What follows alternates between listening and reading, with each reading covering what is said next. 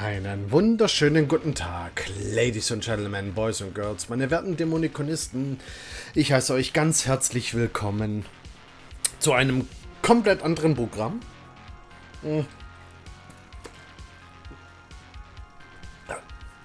Wie gestern angekündigt, kein Star Wars The Old Republic, weil die Server sind jetzt gerade down, glaube ich, so für 2-3 Stunden.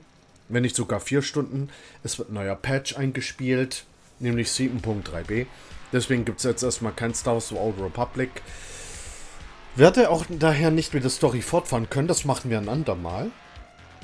Deswegen habe ich mich für ein anderes Spiel entschieden und ich weiß beim besten Willen nicht, warum ich mir das antue. Gleich vorneweg, niemand wird dieses Spiel kennen. Ich kenn's, ich habe es bei einem Bekannten gesehen, oder besser gesagt, ich habe es bei einem Kumpel mal gesehen. Das Spiel ist mehr oder weniger fast ein Walking Simulator. Man muss ständig von A nach B laufen, von B nach A, von A nach B, von B nach A, von A nach C.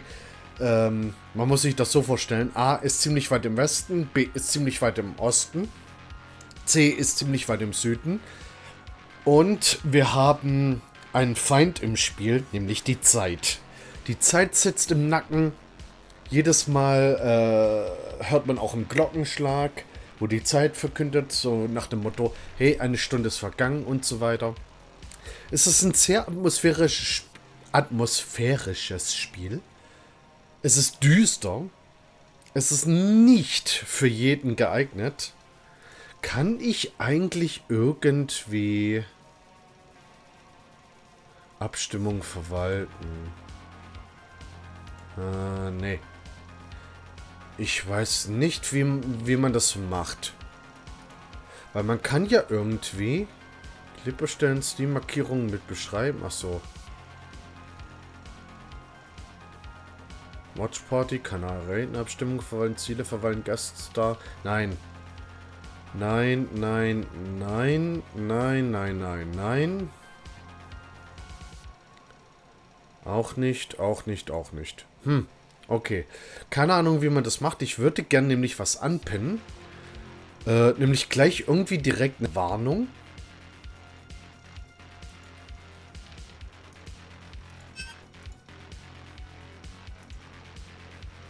Irgendwie muss es ja gehen, dass das Spiel nicht wirklich was für schwache Nerven ist. Also sprich,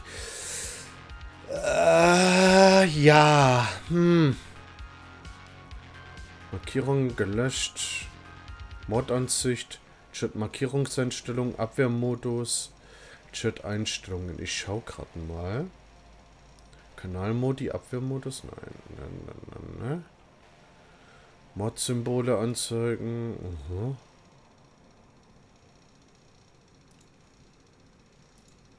Das Spiel lebt halt quasi von der Atmosphäre.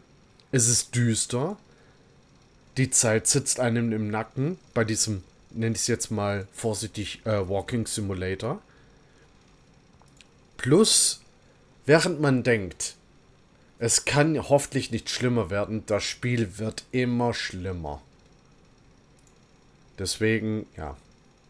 Jetzt muss ich gerade mal gucken.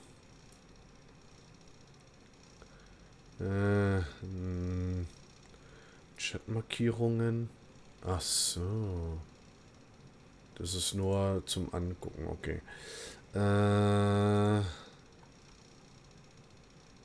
Nachrichtenanzeigen, die vom Automat, Chat aussehen, Chatmarkierung. Ach so, hab ich ja. Chat anhalten, nur scrollen. Pop-out-Chat, Abwehrmodus. Ach, wie geht denn das? Kann ich nicht irgendwas anpinnen? Okay.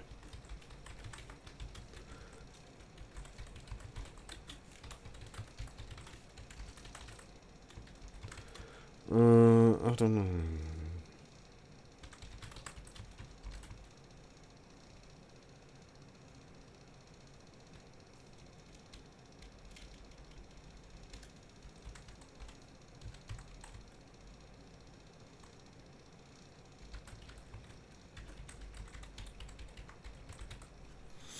Jetzt muss ich gerade mal nachgucken.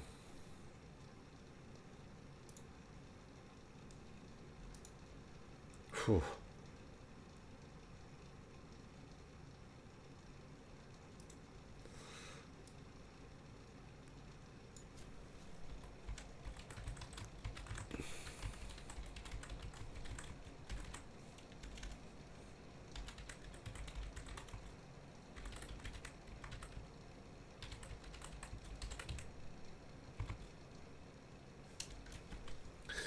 So, mal gucken. Zack. Diese Nachricht anheften. Manuell gelöst oder am Ende des Streams? Lösen nach... Ja, nee.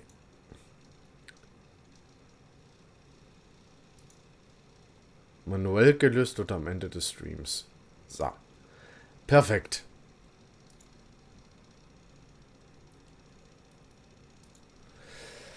Wunderbar, dann klappt das ja so hervorragend. Dann starte ich schon mal das Spiel.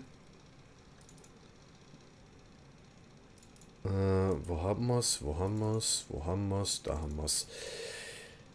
Ich habe es nur ein bisschen gemoddet, damit es ein bisschen hübscher aussieht und so weiter. Und ja, also...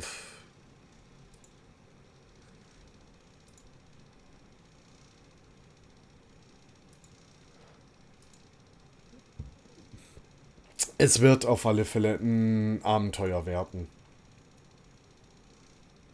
Es wird ein richtiges Abenteuer werden. Mal gucken, wie lange ich das Spiel durchhalte. Es ist halt... Für die einen wird es echt bockenlangweilig werden.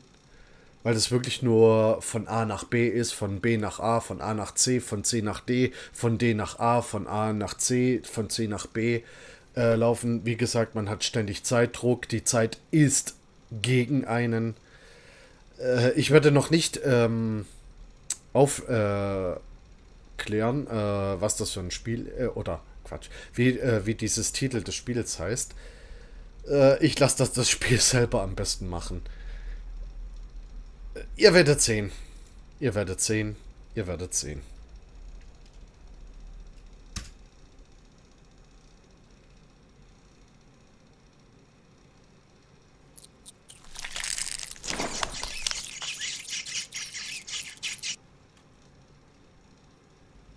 Okay, warum kommt jetzt kein Bild? Ich hab doch... Ach, deswegen.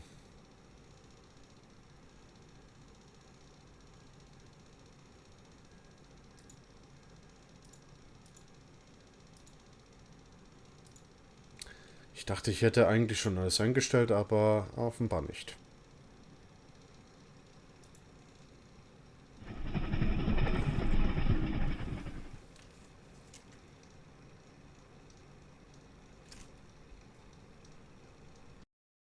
Allow me to remind you that an epidemic of unknown origin has already eradicated a few genuinely distinctive towns in the northern part of the country. The cause and circumstances of these tragic events remain uncertain. There is a lot that we cannot explain yet. It appears as though the plague has a mind of its own, as if it is driven by some irrepressible will. Why else has no one managed to fight it successfully? Why does it target the most precious aspects of our existence? The sand plague picks its victims fastidiously, and the same principle always draws it back to whoever tries to oppose it. Surprisingly, we've yet to hear a single word from the powers that be.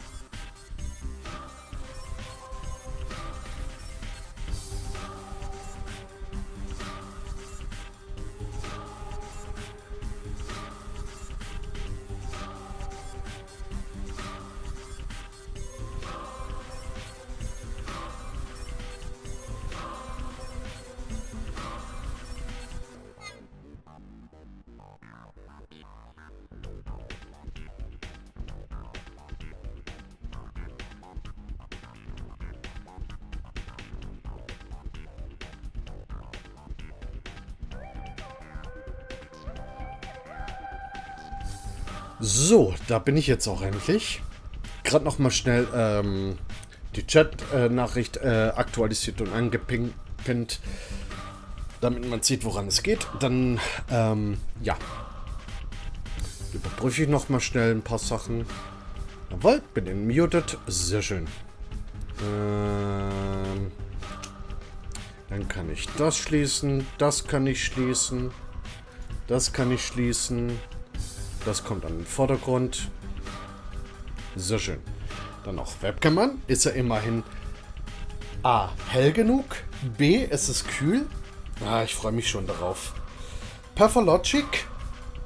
Die Classic HD Edition, kann man sagen.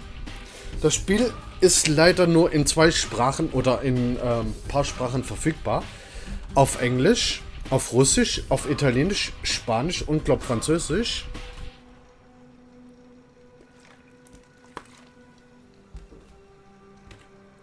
Jetzt muss ich doch nochmal nachgucken. Englisch, Russisch, Polnisch und Italienisch. Ton, Englisch und Russisch. Deutsch, Polnisch und Italienisch wird nicht unterstützt als Ton. Oberfläche, also quasi der Text, ist nur auf Englisch, Russisch, Polnisch, Italienisch. Genauso der Ton nur auf Englisch oder Russisch. Ansonsten auf Deutsch überhaupt nicht.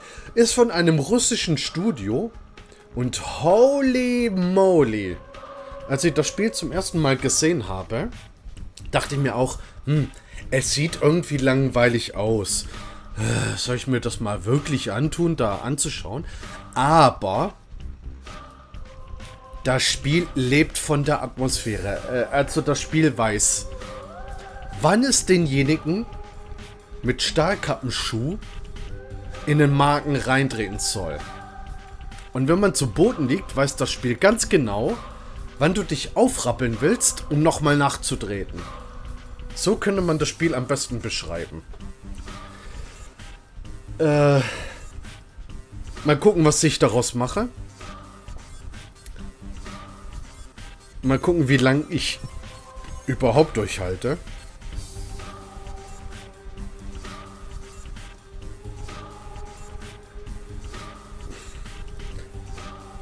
Aber ich hoffe, von der Lautstärke geht es vollkommen in Ordnung. Also die Auflösung passt. Freezing, Shadows, Anti-Aliasing, passt eigentlich alles. Musik auf 40%, Voice, 60% Effekt, 50% sollte eigentlich. Ich muss nur kurz... Ja, das brauche ich eher weniger. Vorwärts, Straight Left, WASD, okay. E ist benutzen. Space ist Jump, F ist Fackel. Plague Finder. V. Attacke linke Maustaste, Alternate Attack rechte Maustaste. Show Hide Hands, Tabulator. Sneak Left Shift, okay. Reload mit R, I für Inventory, M für Map, Q für Diary, L für Letters, Charakterstatus mit P, List of Bound, okay, T, Save, Holster Weapon, X, Quicksave, Quickload, F5, F8. Was kann also schief gehen? Was ich auch hinzugefügt habe unter der Warnung, vieles wird sich dem normalen Verstand entziehen, also normale Logik ist hier nicht. Alles wird kryptisch sein, alles wird komplett verwirrend sein. Also quasi die Art von Spiel, wie ich es liebe. Da würde ich sagen, neues Spiel und willkommen in der Welt von Pathologic. So, it's all about trickery to you? Wherever have you come from? No. I detest trickery. But if we ourselves are to suffer deception, our hands are no longer tied. Where are we? Well, the muscular contraction is there. Means we're already inside of him. This must be one of the ventricles, right here. What a silly place. It's stuffed. So it's not real for now? I don't think it has started yet. Does it matter what it's made of? It's definitely struggling. We need to perform Sectio Transversalis. Cut the wall. There's no other way out. What else is there to do? I know what to do. Those who favor hard logic and direct action are bound to be misguided. Only a miracle can set us free without us having to destroy something. And I can do miracles. Just let me. Will you please be quiet?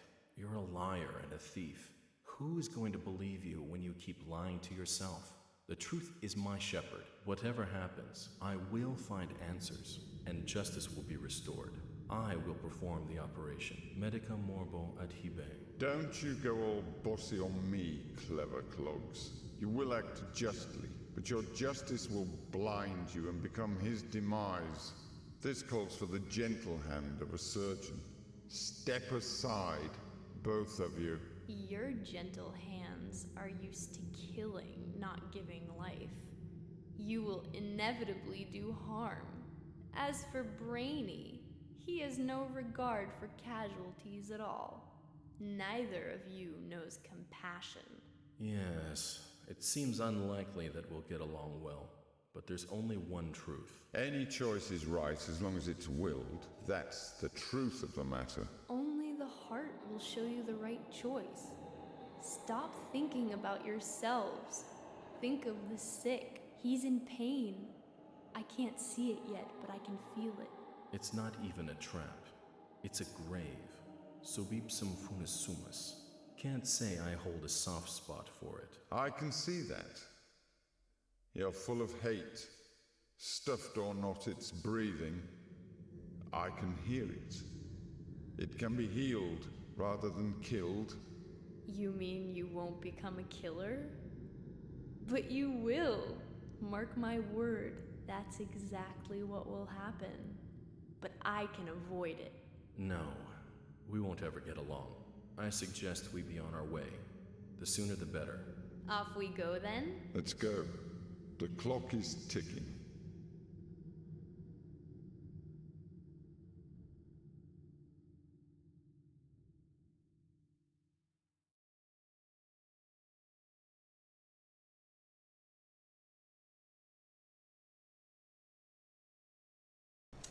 Nun. Ja, es ist jetzt dunkel. Man sieht hier nur einen kleinen hellen Fleck. Das Gebäude hier sieht ziemlich stark einem Theater aus. Man hat jetzt dieses Stück verfolgt. Die Gespräche der drei hat man verfolgt. Ein junges Mädchen und zwei erwachsene Männer. Ich werde nichts von dem Spiel übersetzen. Diejenigen, die kein Englisch können, tja, ist leider so. Tut mir leid. Ja, auf jeden Fall, alle drei sind Protagonisten, Helden des Spiels, die man spielen kann. Die werde ich auch gleich vorstellen. Und um was es in dem Spiel geht, man hat es ja schon im Video gesehen. Auf jeden Fall, let's go. So, das sind nämlich unsere 3 Helden, die wir quasi spielen. Bachelor, auch bekannt als Daniel Dankowski. The history of humanity witnessed a number of catastrophes that have demonstrated without a shadow of a doubt the pettiness of human achievement and the triumph of the invincible evil. Outbreaks of infectious disease that have from time to time wiped towns and cities off the map are undoubtedly among those. Oh, ich muss es mal kurz leise auf meinen Ohren machen, da muss ich nicht so brüllen. However, smart and virtuous, the people caught up in these destructive events have repeatedly come to the conclusion that it's no use trying to fight those circumstances. The best you can do is bite the bullet and cope with your losses. This is a story of a person who managed to work a miracle and defeat a seemingly unvanquishable foe. Also wir haben quasi die Auswahl zwischen Daniel Dankowski, auch bekannt als Bachelor. Den zweiten, den wir zur Auswahl haben, Artemi Burak, auch bekannt, oder Artemi Burak, auch bekannt als Haruspex. How do they call upon the Menku, the faithful of a Warden kin? Known by their hands, for they are butchers. Known by their eyes, for they are searchers. They who follow the lines, they who are the leaders of a kin. They who speak to others. They who know the secret art of haruspicy. What is a haruspex? Reading the future in the entrails, he knows that a body bears semblance to the universe. His capel follows the lines of a body. His steps follow the lines of his kin's fortune. A haruspex that can tell a true line from a false one is entrusted with power. A haruspex is confused by his path, gets buried into the deep black flesh of the earth. This is the story of a person who has avoided the contraction, eager to rip a doomed life apart, masterfully fulfilling his true purpose in the process. Artemi Burak, auch bekannt als Haruspex. Und Charakter Nummer 3, Clara.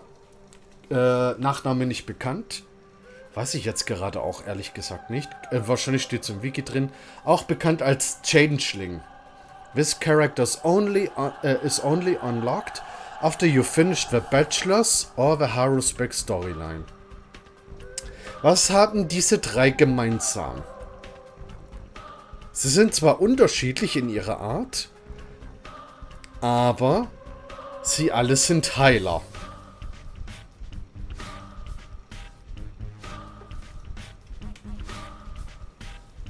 Und jeder hat seine eigene Geschichte. Ich glaube, Haruspex, also Artemi Burak, ist quasi Soldat oder Feldscher, Feldarzt. Sanitätsarzt kann man sagen, im Krieg. Bachelor ist einfach ein stinknormaler Arzt. Und Clara ist ein Wunderkind. Gut. Ich würde aber mit Bachelor gehen und heiße euch noch einmal herzlich willkommen in Pathologic.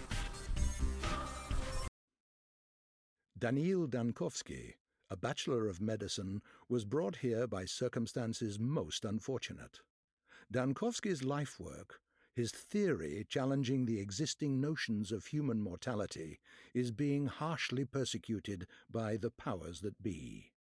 Suddenly, a letter arrives from a colleague suggesting that there is previous undiscovered evidence which may support Dankovsky's claims. There is a settlement, the letter says, ruled by an extraordinary man who may well be seen as objective proof of Dankovsky's daring hypothesis. Grasping at straws of hope, Dankovsky decides to follow what he believes to be the sign of divine providence. Without further ado, he sets off for the settlement. Late at night, Bachelor arrives in the town. As he seeks room and board, he gets to know a girl called Eva Jan and stays at her place till dawn.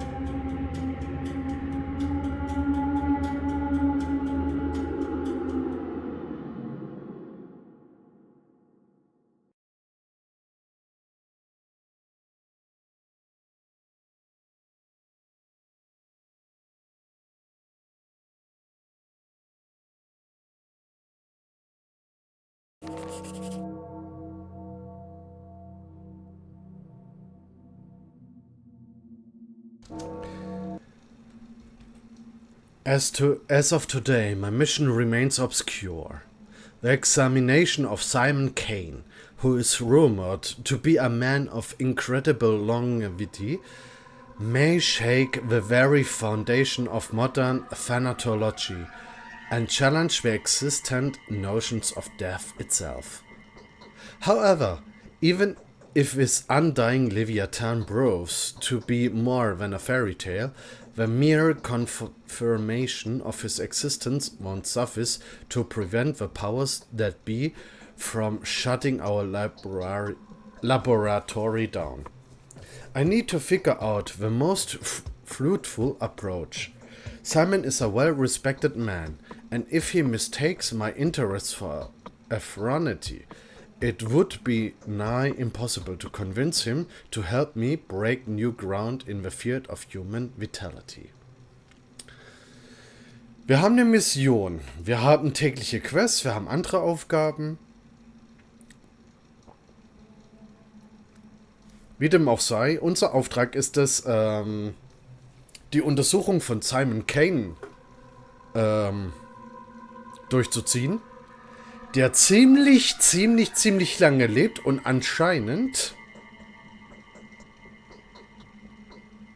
ein Fundament der Unsterblichkeit erlangt hat, weil er schon sehr lange lebt. Und wir wollen ihn natürlich untersuchen, vielleicht ein bisschen Blut abzapfen, um damit ein Heilmittel zu gewinnen. Oder, besser gesagt, um damit eventuell einen Weg finden, ja, den Grund seines langen Lebens ausfindig zu machen. Day 1, by the end of which the Bachelor finds himself battling a truly unvanquishable foe. So, wir haben quasi ein Mikroskop. wo wir alles benutzen können. Wir haben ein Bett, in dem wir schlafen können. Scalpel, a large cartilage scalpel can be used as a close combat weapon. Not very easy to handle, but very effective due to its sharpness. Deals the most damage when attacking from the front. Close the door quickly. 50%, okay. Die Zeit läuft, ich muss mich halt so ein bisschen beeilen. Klamotten. Drugs, also quasi Medizin. Ration, aber... Oh, halt. Nein, behalten wir alles. Weil, wie gesagt, Zeit ist unser Feind. Und ich glaube, die Zeit bleibt nur stehen, wenn wir im Gespräch sind. I had a feeling you would come. Did the sound from the outside wake you up too? There was a terrible groan, and then something snapped loudly.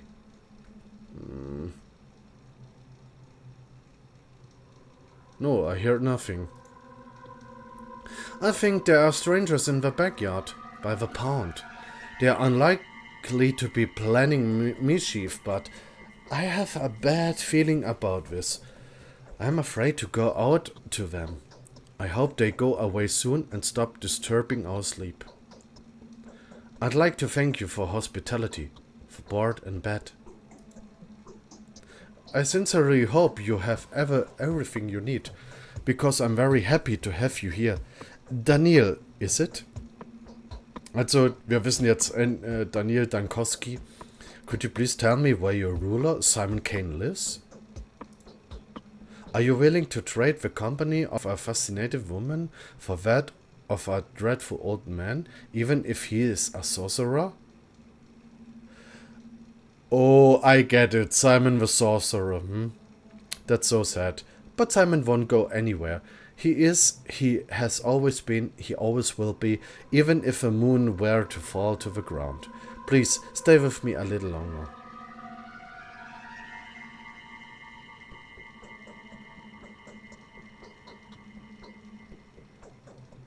Simon is a sorcerer?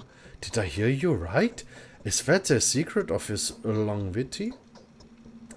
Are you in that much of a hurry? Do come round, the Canes are asleep now. Take your knockabout coat off. Have a rest in my bed. Let me warm your hands. You are so anxious to see Simon, as though your life depends on it. My life, yes. Now that my laboratory is on the brink of destruction, my whole life's pursuit depends on that remarkable man. If he has really managed to live that long, then his tissues will help me defeat death. Death. So that's the enemy you've chosen for yourself. Isn't it hard? I don't think anyone has managed to defeat the evil yet. Millions of doctors defeated in one certain singular occasions, but my enemy is more fearsome. It is death itself rather than a singular case of death. I don't understand. I can barely understand it myself. Could death only seem inevitable to us, but in reality be nothing more than a whim of a will that had shaped this world? That is the question. So, where is the key to my victory? It's not far. The Canes live at the Crucible on Bridge Square. But could I please offer you a piece of advice? Go on. Simon has two younger brothers. The eldest of two, Georgie, is called the Judge by the locals. Visit him first. He isn't asleep. He'll teach you how to speak with Simon. The youngest of the three is Victor. His daughter, Maria, also wanted to see you. It's probably important. What is she?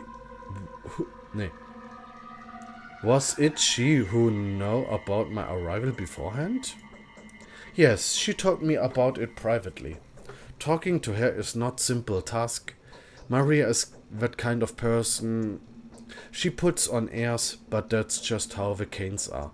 It was Maria who told me that she would help you defeat death. That's the precise wording. What a coincidence. Alright, thank you for the advice. Go. And I'll prepare everything for your return. Do come back after you speak to the Canes. They will probably do a lot of things that will puzzle you and put you on guard. I have some advice that may be help to you, if you need it.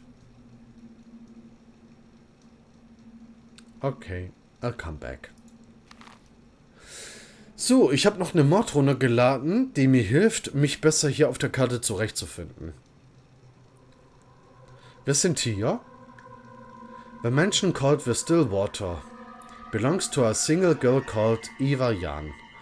An accidental midnight encounter provided me with a lovely companion and temporary lodging. Und wir müssen quasi dorthin. The mysterious Maria Victor Kane's daughter has been expected my arrival for several days. Seems to know more about me than I do.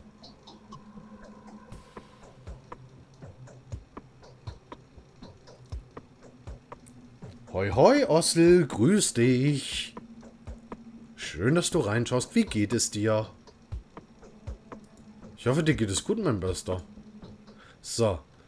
Karte auf alle Fälle. Das ist die Karte.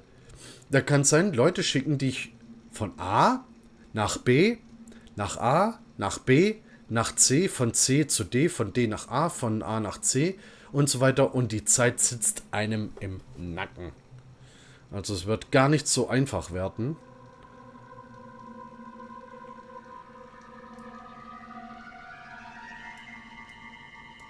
Weil die Karte noch bis nach hier unten weitergeht. So, und ich glaube, das ist unser Inventar. Medizin, Karte und ja, Schlüsselgegenstände. So, auf jeden Fall, wir sind hier und wir müssen zu den Canes. Wie geht's dir, Ossel? Ich hoffe, dir geht es gut, mein Bester. So, die Zeit läuft. Die Zeit ist unser größter Feind.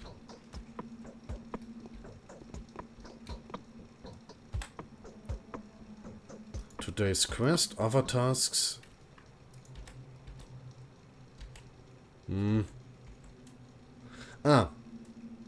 Tag 1, das ist der Brief. Also, obwohl es recht heiß ist, bin ich noch nicht in den kompletten Energiesparen-Modus. Und wie schlägst du die Partie? Also, heute hat es geregnet. Endlich mal. Ich habe die Fenster aufgemacht. Ich habe Durchzug. Hier ist es jetzt gerade angenehm drin. Aber jetzt kommt gerade so ein bisschen die Sonne wieder raus. Deswegen, naja. Alles soweit aber im Großen und Ganzen annehmbar. Und das ist quasi den Brief, den wir bekommen haben. Isidor Buraks Message. My dear Bachelor Dankowski, it was most disconcerting to learn that the powers that be have the intention of shutting down the laboratory that owes its fame largely to your own research in the field of thanatology. Was ich vergessen habe zu erwähnen, manche Gespräche fühlen sich an wie ein philosophisches Gespräch. Also sprich, es ist so ein Mix aus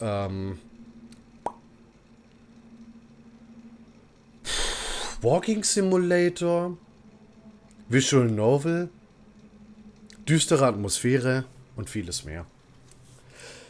Is it true that your detractors have branded your studies scientifically stillborn? Rejoice, Bachelor, for there is an observable case that would quell the obscurance that reject the research of death, aging and necrosis as a subject that lacks academic viability. This case, were you to document it, would go a long way towards restoring your reputation as a scholar.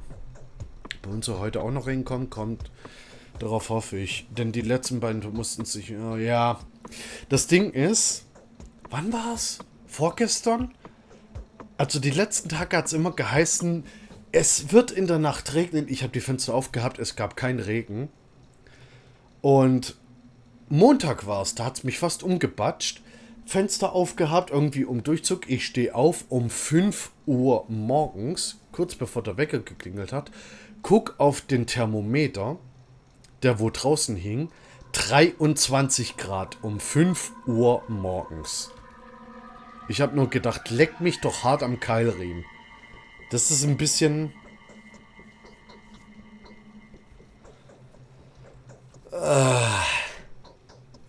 Ja. Also. Es ist definitiv abnormal. Ich meine, ich habe zwar ein Kühltuch, habe ich die meiste Zeit umgebunden, aber nichtsdestotrotz.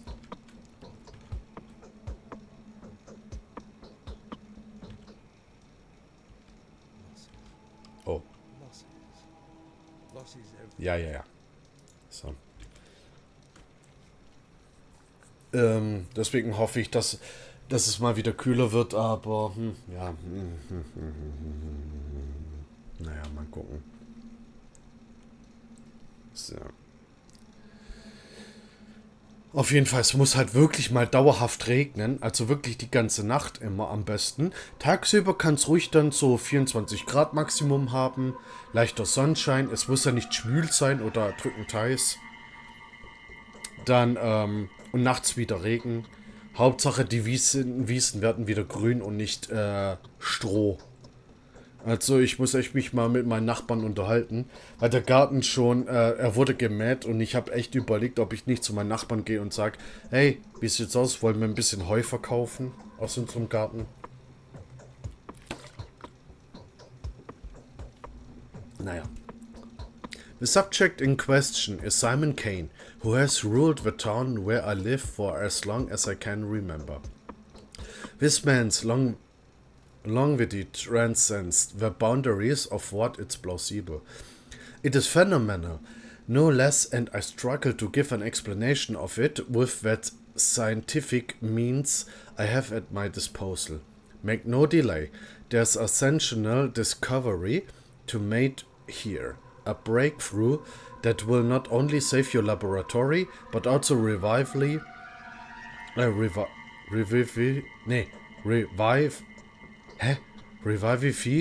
your studies and greatly increase your scientific renown.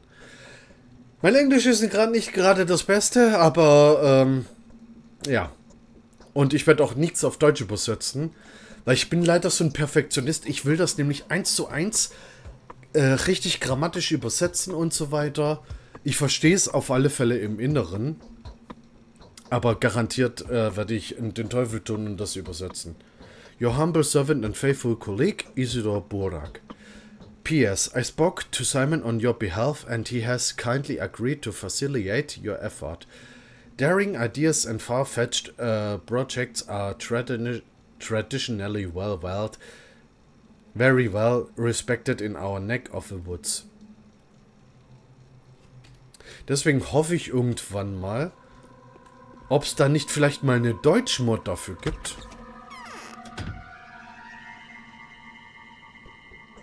Aber die Entwickler haben schon gesagt, nö, das wollen wir nicht. So. Hoi, Kollege. Wenn man die hier eigentlich sieht, heißt das eigentlich sofort, jede Hoffnung ist verloren. Executor. Halt, I'm going to have to teach you about the technicalities of the setting, the time and the place. It's non-essential, but that's just how it is. The actor has to be prepared before he goes on stage, or else he fell down the aisle or stumble upon the prom box. That would look mighty silly, wouldn't you agree? Who are you? An actor in a tragic meme show. That's unimportant. Will you listen to me or not? I'm listening. Time flies by. It can't be stopped or turned back. Night follows days, which are then followed by nights. Things happen without any regard for whether you're there to witness them. Don't expect anyone to wait for you. Most events can be missed. If I could burn back, why?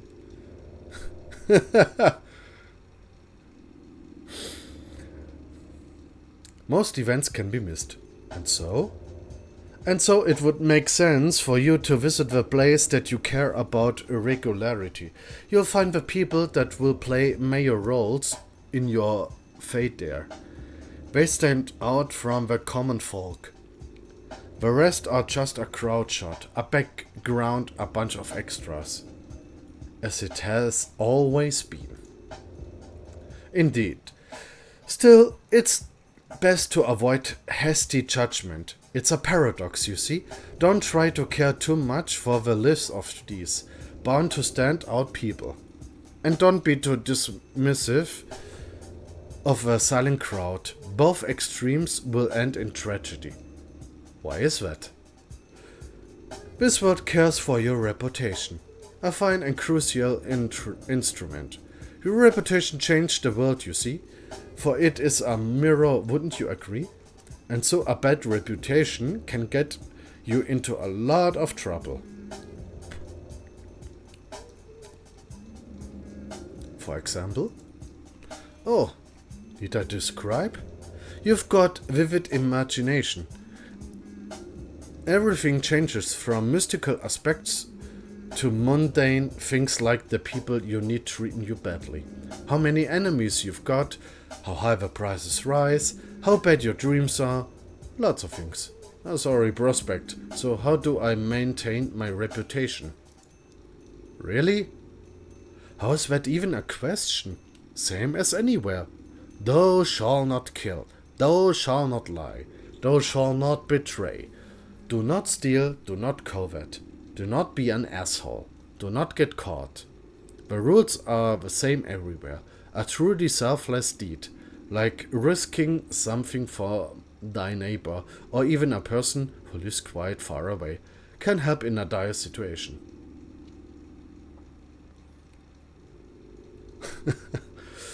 Oh, Ostel, wenn du nur wüsstest.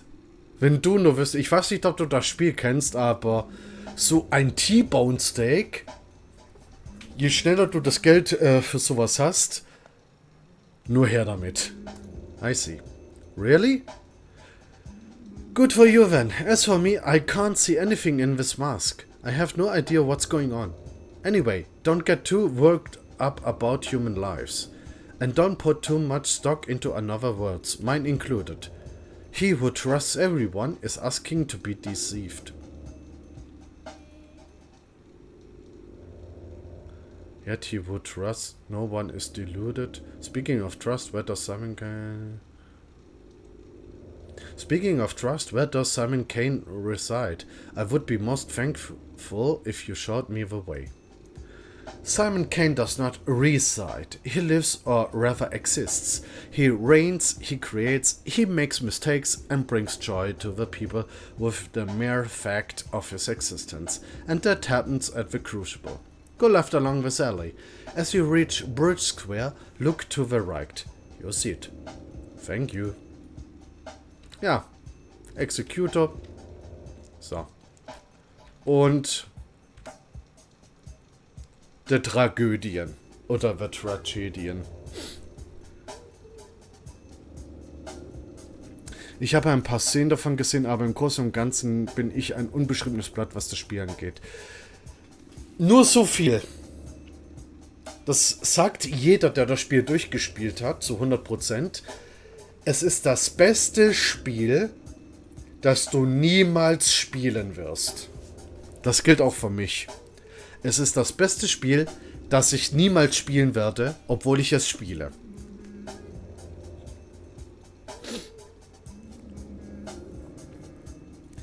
Das Spiel, ich habe damals gedacht, was ist das für ein Spiel? Es ist so ein Mix aus Visual Novel. Du hast romanlange Texte, halt auf Englisch oder auf Russisch, auf Italienisch oder Französisch, auf Polnisch, auf Deutsch natürlich nicht, was ich schade finde. Das ist schon wirklich ein Theaterstück, was du da hier zu lesen hast. Wie als ob du ein Theaterstück liest, das Spiel. Die Texte sind extrem lang, philosophisch, machen keinen Sinn, obwohl es Sinn macht. Selbst die Leute hier, die machen Sinn, obwohl man sich so denkt, hä? Aber wenn du es durchgespielt hast, dann denkst du dir nur am Ende, wow. Also zumindest war das damals mein Gedanke. Weil ich saß am Ende wirklich da, wo ich das mal gesehen habe. Das beste Ende wurde, glaube ich, erreicht. Kinnlade bis ganz nach unten. Und ich dachte mir nur so, wow, was für ein Spiel. Venerable Bachelor, please be so kind as to linger for a minute. This conversation won't take too much of your time, especially since time stops during dialogues. At least during the important ones. Also quasi, Zeit ist unser größter Feind im Spiel. Wir haben kaum Zeit. Sind wir aber in einem Dialog, vergeht schon mal keine Zeit. And our dialogue is extremely important. You need to know how to play after all, don't you? Play? What are you talking about, Maskman? I'm neither a gambler nor an actor. Of course you aren't. You are a living, breathing man. As is evident from your conditions and status. You experience hunger, thirst, and fatigue. You suffer from pain, wounds, and diseases. You're so lifelike. You have to eat, drink, sleep, and rest, and to make mistakes. Man könnte sagen, Tragedien and Executor, das sind quasi die Tutorials, die kurz sagen, hey, so ist das Spiel und befördern dich mit einem Tritt in den Hintern ins Spiel rein und du wirst leiden. The latter being the most definitive proof of my human nature, would you agree? If I may, I would like to point out just how important it is to keep an eye on your condition. If you get dizzy or unnaturally sluggish, do have it checked up. Vital processes tend to run faster during emergencies than in everyday life. I knew a person who died of stress but was diagnosed with starvation. It happens, I can testify to that as a doctor. Need I remind a wise man like you of the fact that hunger is sated with food? Food can be found in shops, and shops can be found in ordinary houses that are marked with specific signs. Sleep, however, is more complicated. People only sleep in beds, and only in private residences around here. I'm sorry, but that's just how our world is. Yes, the world is unjust.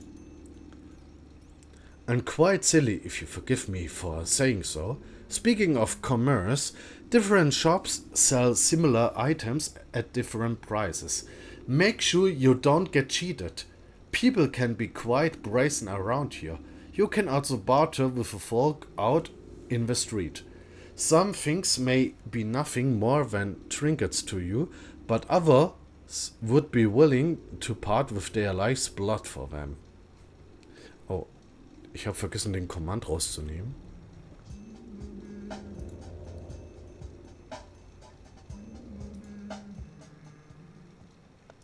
Weil die Musik ist garantiert nicht vom Whitebed Audio.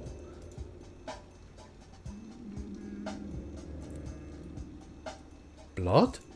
Yes, blood. If not my place to lecture you, but if, following your Hippocratic oath, you ever considering easing someone's pain, feel free to just approach them with a suitable drug. You will see their pain receding before your very eyes. The sick fall asleep when they are close to recovery, don't they? Or when they are close to their ultimate rest. Still, helping the hopeless will grant you a good reputation. You will be seen as a benefactor willing to part with a precious sleeping drug to a painkiller for a simple bystander. Anything else? No, not yet. Show me the way to Simon's house. Turn left now. Then walk along the alley. You will see a cathedral and 3 mansions across Bridge Square. Simon lives in the one that is the closest to the river. Thank you. So. Erstmal speichern.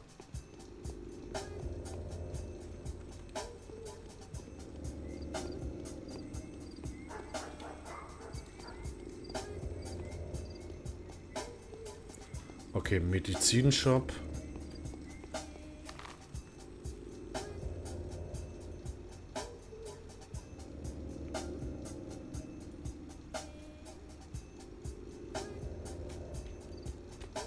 Ich kann natürlich auch in fremde Häuser reingehen. Okay, oder auch nicht. So, hier haben wir die Kathedrale. Und hier haben wir, wo die Kynes wohnen. Oder die Keynes.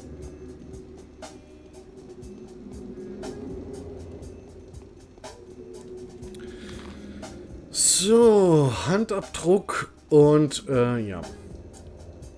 Simon Kane und Maria. Kane.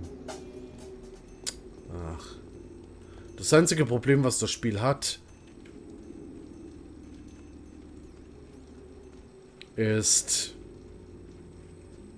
man bleibt immer ganz gerne an irgendwelche Ecken hängen. Und naja.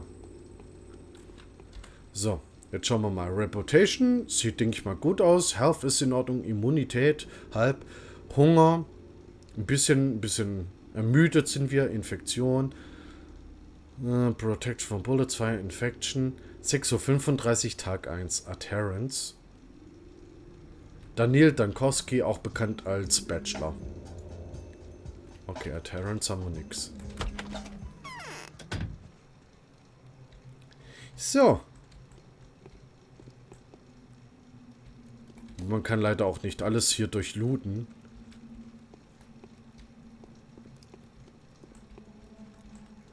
Ah. Hallöchen. Great souls are not those who have fewer passions and more virtues than the common, but those only who have greater designs. You resemble an adventurer rather than a doctor. Who are you? I am Maria, daughter to Victor Kane. My father rules this town. My mother has built it. Nice to meet you. I saw you in a dream. Don't flatter yourself. My desires have nothing to do with that. I simply saw you take us all by the throat. What else did you see in the dream? I tell you when I think I can trust you.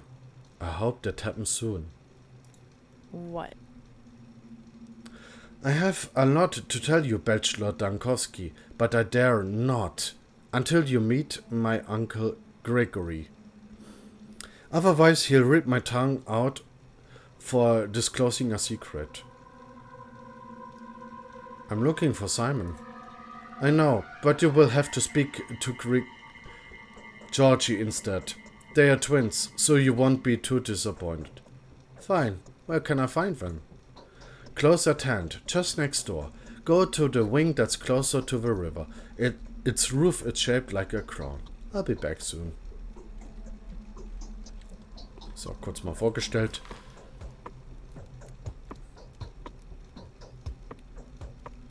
So, also quasi das Symbol mit dem Handabdruck.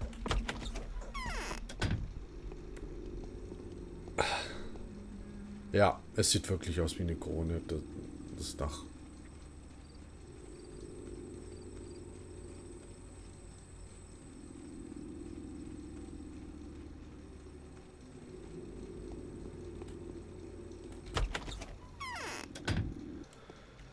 So, und hier wohnt ja Georgie Kane.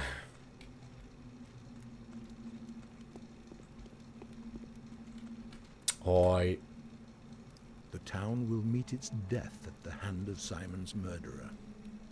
That much is certain. Most venerable doctor, it is with great impatience that we have been expecting you. You need not delve into the minutiae of your business with us, since our family is well acquainted with your scholarly work. We are also quite aware of the difficulties you were experiencing and were prepared to do our utmost to support you. It hurts me all the more to be the one to inform you that Simon, my congenius brother, the creator, keeper and embodiment of all that surrounds us, has been murdered.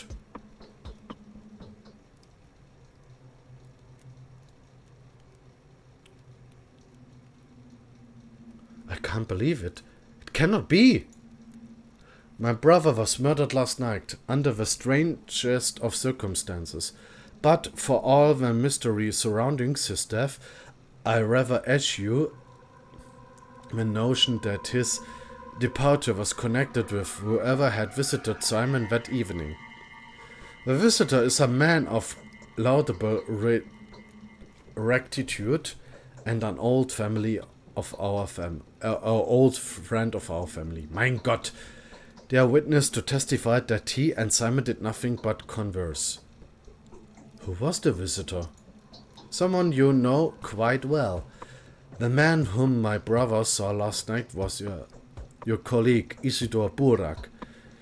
Was he not the very person to advise you to come here as well?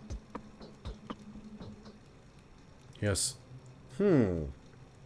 Isidor has done more than he thinks. I have a lingering feeling the time itself is using uncontestable powers to further its own intentions. What do you think?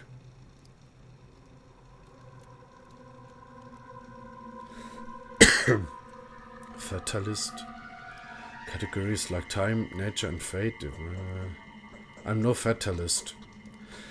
It could be that my mind is concluded by sorrow, but I cannot escape the feeling that your arrival was no coincidence. Your choice was made for you, my dear doctor. Let us not blame fate for it. Isidor wrote to you without making us aware. He took a risk that could have displeased our family. Really? Even though we were uncertain of when you would arrive. My brother was looking forward to meeting you. The tragedy may have been a consequence of the actions he took in preparation for your arrival. Someone has taken a powerful piece from the chessboard, a piece upon which your position here depended. It is doubly regrettable that Simon was playing on your side.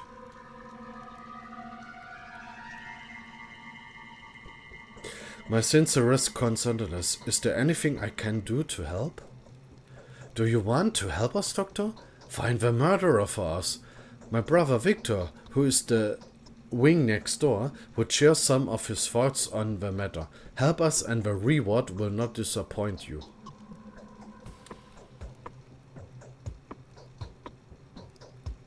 Indeed, it seems there are too many coincidences. Your brother's murder can just as well be called the murder of Bachelor Dankowski. I will help you in every way I can. I am convinced that if there is anyone at all that can help us solve this puzzle, then it is you. The mission calls for someone as astute and inventive as yourself. If Isidor was an instrument of fate, then Simon's murder is a message that fate intended for personality. Do not think I am inclined to blame you for that. I am not. How do you plan to look for the murderer? We will take our own measures. The only thing I expected from you is to be yourself. Do only what you think is required. Whatever you find out, whatever you do, whatever your days turn into, everything is a clue to the solution of this puzzle. I repeat, everything that is happened here is happening on your account. You have my sympathy. Stillwater, okay. Jetzt sollen wir quasi hier mit dem hier reden. Wie gesagt, mein Englisch ist nicht gerade das Beste.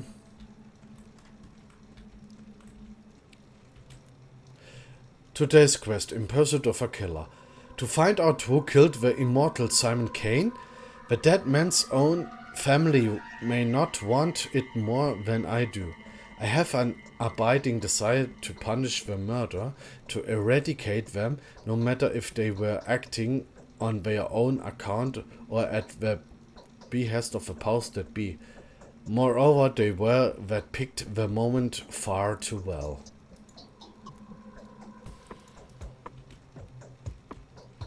Oh, ich bleib hängen.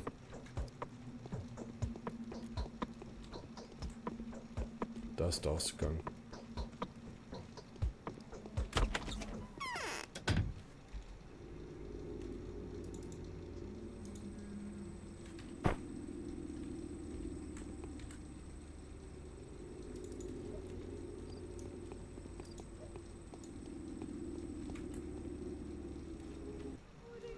Wie kann ich eigentlich Waffen ausrüsten?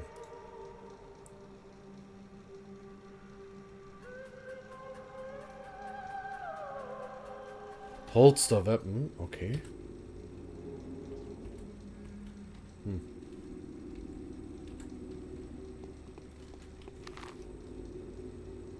Falsche Richtung, zurück zum Start.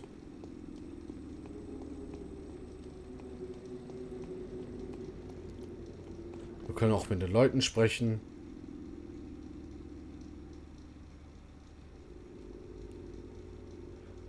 What is the terminal? No, thank you.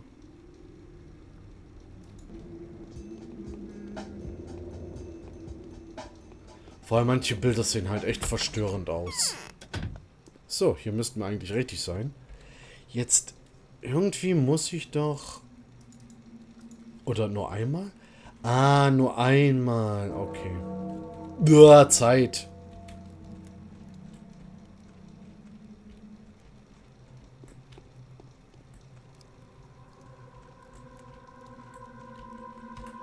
What? The famous Dr. Dankowski. Your arrival is a great honor for us. Victor Kane at your service. Daniel Dankowski at yours. I foresee that the things that have become ordinary for us will probably make you feel uncomfortable and disturbed. I would like to compensate for that impression. You know, our small community has fallen out of a loop. Time leaves us behind. What do you mean? I mean the traditions. Games that we play with passion will most likely be of no interest to you. The people you meet here may seem eccentric, naive, or even somewhat deranged. Please take it easy on us. Don't judge us too strictly. I will do my best not to disappoint you. Perhaps old Gimsky is setting a trap for this newly arrived haruspect. How can I help you? Georgie has told me everything. Which is to say, he told me very little, but it was enough to astound me. He maintains that you can provide a more detailed account. So you have agreed to help us? I have. May I ask why?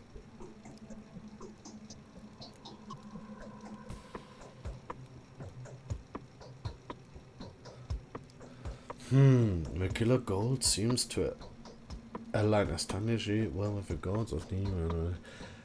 We share a tragedy. I want to extract vengeance upon the one that robbed me and were on a future. I want to solve a puzzle.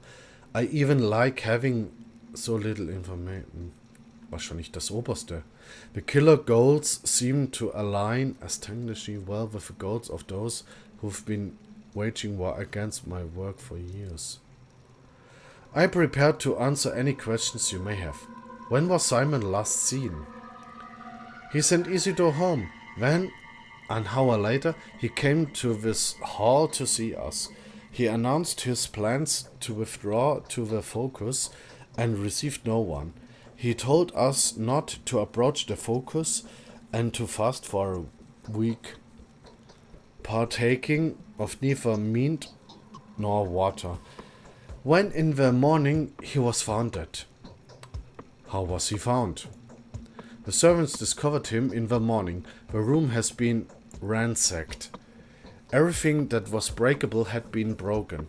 His disfigured, contorted body bore signs of terrible suffering. His neck was twisted, his spine broken, I think. No one has touched the body. It is currently inside the focus and will remain there for the prescribed amount of time. Do you suspect anyone? No. All I know is that Isidore was with him that evening. No one can enter the focus against Simon's will. Well, perhaps a higher being could, but no one else. Could the murderer have already been waiting for Simon there? No, you have no concept of what the focus is. Entering it is like entering someone else's mind or drawing a picture, if you will. It's impossible. What is the focus? It's hard to explain. It's a study, if you will. An extraordinarily spacious creative laboratory, almost perfectly sealed off, except for the door that was visible at all times, metaphorical speaking. Ich sag's ja, die Leute sind so dermaßen kryptisch, aber das macht auch das Spiel aus. Du denkst dir wirklich, hä? Das ergibt doch alles keinen Sinn irgendwie und doch ergibt das Sinn. I don't understand. It's like an equation or a mirror puzzle. Anyway, the murderer could not have been hiding there. Take my word for it. Well, Simon did get in there somehow. He could perform far more impressive feats. There's a reason why the whole town reversed him. Tell me honestly, dear Victor, did Simon exist at all? Bravo, Doctor! There is indeed a spark of genius into you. Alas, yes. Yes, he did. Alas? It's not that I would benefit from his death. Alas, for that would be too simple an explanation. Simon well and truly did exist. That is exactly what left everyone in disarray.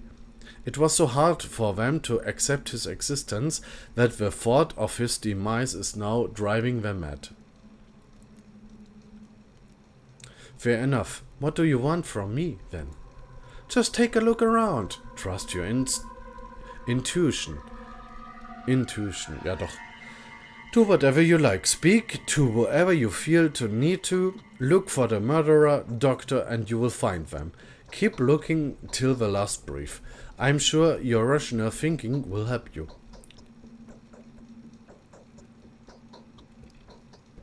So Isidore is the only lead. How can I find him? I'll show you, but you must be careful. Simon's murderer, whoever they are, could not be an ordinary person. I can't imagine them even being a person. I fear it could be only be fate, wearing the guise of a mysterious monster. I will be careful. So, jetzt müssen wir hier hin. This is where Isidore Burak lives, the man that had brought me to this remote place. He is the last person that saw Simon Kane alive. Jetzt dürfen wir quasi von hier über die Brücke rüber. Hier durch dieses Gebiet, über die Brücke rüber. Zu diesem Gebäude. Und wir kommen sogar hier an Metzger vorbei. So. My channel associate my selfless advisor Isidore Burak was the last person to see Simon Kane alive. If it wasn't for Burak's guidance, I never would have come to this backwoods domain. All the more reason to start my pursuit with him.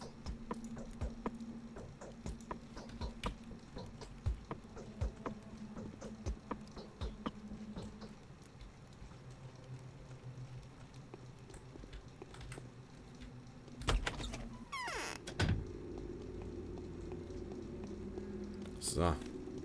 Wir verdienen auch immer wieder etwas Geld dazu. Also muss ich jetzt links abbiegen und dann hier so rüber. Dann komme ich zu einem Metzger. Und mal gucken, wie teuer der ist. Dann werde ich auch mich gleich mit Essen eindecken.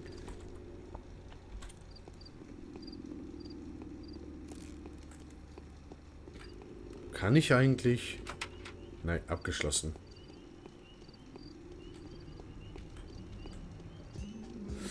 Mülltonnen. Aber den Müll dürfen wir durchforsten. Empty bottle can be filled with spring water. Nehmen wir. Nehmen wir. Dann brauche ich nur noch so Brunnen oder Fässer mit Wasser. Und kann mir dann Wasser rauslassen zum Trinken. Darf ich noch richtig? Ja, ich muss hier runter. Wir haben übrigens hier diesen Blake Finder. Der dann quasi Pest und Cholera aufspürt.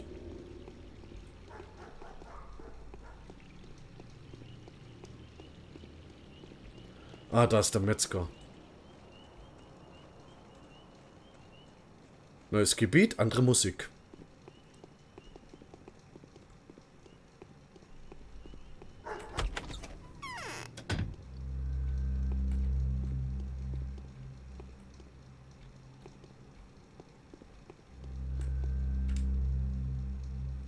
So, schauen wir mal. Brot 165. Limone 33. Milch. Frischer Fisch. Getrocknetes Fleisch. Ja, komm. Zack, zack, zack. Nehmen wir. Was ist das hier? Tonica, Rubber Tonica. Traumatic. Okay. Water, okay. Alpha-Tabletten, Immunitätsbooster.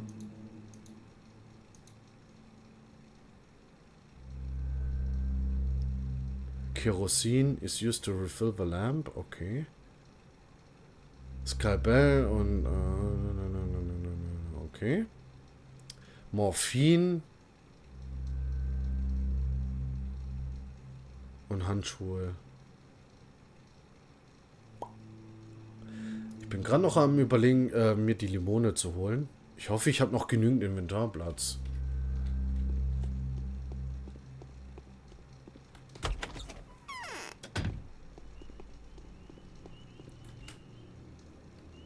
Ah, perfekt. Watch. Oh. Kann ich eventuell verkaufen. So, ich bin hier.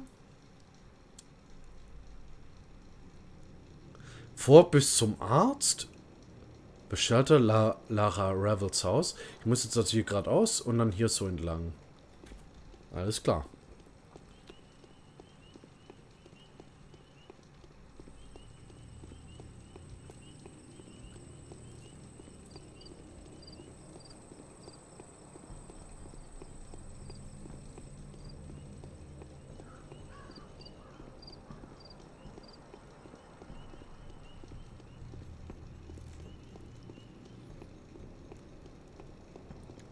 Vor allem manche Gebäude halt, ne?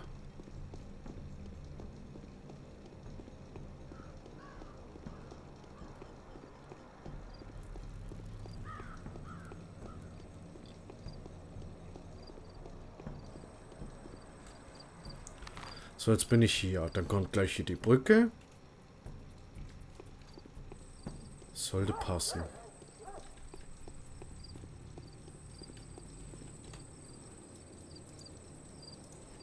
So.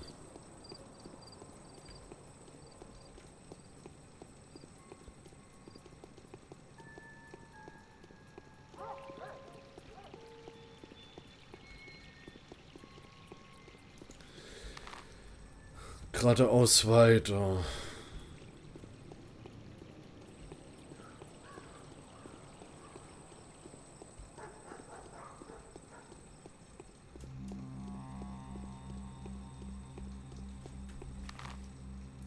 Neues Gebiet.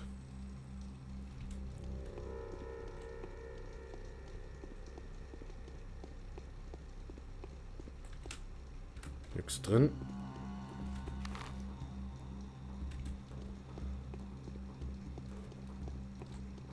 Oh, dieser verdammte Zaun.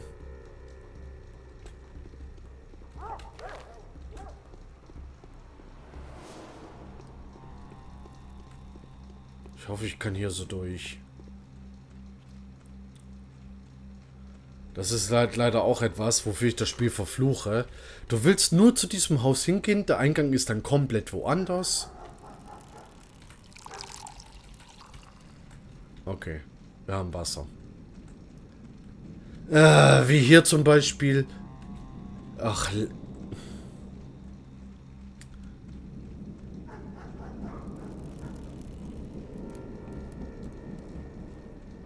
Ja.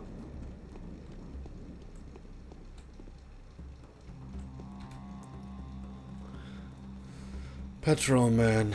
A foul murder occurred here this night. No unauthorized access allowed. Inspecting the crime scene is strictly forbidden until further.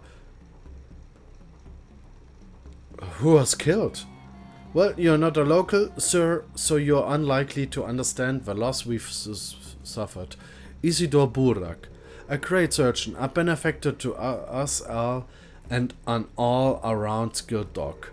An outstanding man, beloved and well respected by us locals. Does it really always have to take the very best? What a foul time to live in. Toll! Isidor Burak ist ebenfalls tot. I know him. I'm a doctor too. Whoever killed our only doc must surely be looking to get us all killed. Isidor could cure anything. He also know how to make cuts or incisions, cause he was a warden. He know his lines all right.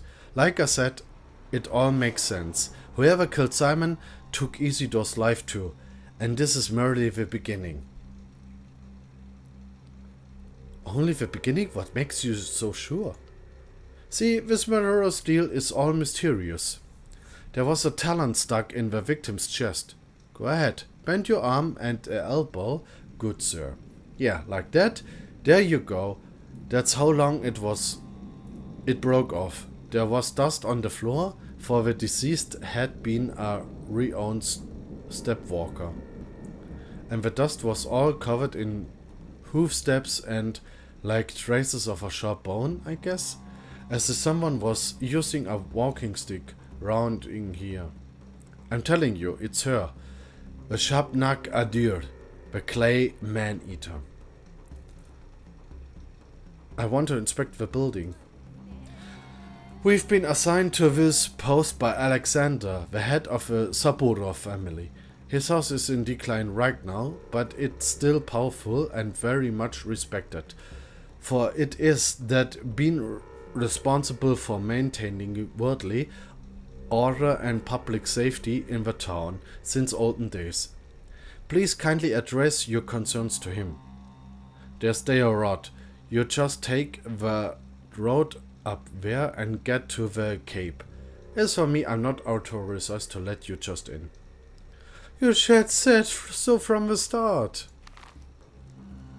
So, wir müssen jetzt quasi, ja, hier hin. Wir müssen von A nach B, von B nach C, von C nach D. Jetzt müssen wir quasi hier, von nach da.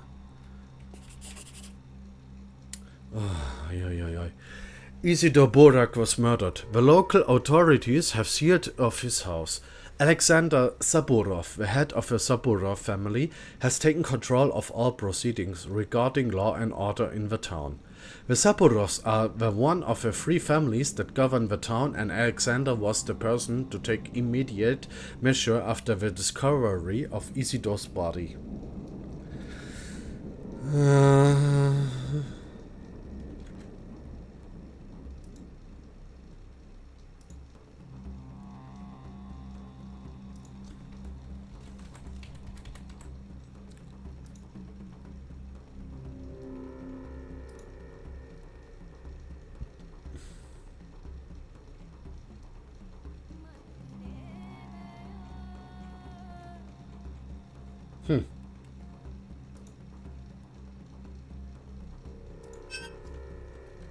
Kann was nachgucken? Irgendwie das Wetter.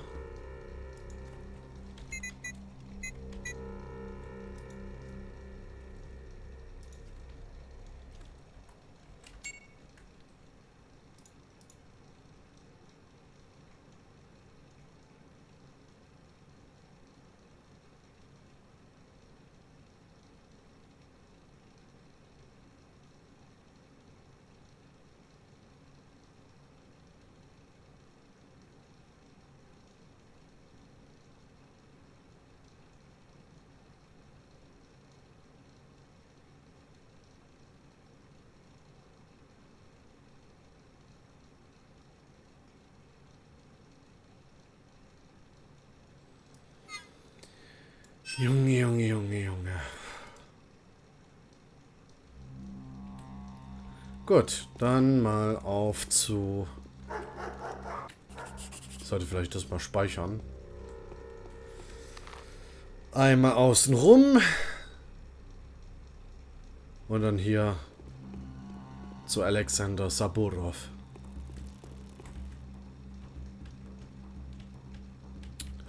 OBS sollte ich in den Vordergrund.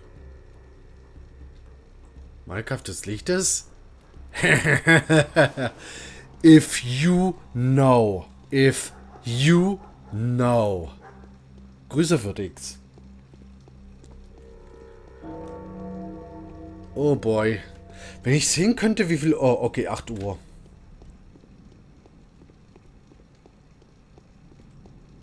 Imina, willst du noch für ein Event noch in den Süden? Hoi. Hoi, Villa. Grüße.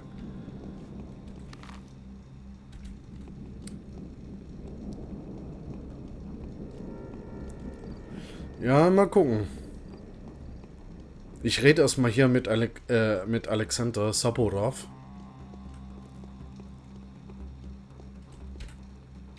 Du hell zu sehen bist. Ich bin immer gut zu sehen. So. Privet. No, I can't stand it much longer.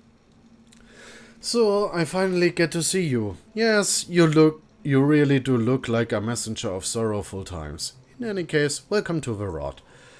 Our meeting is quite significant in a way. Facing the changes with open eyes and taking their first blow is my duty. Do you think we are on verge on a especially unhappy era? No grim events have clouded our existence since last summer. The country has cured its war wounds. Commercial communications have been repaired. Repaired. Okay. Astrologers expect nothing ill. Do you hold astrology for high regard? Who do I have the pleasure of speaking to, sir? I am a ruler. Astrology can be very curious, but I cannot allow it to influence my decisions. I have to act according to factual circumstances. Would you agree? Definitely. That's okay, I'll make it. I'm made of wood.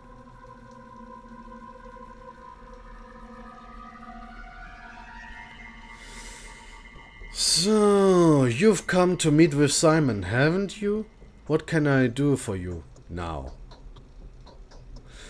I was actually invited by Isidore, so I came to meet with him first and foremost, but now it turns out that he's been murdered. Yes, looks like the murderer is always one step ahead of you, doesn't it? The same one that took Simon's life too. At least that's the conclusion suggested by the information at my disposal. Same pattern, same signature. Were there any traces? Look, I haven't been there myself. I'm quite content with interrogation suspects, especially since we already know who we are after. You can join the hunt, by the way. I can describe his features. Who is it then? You wouldn't believe it.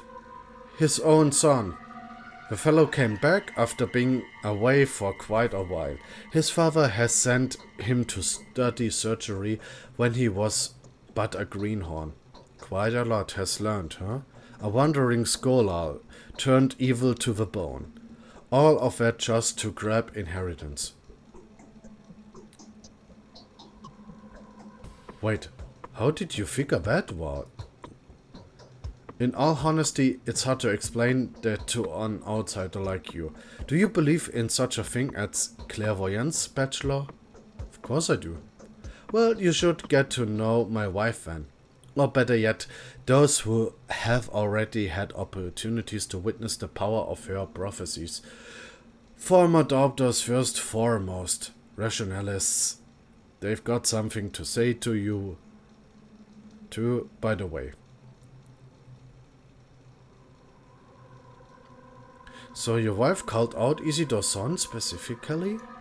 Not specifically, no. But it all adds up. And the circumstances of Simon's death makes you wonder too. Isidore's son arrived here last night. The timing speaks against him. It even matches the time it takes to get from a crucible to Isidore's house.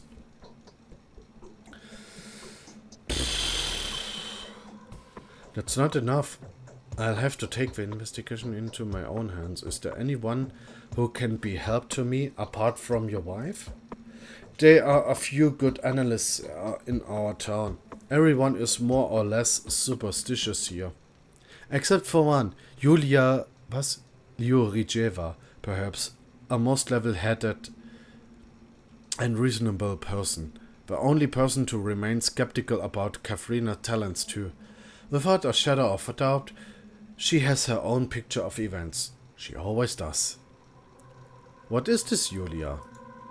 She came here with engineering team, when the town was being rebuilt. Did logistics or maybe communications, not sure. They said that she's a true expert in her field. Smart, yes, a polymath. Then the team left, but she stayed. She has my respect, but not my founders. Very well, I speak to this Julia. Toll, jetzt müssen wir hier hin. The Trammel, Julia Liorijevas Haus. Von hier also quasi raus, über die Brücke, dann am besten am Kleiderladen vorbei und dann hier so rein.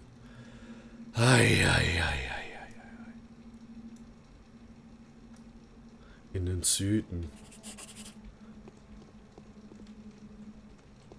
Oh. Falscher Weg. Hier ist der Ausgang.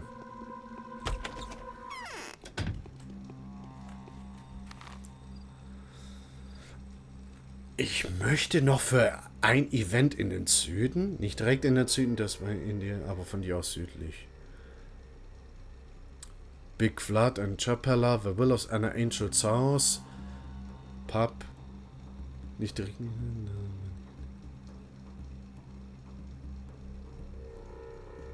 Ja, mal gucken, ne?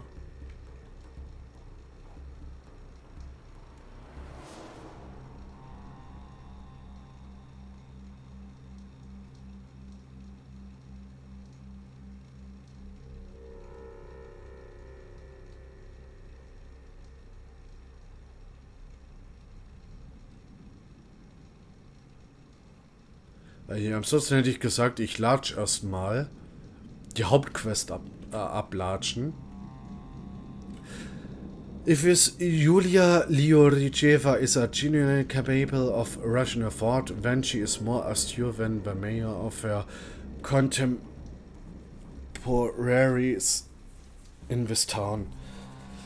There are those who would believe that if I am unable to pinpoint the murder by nightfall, then I'm destined to become the next victim. If my encounter with death is so inevitable, then I should prepare myself for it.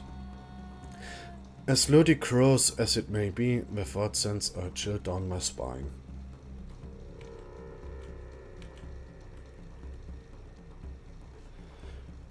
Beziehungsweise zwischen dir und der Fabrik, haben sie Englisch.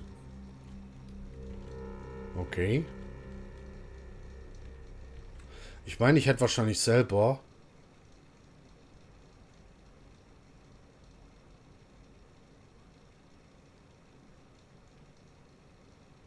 Okay.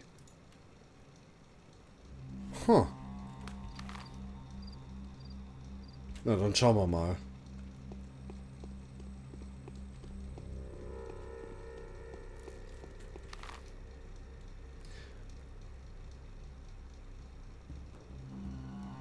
Plane Route. Route wird berechnet. Biegen Sie jetzt rechts ab.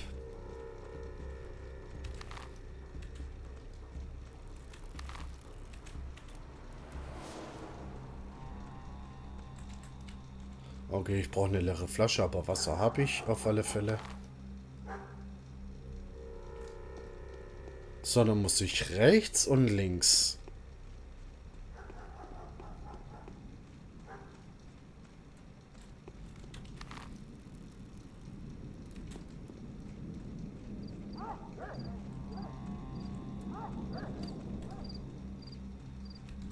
Yo, Hexenverbrennung.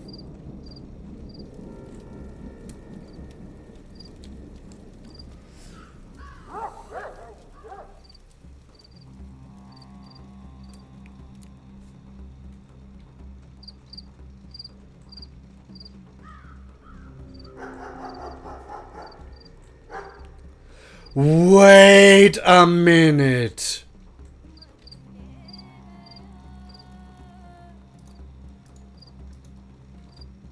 Okay, nee, doch nicht. Ich wollte gerade schon sagen, ist das Clara? Also Changeling? Aber nee, das sind einfach nur...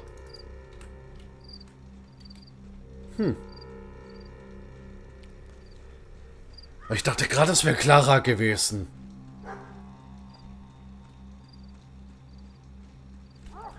Gut. Jetzt aber... Hoch, links... Hier entlang über die Brücke.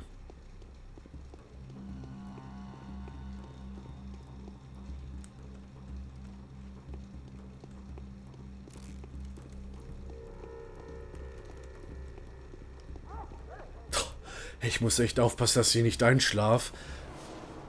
Weil die Musik höre ich gerade immer ganz gerne beim Einschlafen an.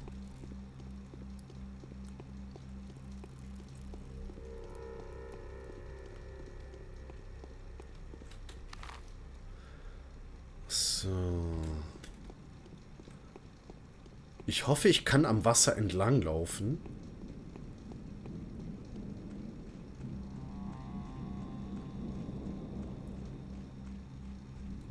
Scheint so. Weil da kann ich nämlich hier am Pfad entlang, über die Brücke und dann am Kleidergeschäft so vorbei.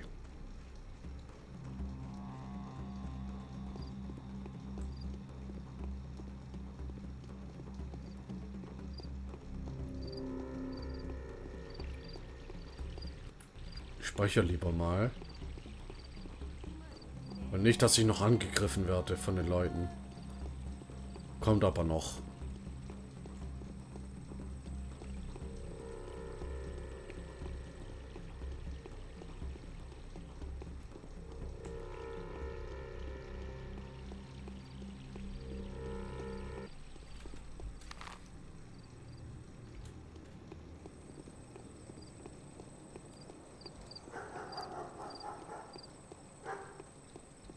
Oh, na.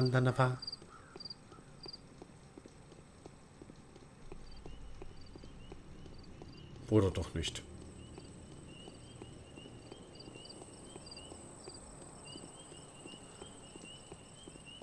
So.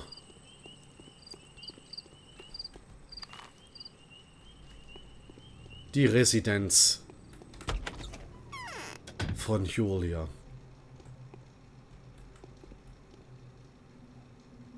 Also nicht wundern, ich habe nur eine Grafikmod installiert, wo das Ganze ein bisschen besser aussieht. Hoi. I'm afraid it's natural. Simon was doomed. I seem to have lost any capacity for observation. My mind is out of tune. Things no longer add up. Before I had no trouble forming a trustworthy tessellation out of a most imperceptible contingencies. Wer denkt sich solche Wörter aus? Jetzt mal im Ernst. Now I simply cannot get my head around it. Could it be that I am dying?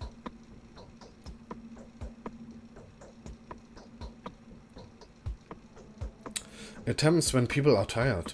You probably haven't slept for a while, have you? Oh no, Herba Trivinae is in blossom, I grant you, but when it blooms every year the steppe is filled with stupefying vapors. The issue I'm having, however, has nothing to do with fatigue or perplexity. It is just that I've lost my ability to make distinctive event coincide. What herb is that? No matter what preternatural traits that the local ascribe to it, Twire is all heady aroma, a bunch of superstitions and remarkably little else. It has psychoactive properties after a fashion, but then so does simply wormwood. Visions caused by ingestion of belladonna or Jimson weed are much more fascinating with that Twire stuff. What the hell? It's a pity I'm not a botanist. Ja, hätte ich am liebsten auch gesagt. It's so lonely here. Junge. Ein Haufen Kram zum Quatschen. So you have traveled all the way here only to find that both people you wanted to see were brutally murdered? Is this how the story goes? I do hope that your visit is not in any way related to those who make unfortunate circumstances. I have to find whoever it is that killed Isidore and Simon, and I wanted to ask you for your help. Saporov told me you have a gift for all manner of investigate inquiry. I'm certainly no better investigator than you. I never had a chance to search for a murderer before. The best I can offer is to fill in the blanks with whatever mysterious supernatural entities seems most fitting. Shabnak Adir is the simple man's scarecrow. I would have followed a different narrative.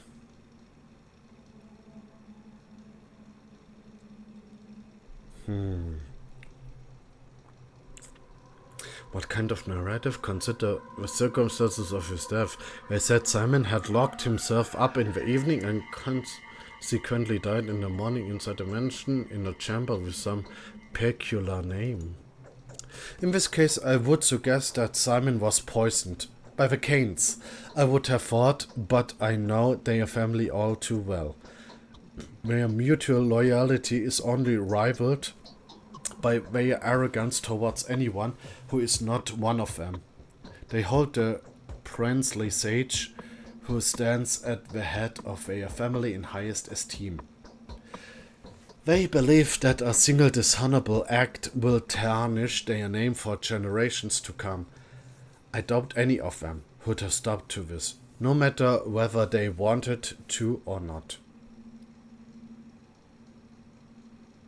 Poisoned? How do you arrive at this conclusion?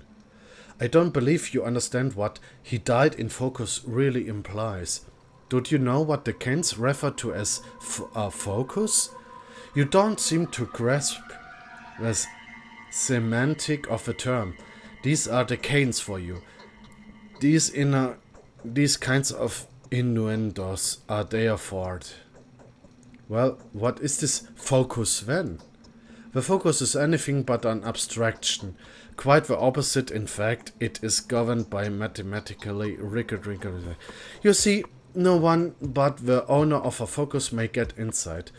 This can only mean that Simon had brought the killer with him, or rather within him, since no physical object may be brought into focus. Meine Herren! Sei doch nicht so kryptisch! How do you know that? Who doesn't? The Canes are notoriously passionate about all manner of synthetic anomalies. They will never pass up the opportunity to devise a Kunststück that would allow them to warp space, challenge physics, or manipulate optics. Metaphysically, a focus can be compared to a camera obscura. Do note that the name is not unfitting. No, it is entirely impossible for someone to get inside. A curious conclusion, but an incorrect one. Simon was disfigured and bleeding. His bones were broken. Is that so? Well, this does introduce a different perspective. Did you say Isidore was the last person to see Simon? The question is, who did he see before? The sun had not yet set when Isidore returned from the step. However, he came to Simon well after midnight. The question naturally arises, when did he spend the missing few hours? This is why I'm trying to trace Isidore's steps. I want to walk the same route. Don't get me wrong, though. Was Isidore seen with Saburov by any chance? He warned Saburov of an upcoming storm. Alright, let me suggest then that while he was in the step, he saw or learned something that he wanted to report to all three ruling families. In this case, either of the Olgimsky family should have been on his itinerary, especially since Burak was one of their own men. Really? Definitely. The Bull project, from the abattoir to the railway, is controlled by the Olgimsky family. If Isidore's discovery had anything at all to do with the kin, Isidore would have certainly relayed it to Vlad. So do make sure to pay a visit to the lump. That's the name of the Oglimsky mansion. Another fitting name, wouldn't you agree? Thank you, Julia. What would I do without you? So, jetzt geht es quasi von hier oben, quer durch die Stadt, nach hier unten zu The Lump. Ich muss aber gerade mal schauen. Pub, Anna.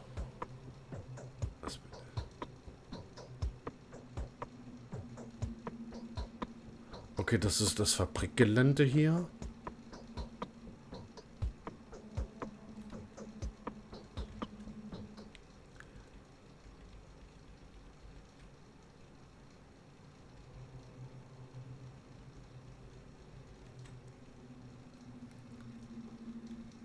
Okay, es läuft doch alles sehr schön.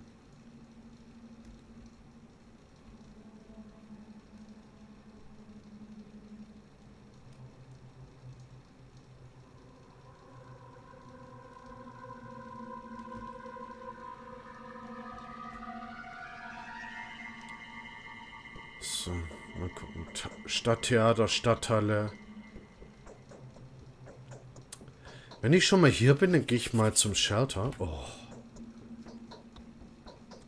I'm following in Isidore's wake, certain that the trail of his footsteps will lead me to the crucible.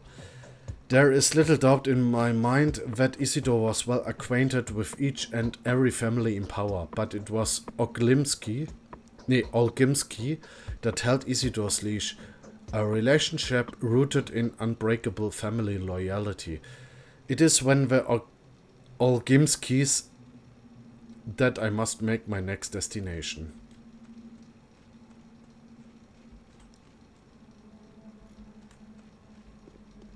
Hier ist Ausgang.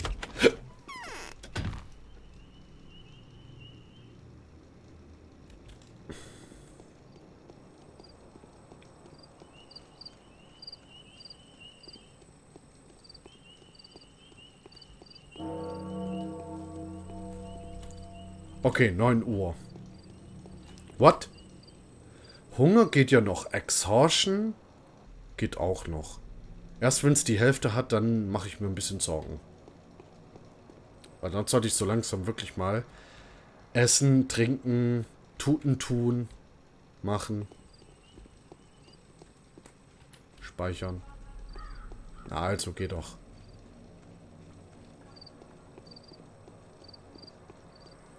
Oh, Nandanaba.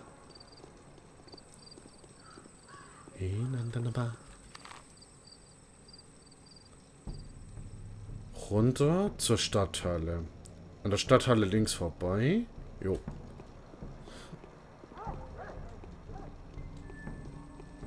Hoi. We know all about you.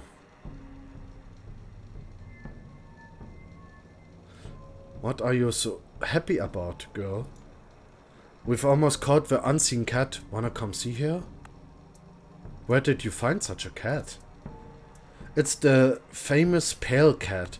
Her eyes are like translucent emeralds, her fur's grey, and her body is completely transparent.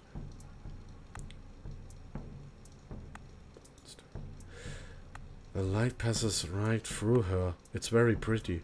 But most importantly, she's invisible in the dark, and rodents can't hear her.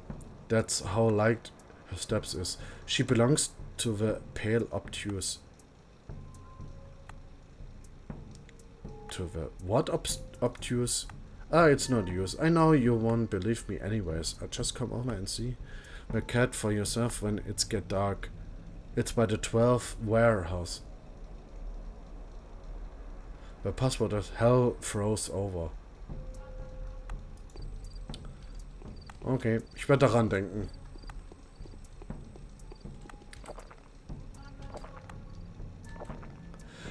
Ah, okay, wenn ich was trinke, dann nimmt auch meine Ding zu. Meine Erschöpfung. Gut zu wissen. Halt, ich muss dort lang. Kids, ich weiß, ihr wollt die Katze sehen. Das 12. Warehouse. Ey. Die Warenhäuser sind doch irgendwo hier unten, oder?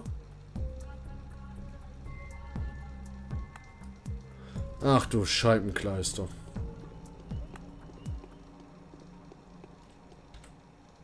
Empty bottle is required. Ich sollte nochmal speichern. Nur für den Fall der Fälle.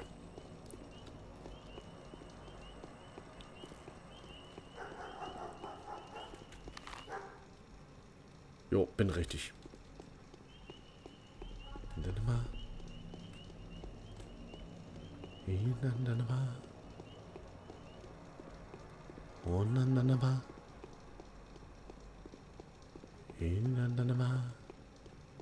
So. Knock, knock.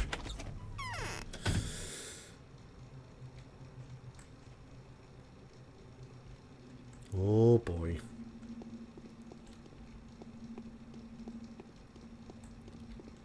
Oh, come on. Lass mich jetzt mal hier. Ah, hier. Lucky people are bad hands at correcting their faults.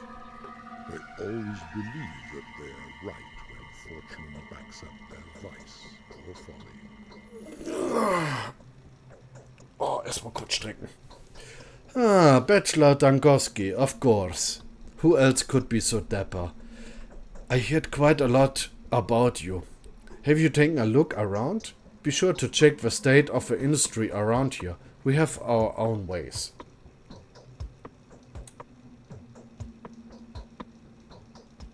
How curious. And what is the current state of your industry? Come now, it's a complicated establishment with 1,000 years of history. A special approach is required to control such a colossus. See where I'm getting at, emissary? It would be pointless to object, but no, such business always leave room for improvement. I can see we are not really seeing eye to eye. The project is special, very special. That means command standards do not apply here. That would be very naive.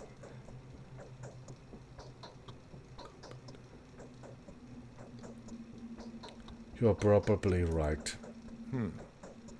So my Haruspex is the Ripper? Funny.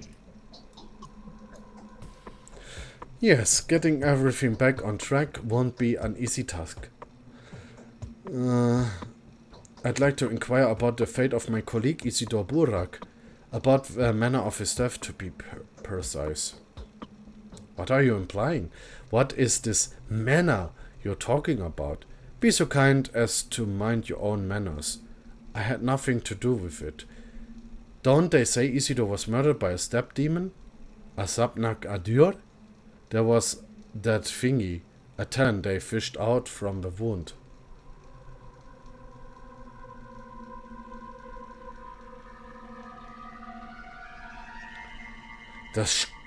riecht so dermaßen nach Sarkasmus. I can take this from kids and weirdos, but you are... It's hard for you to believe, isn't it? It used to be hard for many. Take my boy, for example, a scoffer if I ever see one. And now even he believes it's real. He went off his head a bit. You're in the step now, esteemed sir. Eastern and backwards. The dead rise from their graves here. Clay dummies dance and bulls talk. Does he know the step well, that son of yours? He rubs elbow with a rabble, the butchers, ordong, shepherds and gatherers. Learns their tongue, collects their legends. He doesn't keep them in check at all. They even dare to come visit him within the premises of a town. If you see a worm creeping through the streets, he's definitely looking for my son.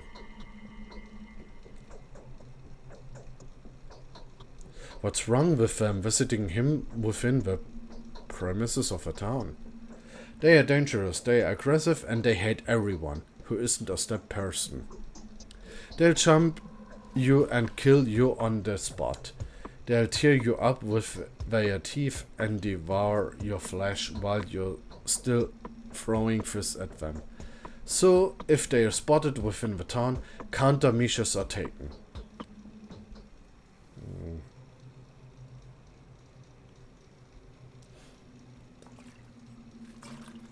So what of your son? Perhaps he could tell me about this creature? Hold your horses. You want to talk, my blockhead? No, you have nothing to talk about. He's not here, thankfully. I don't want you to meet. You hear me? These are tradesmen's words, and I'll stick to them. Yes, undoubtedly.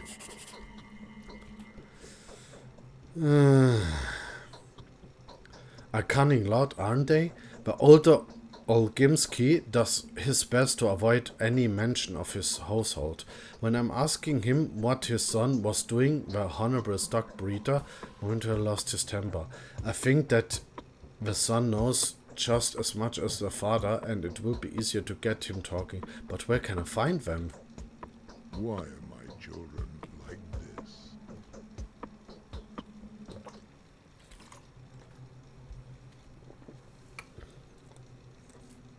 Getting everything back on track won't be an easy task. How do you think Simon died? I don't think he was murdered. How could he who craved monocracy not perish? He couldn't, not in this place. Balance requires equilibrium. So Simon's course of action contradicted yours? Calm now. What I'm saying is, when someone takes too much upon themselves, they always end up ground down. That's how life works.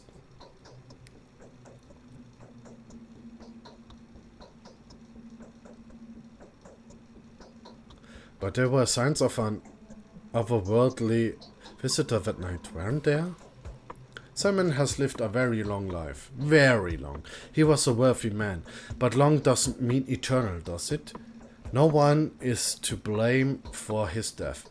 Examine the body, you'll see for yourself. It just happened. Cain won't let me examine the body. Well, that is temporary, a family tradition. He's not lying to you. He truly believes Simon was murdered. We're here to admit that Simon simply died of death. He'd probably go to his last home himself. The shock would be too much for the man. Huh, that's strange. Georgie Cain didn't appear sentimental to me. So, kurz mal speichern. Why are my children like this? Isidore came by to see you last night. Don't try to deny it. So what if he did? I am also aware of what you two have been talking about. All I want to know is why he left to see Simon afterwards. Oh my, pray forgive me. So he wanted to bring me to here, that traitor, that bastard. Well, what he asked for was for me to stop the factory. How could I not kick him out? What were his reasons? His reasons? Huh? The bastard. He reasoned he'd pay a visit to my daughter. He knows full well how to pull my strings. Well, I told her to lock the door, so away he went none the wiser. Oh, the bastard. So he went to Simon, huh? Thank goodness my loafer of a son is hanging around somewhere, or else. He could have what? Huh? That my dear and respectable friend is none of your business. My property, like I said, is in order. See the skin and meat delivery reports. Do you know how hard? No way. It's my domain wherever everyone writes or not, and I have my way with them. I see. You're the big guy here. Yes, it will be hard. Okay. Gut, sind wir, denke ich mal, fertig hier. So, dann schauen wir mal. Wir haben jetzt gerade keine Spur mehr, wo wir hin müssen.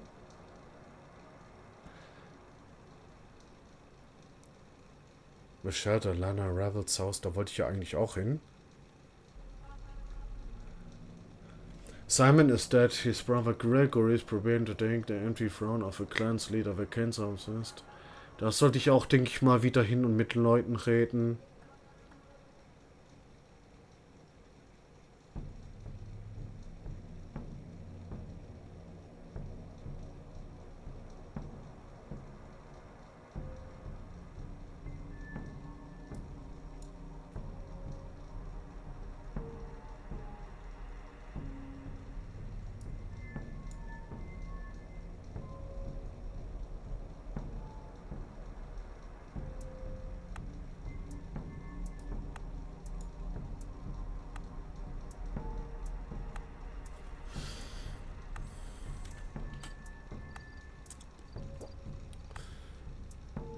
But where can I find him?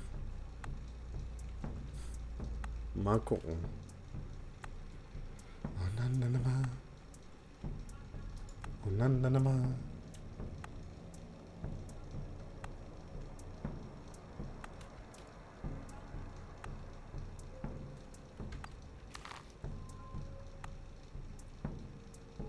Break-in. Wie viel Uhr haben wir überhaupt? 9:27 Uhr. Ich mache erstmal die Hauptquest weiter. Weiß ja, wo ich hin muss. So, mehr oder weniger.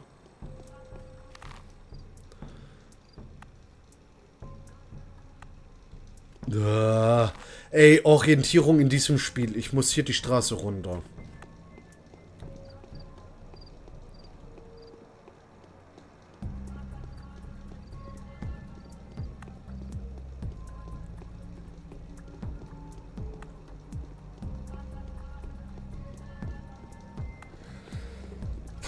Boah, mir ist warm. Ich muss höllisch aufpassen. Weil mir ist gerade richtig warm wie Hulle. Ich bin gerade am Überlegen, ob ich nicht Ventilator mal kurz aufstelle und anmache.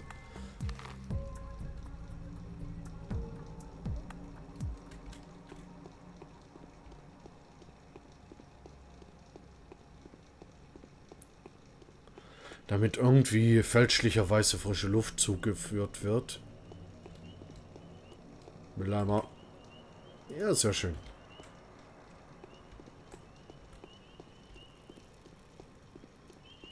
Wasserkarren.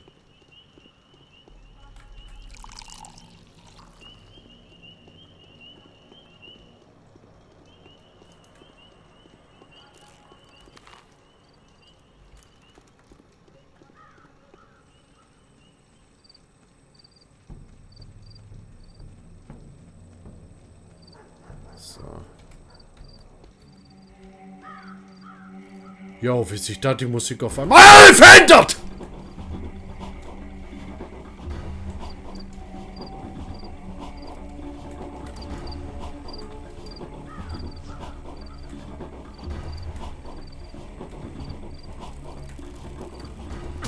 Au. Ich sollte speichern. Yes! Au!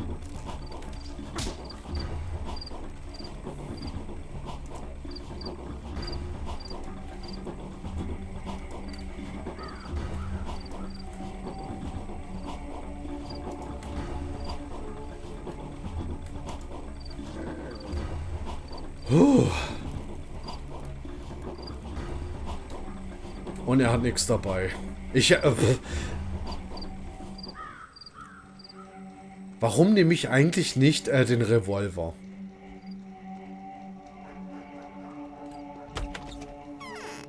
Bin fast tot.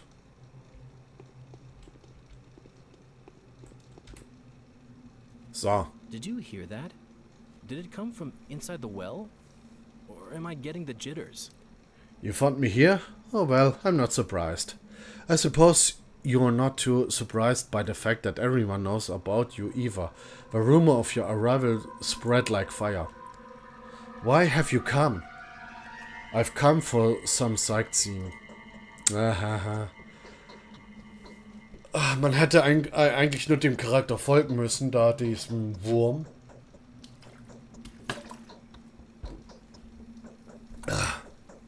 Und ja. There was a peculiar incident yesterday by the spleen. The children were playing in the mud as usual, but then suddenly they ran away from the sandbox, and the parents noticed that their hands were smothered in blood. However, none of them were wounded. Neither were any of them suspicious. What's the solution to the puzzle? When he worried adults came to the place where the children had been playing, they found nothing unusual there, only sticks and stones. What do you make of it?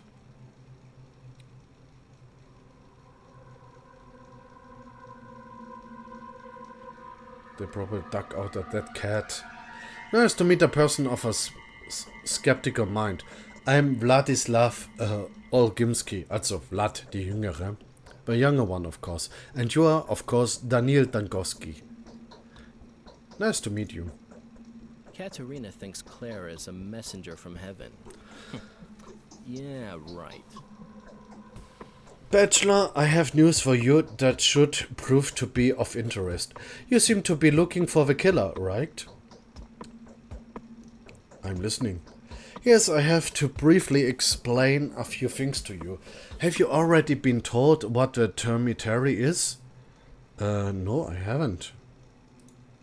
The termitary is a huge bunkhouse where the Bull Project workers live. Although living is the wrong term for it. They nest. They are nesting as a commune with a very simpler way of life. It could, without reservation, be called savage. And? Let's get to the point then. A case of pointless, aimless unrest has occurred in that hive mind's nest. The workers there are prone to lashing out from time to time like beasts frightened by a storm. They rage, they howl, they gnaw at one another, an unsightly image of a mass uprising. What does this have to do with Simon's murder? Riots occurred in the termitary several times before. The mob goes crazy for a few days, then they calm down just as unexpectedly, all of them at once. Their sudden calm is just a void of reason as the unrest that had seemed to agog previously. Having a certain experience with a kin, we simply block the entrance to the zoo off until the riot defeats itself. And we unusually look them up beforehand. The evidence of an upcoming outbreak of mass lunacy becomes obvious in advance, and the termitary's Father Superior informs us of it. But Father Tajik has recently passed. A curious coincidence, don't you think? Mass anarchy. Anyway, a member of a kin managed to run off into the town while we are busy tagging Mishas. You think he is the killer? I think you and I can help each other, Doctor. You are looking for the killer, and I'm sure it's Nee, it is a runaway butcher. The title of a half-man suits him very nicely. The Kanes claim that Simon had not been killed by a human hand, don't they? And our family doesn't need unnecessary arrest in the town. This butcher can babble devils know what. His mind is mostly like concluded with insane ideas. So you rather keep... Was? He kept mom aboard one series? Yeah. You are correct. They barely know how to speak, but they only makes it worse. Half man, half beasts. If they start preaching, you feel as though you have encountered a doomsayer. I need this butcher to disappear. Hand him over to the Kanes or simply kill him if a beast attacks you. The reward will be hefty. Very well, I'm looking into this. Where can I find him? He is most likely being harbored in a suspicious house. That's in the crude sprawl. Yes, my father is a man of rather hard-handed disposition and quick-tempered to boot. If he finds out the crude sprawl is concealing a fugitive, he will make a mess. Pointless brutally serves no one. I'm looking for peace rather than blood, I'm telling you. I do my best to make sure you're right. Show me the house. Oh, jetzt müssen wir von hier unten nach dorthin.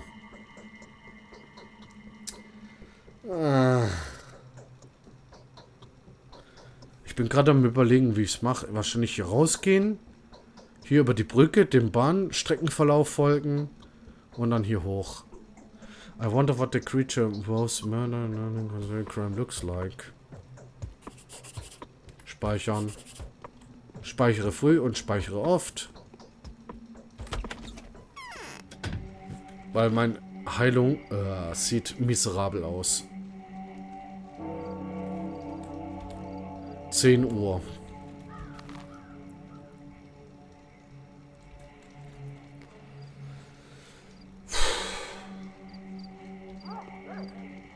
Mülleimer.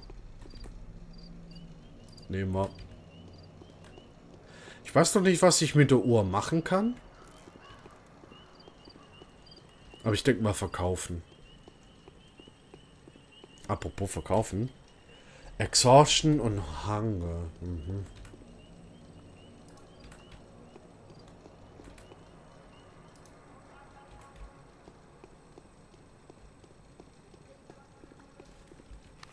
Wo muss ich hin? Runter.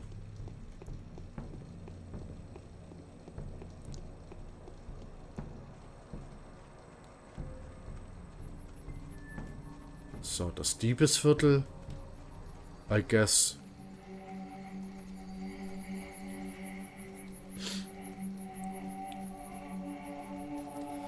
Dann jetzt den Schienenstrecke folgen. Für eine ziemlich lange Zeit.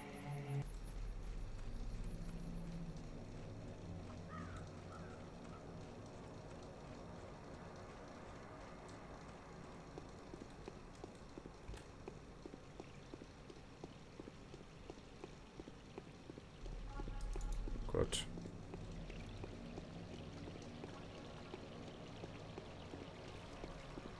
Ich frage mich ja gerade, Rationen?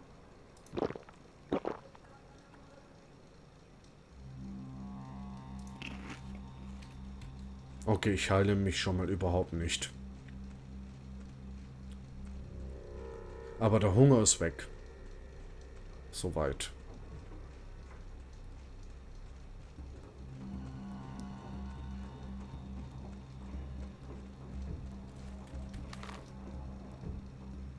So, das Fabrikgelände.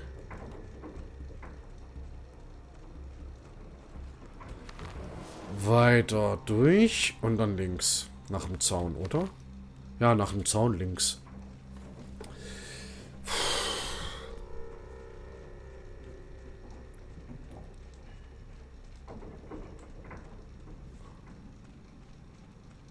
So, dann runter hier.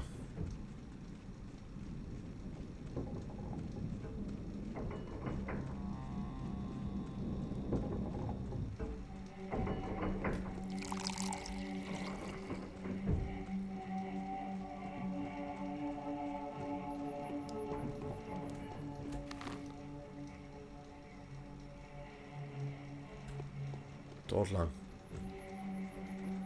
So, dieses Haus hier. Jetzt weiß ich nur nicht, ob Keller. Aber wahrscheinlich der Keller.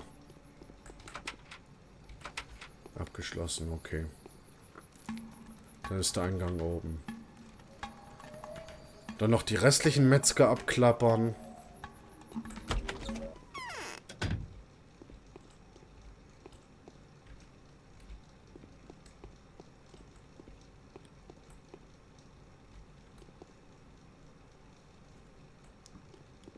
Alter, wenn jetzt hier jemand hinter mir gestanden wäre nach der Puppe. Ich hätte geschrien.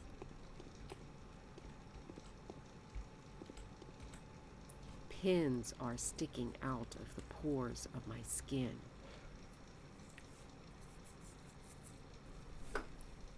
Do you know where to find clean water around here? Fresh water must be plentiful in this place. There's a river close by. All that water comes from a step and it isn't exactly clean. Yesterday I inspected all the springs in the area. There seem to be no more clean water around. When salty taste is everywhere, it's reddish in color and disgusting in clothes. Where can I find clean water then? The townsfolk store clean water in homemade reservoirs. This modest supply should be in a little while, but afterwards it is a bloody mixture. How disgusting. Why is the termitary so loud? What are they celebrating? What do you want, I wonder? There's a runaway hiding here. Take me to him. Why, I wonder? He's in danger in... Nee, I need to ask him a few questions. He's a butcher. He won't talk to you. You wouldn't understand him. He's been here for more than a day, but even I can't get him to talk. It is I would rather tell you something. What do you want to tell me? Big Vlad has plugged the termitary up for a reason. The butcher mumbling is all over the place, but if you listen carefully, you'll make out tales of such horrors that I get shivers all over. Thousands of people have lost their minds all at once there. Many have died. Something brewing inside.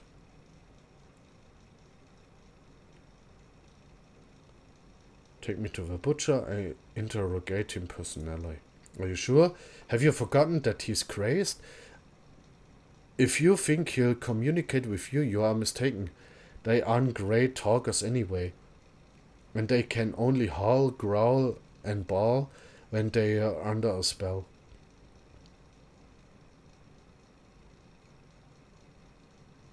I can hold my own. Go then. The butcher's in the hospice. The entrance is at the other side of the... Don't come back here complaining. Oh, no. I'll deal with it. Other task. The beast-like fugitive. The younger... kind of... One way or another he is determined to get rid of a beast-like troublemaker. I wonder what's the creature looks like. I must find it and I don't know.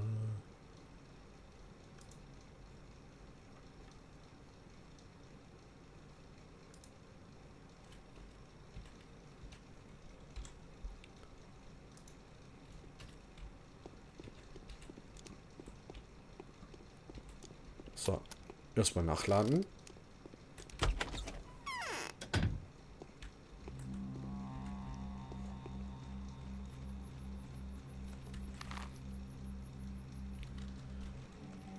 Ich hoffe nur, dass mich der Metzger nicht angreift.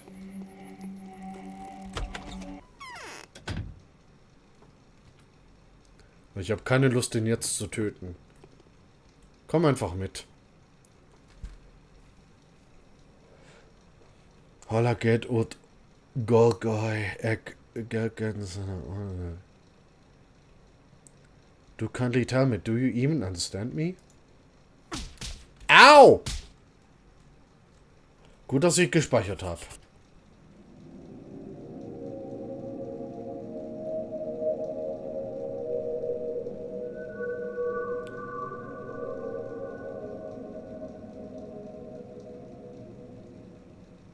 Game over.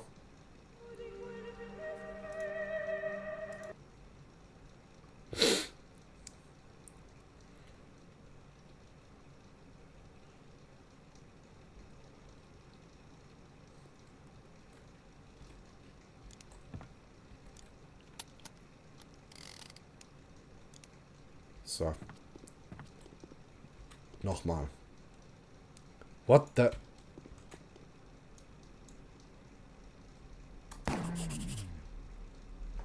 So.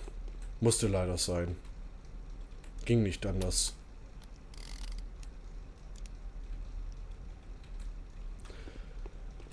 I had to kill the butcher. Organisant that the younger will surely appreciate this turn of events. Ich hätte ihn lieber zu den Canes gebracht, aber naja. Man bekommt nicht immer das, was man sich erhofft. So, nach Süden runter. Was ist hier?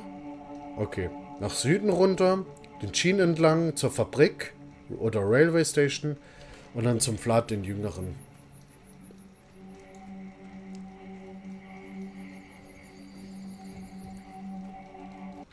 Speichern.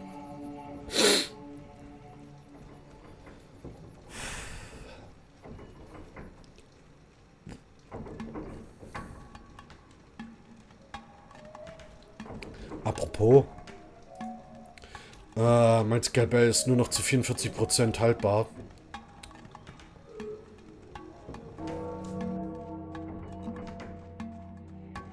Na, ganz toll. 11. Ja, okay, 11 Uhr. Noch habe ich Zeit. Denke ich mal. Mein Tag endet ja erst ab 0 Uhr.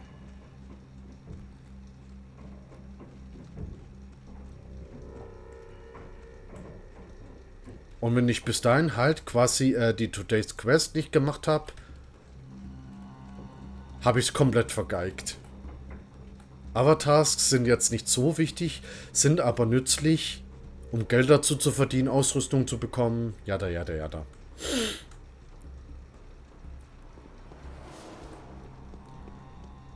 Ich habe echt Schiss so ein bisschen immer. Deswegen aktiviere ich manchmal unverhofft den Blake Finder.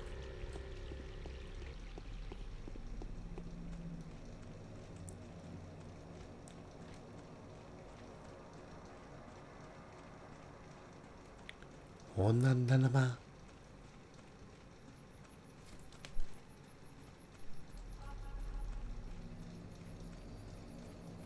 Na, na, na, na.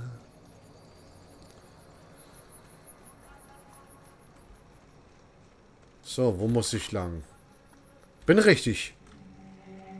Muss nur hinter die Mauer gelangen.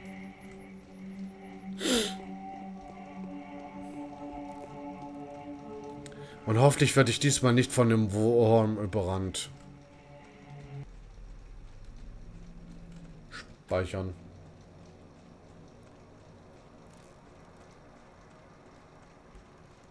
Gut.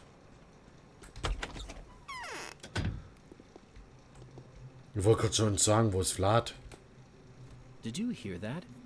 Did it come from inside the well? Or am I getting the jitters? It's over, the butcher is dead. That's the best news I've heard in the last few days. So it was him that killed Simon, right? I doubt that, he's too dumb for that, but he was definitely insane and very dangerous. Well, it's for the best. And now I want to listen to me, Doctor. I hold too much respect for you to offer a reward for this rather extraordinary service. So please accept this money as a donation from the town rulers to you. A sign of our support for someone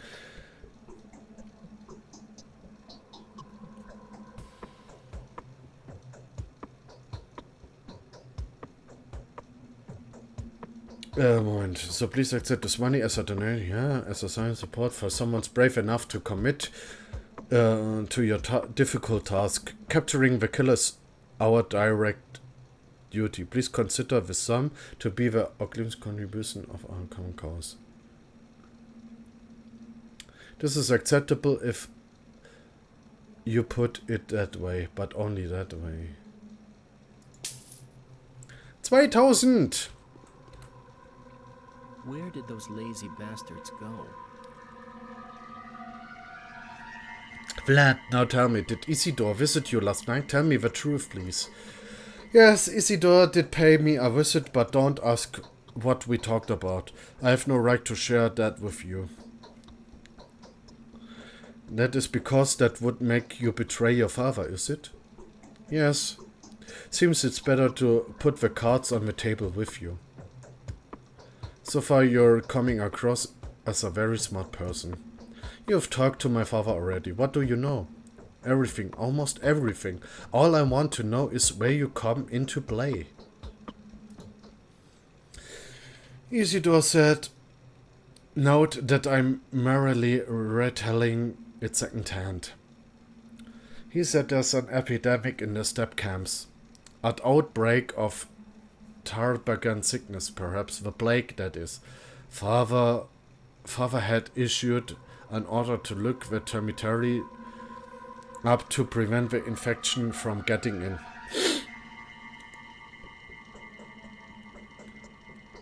And what are you so afraid? I don't understand. You did the right thing. There's an underlying sensitive family matter here. To cut a long story short, my father would kill me if he found out about this conversation.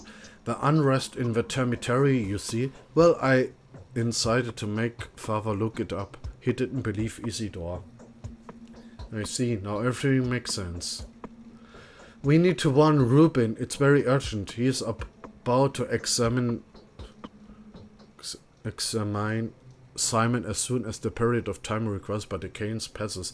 But where is he? I have no idea. Where is he staying? I don't know. There was a secret dissectioning room in one of the warehouse, but no one knows where exactly. He used to live mostly in the steppes, sometimes sleeping in the termitary or at Lava Revel's shelter. But he's not here. There, I know that for sure. He went away to mourn his master. What would you have done if you were him?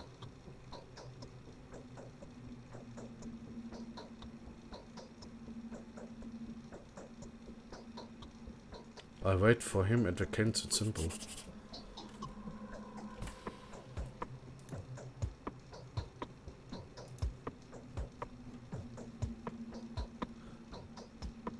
The investigation of the double murder has introduced a few additional considerations. It is highly possible that Simon died to someone unfamiliar disease. Stark Rubin, the town medic, should be warned at once. If he touches the body, he may contact whatever disease still remains.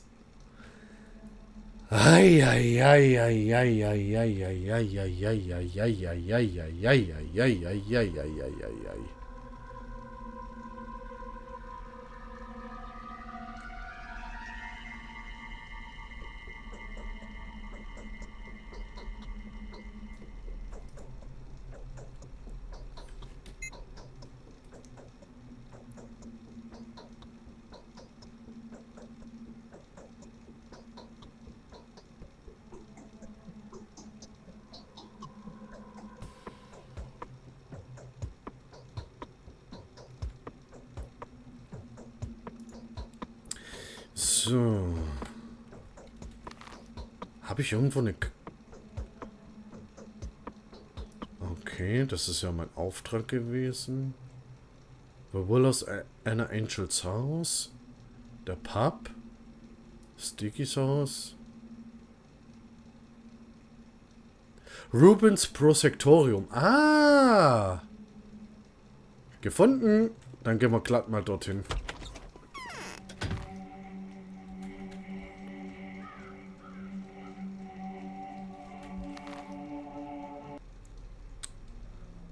Raus hier. Ja, perfekt.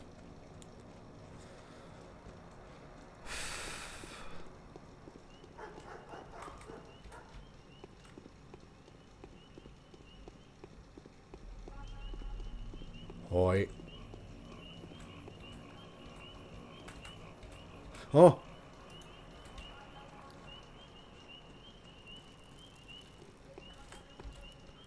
Oh, die Exhaustion wird langsam immer mehr.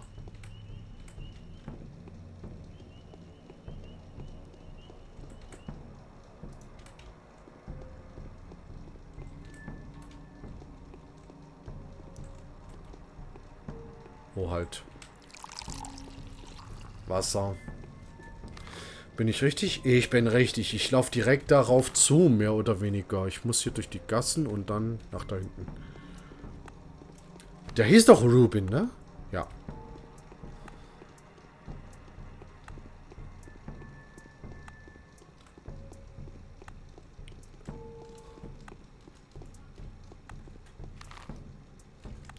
Rechts rum. Und hier ist es.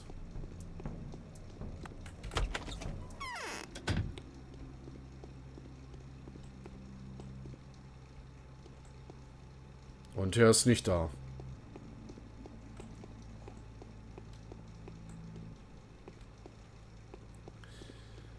Oh boy. Na gut, dann haben wir wahrscheinlich freie Zeit. Dann würde ich vielleicht mal die anderen Gebäude begutachten. Also hier zum Beispiel den Pub. Das hier zum Metzger gehen. Weil ich brauche dringend wieder was zu essen. Also quasi meine Vorräte aufstocken.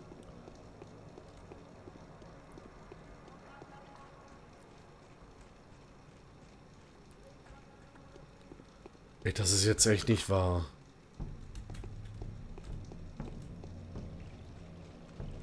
Geh doch.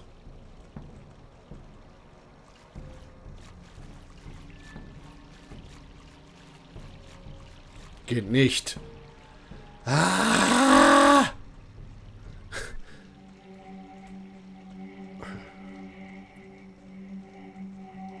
Aber so geht's.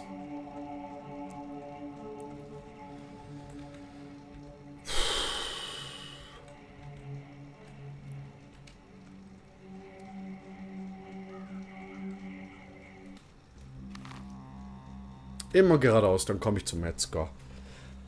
Dann decke ich mich wieder ein mit Brot, Trockenfleisch, Fisch, Fleisch, also Frischfleisch.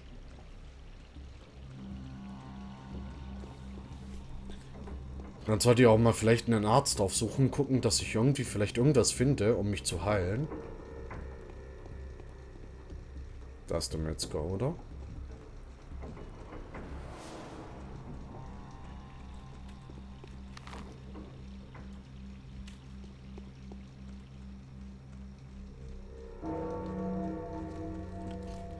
Uhr, Mittagspause.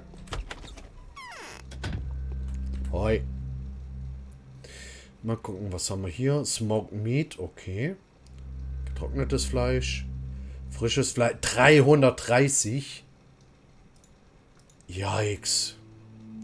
Was ist das? Ja, komm.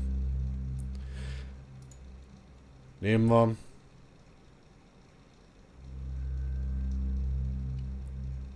Was ist hier mit dieser Uhr? There's nothing special about the case.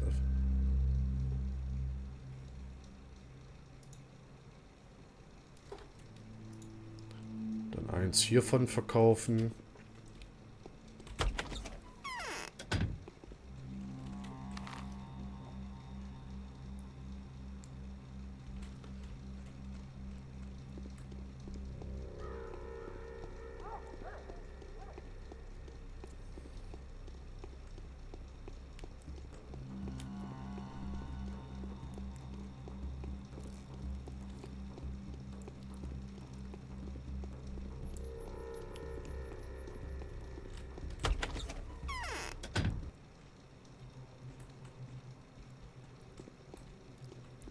Boah, dunkel. Seh nix.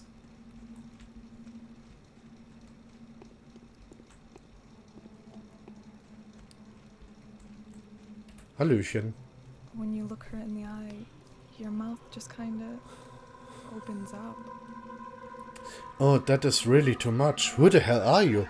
Why have you donned this dreadful outfit? My name is Daniel Dankowski. What's wrong with my outfit? It's a snakeskin. Are you a performer, a circus actor, a tamer? Tell me the truth. Calm down, I'm a scientist, a professor, do you understand? I study death. I thought so. I know someone like that would pay me a visit very soon. Horrible. What's horrible? Everything's horrible. You came to, after me, right? I have no idea what you're talking about. The paint is peeling off me. So ugly. I think the wind is changing. Why there are so many outsiders? To hear Johannes, did you also find some kinds of unnatural? No, not at all. How could someone living on, perhaps being beyond... Sag bloß, jetzt habe ich irgendwie eine Quest verpasst. Dass ich davor hätte erstmal speichern sollen.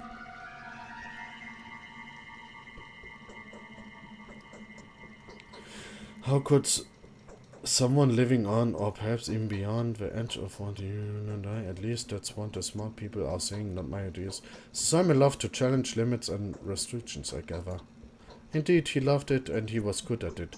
You could bury him underground for a couple of days and he'd be totally fine. He was pierced with iron rods once too. One of them broke his chest, but Simon didn't die. Tricks like these would have been incredibly popular in a circus. Oh, I miss the man. So, who could have killed him? An environment? It just occurred to me that he could have killed himself. Why? I don't know. There's no one else that could have done it. No one, and I mean it. Never the biggest hater, nor the most desperate beggar. I mean, in his case, suicide is a way more believable conjecture than murder. Are you sure? Nobody is to blame for his death. I honestly believe that Simon was doomed. What he did was too much for a single person to handle. I feel my leg being pulled. When you look her in the eye. Ja, ich glaube...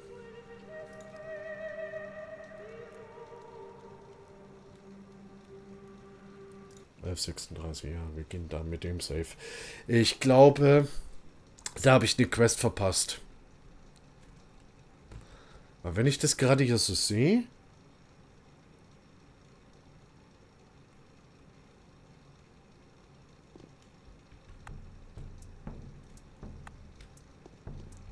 müsste ich eigentlich eine Quest bekommen.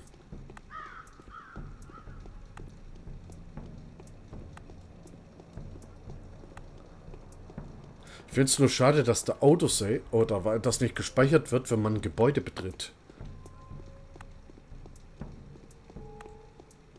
Hier muss ich raus.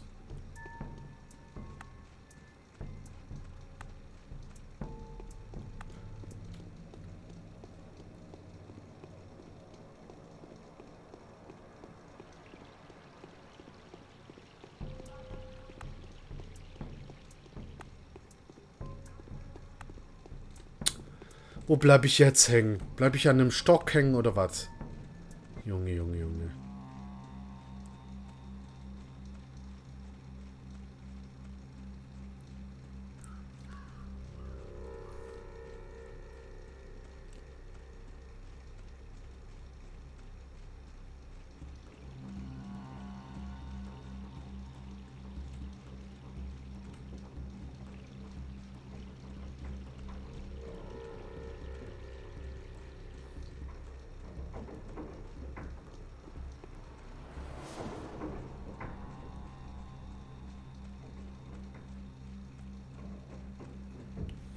Erstmal zum Metzger gehen.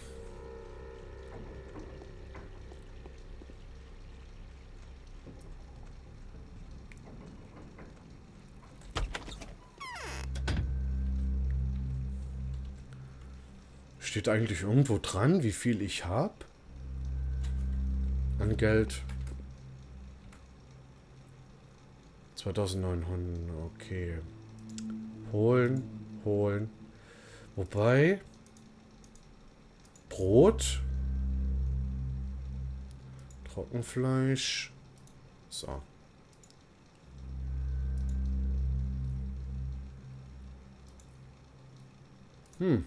Okay.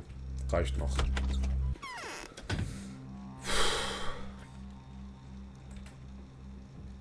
Jo.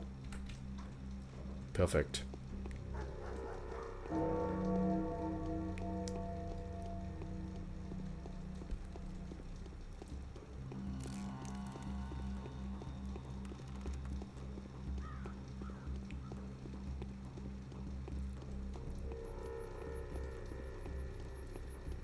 So, rein hier.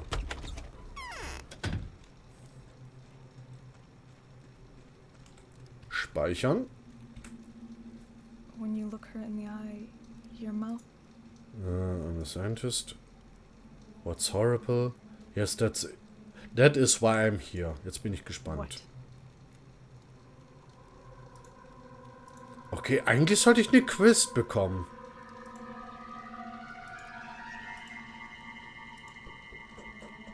What do you all want from us? For the better. Eigentlich sollte ich eine Quest bekommen. Laut dem Eintrag, wo ich hier rausnehme. Sprich hier mit Anna, um eine Quest zu bekommen.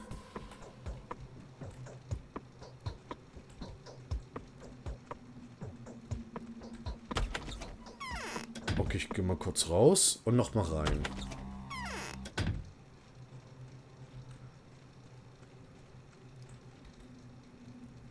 Shabnak is an. Nee.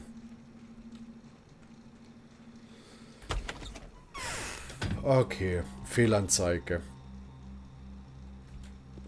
Dann schauen wir mal in den Pub rein.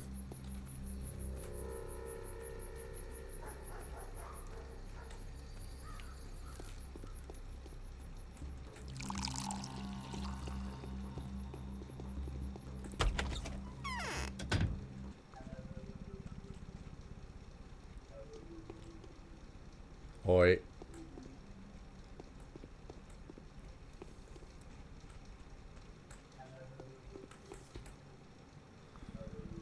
Okay, was kann ich hier holen? Ach, Kaffee. Nee. Twirine. Goldring. Okay, der verkauft auch Ohren. Dann, komm.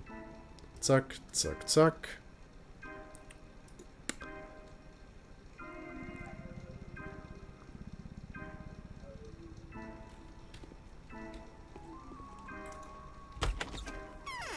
Aber ansonsten, naja.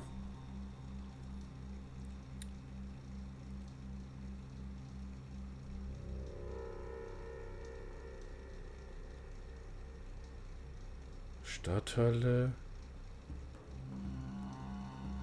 Flatte Ältere. Lara Ravels Haus. Da könnte ich ja noch hingehen.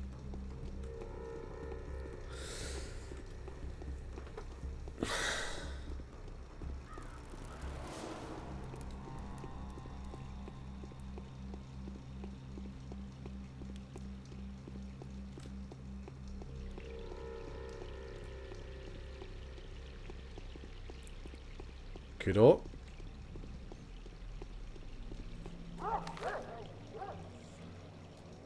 Immer geradeaus. Dann komme ich zum Shelter, zu Lara Ravels Haus. Weil da sollte ich theoretisch auch eine Quest bekommen.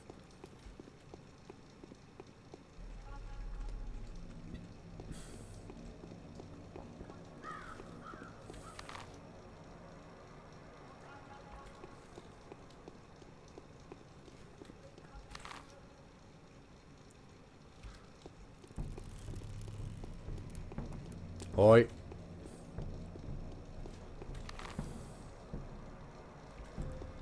Ja, das ist halt so dieses Haus da.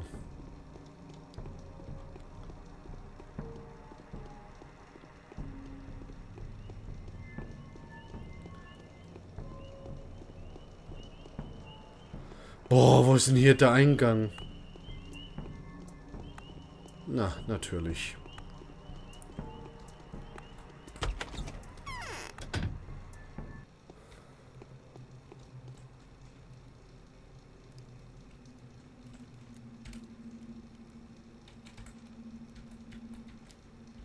Okay. Kann ich quatschen. Falsche Person vermutlich.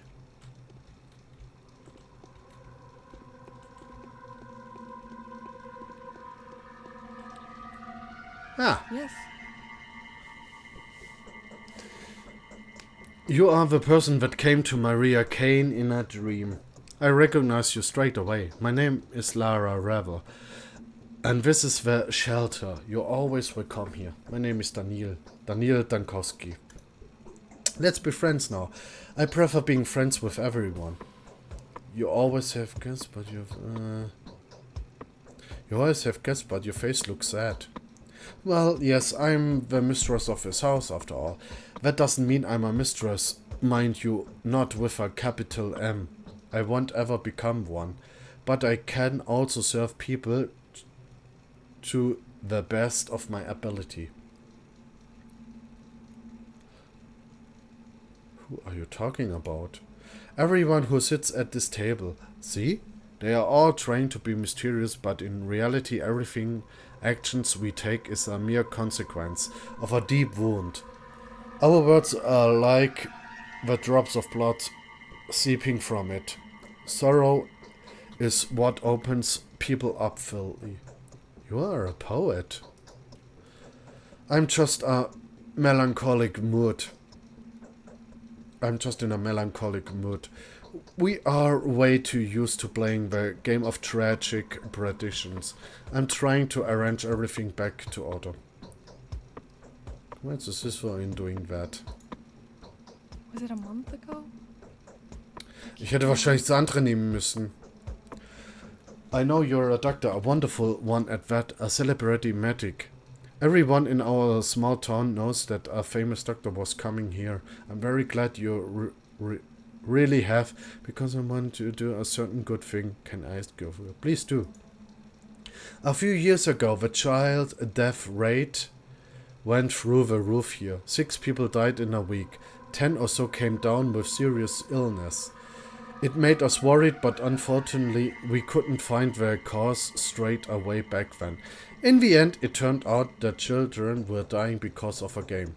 What in the world? What kind of a game kills children? They were playing... what? Entschuldigung.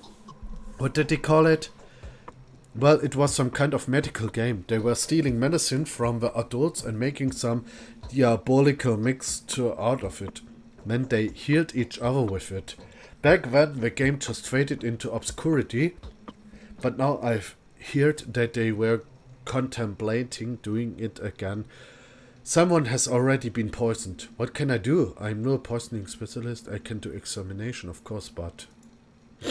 No, it's much simpler. There's a house somewhere in the town, either abandoned or just unoccupied. That's where they play hospital. That's where they store their horrible mixtures.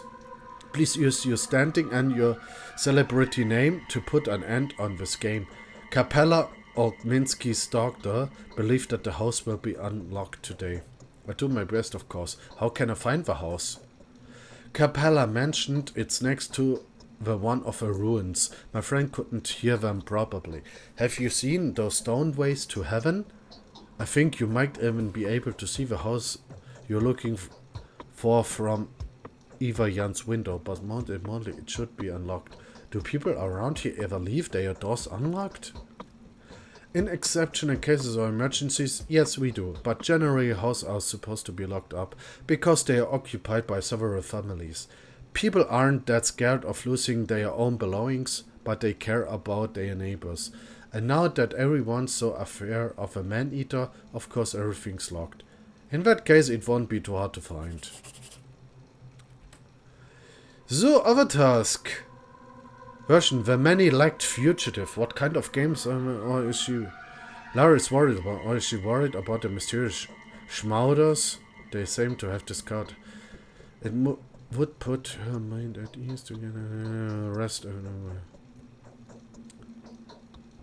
I can see the stairs from my window in the still water in a house by the staircase ruin. Okay, hier ist ja Stillwater. Das heißt also, hier in diesem Umkreis? Fragezeichen.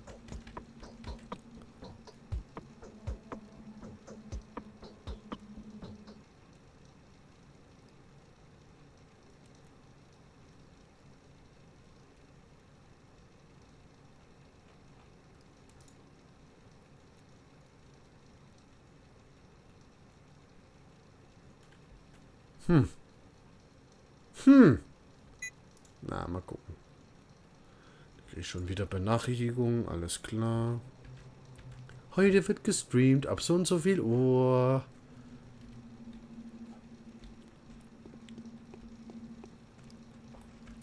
So, da ist der Ausgang. Gut, dann gehen wir mal erstmal zu Eva.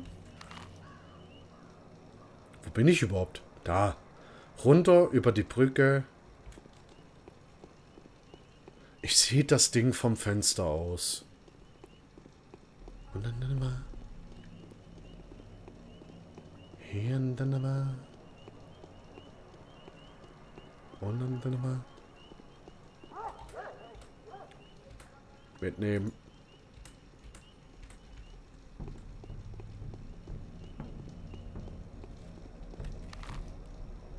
Gut, hier über die Brücke.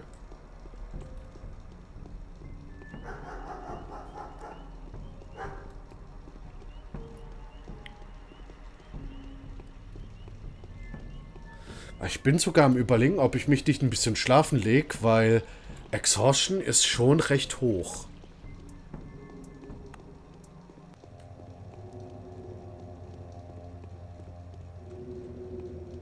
Und ich sollte wirklich mal bei Zeit mich etwas ausruhen, bevor ich bloß umkipp.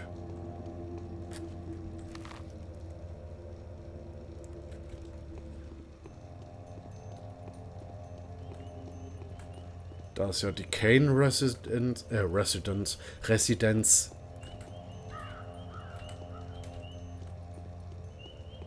Medical Supplies. Bin ich jetzt hängen geblieben? Das ist halt das Dämliche am Spiel. Man bleibt immer irgendwo an einem Fitzelchen hängen.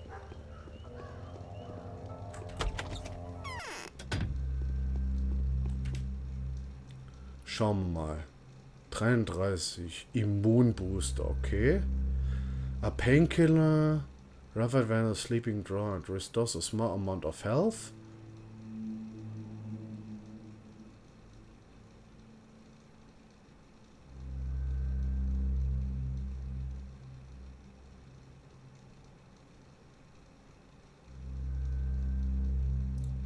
Ich nehme mal 2 Stück und hier 2 Stück, aber nicht mehr.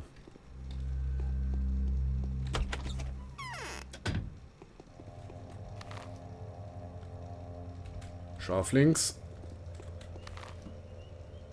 Und da ist das Haus. So, da drin vom Fenster aus sollte ich dann das Gebäude sehen. 13 Uhr. Wahrscheinlich von da oben.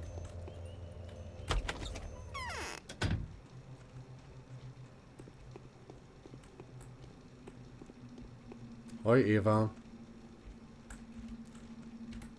I had a feeling you would come.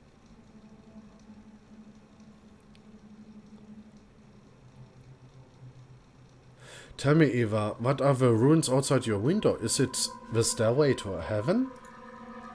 It's on the other side of the castle. This ruin is the one that's closer to the theater. It looks better from the 2nd floor.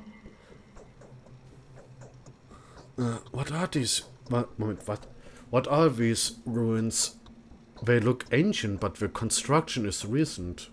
Oh, that's an old dream of the Stamatins. They're architects, you know? They wanted to overcome a force of gravity. Their ruins were a kind of attempt to do so. They were built by the Peter Stamat. They still live here. Still haven't gone back. Who are they? I think I've heard the name. Could you please tell me if it's not a long story? It will take as long as you want it to, although one can talk about them for hours. Brilliant architects. They built something famous in the capital. The 3-star game. Does it ring a bell? The Cold Hall? Yeah, the Cold Hall. I haven't seen it, but they seem unbelievable and very sane and polyhedron. Side of a river, huh? Yeah. The new quarter, or a spectacular tower they call it. Do you like it?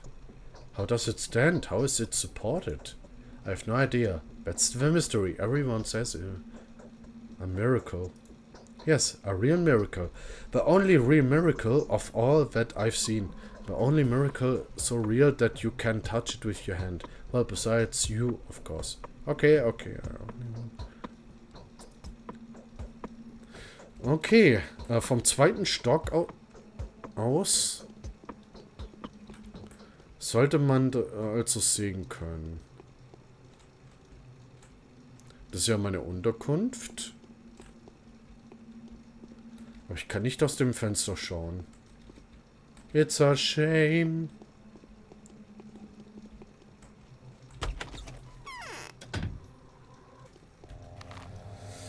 Gut.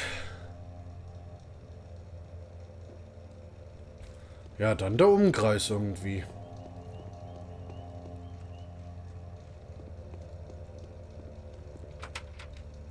Abgeschlossen.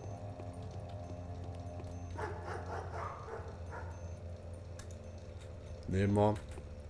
Nehmen wir, nehmen wir.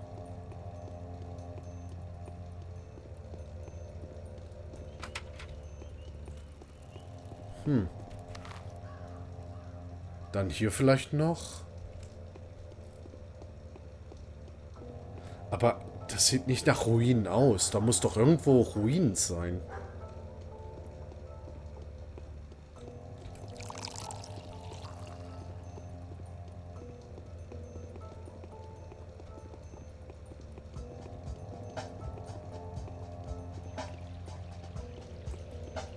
Kleiner Staudamm.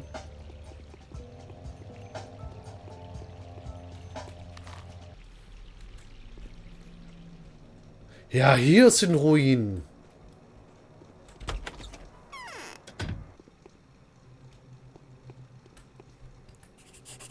Speichern.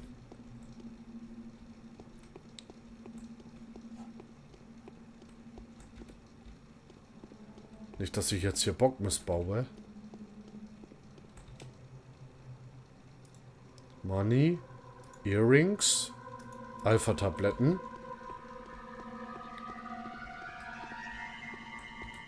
Fleisch. Auf jeden Fall werde ich nochmal mit Eva sprechen. Eventuell kann sie meine Erschöpfung lindern und meinen Hunger stillen.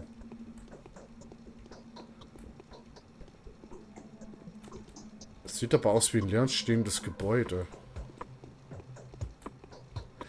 Aha.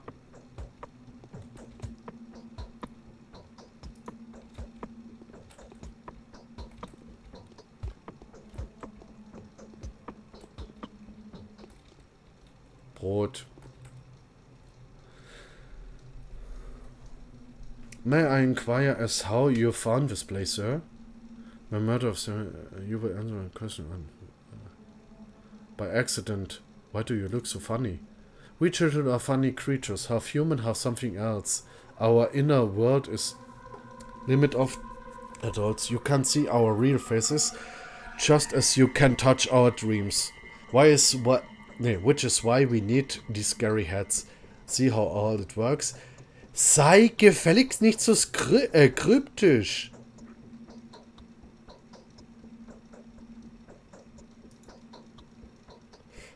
You're playing here. Rehearsing at also looking for something. We needed it for nothing special, so junk.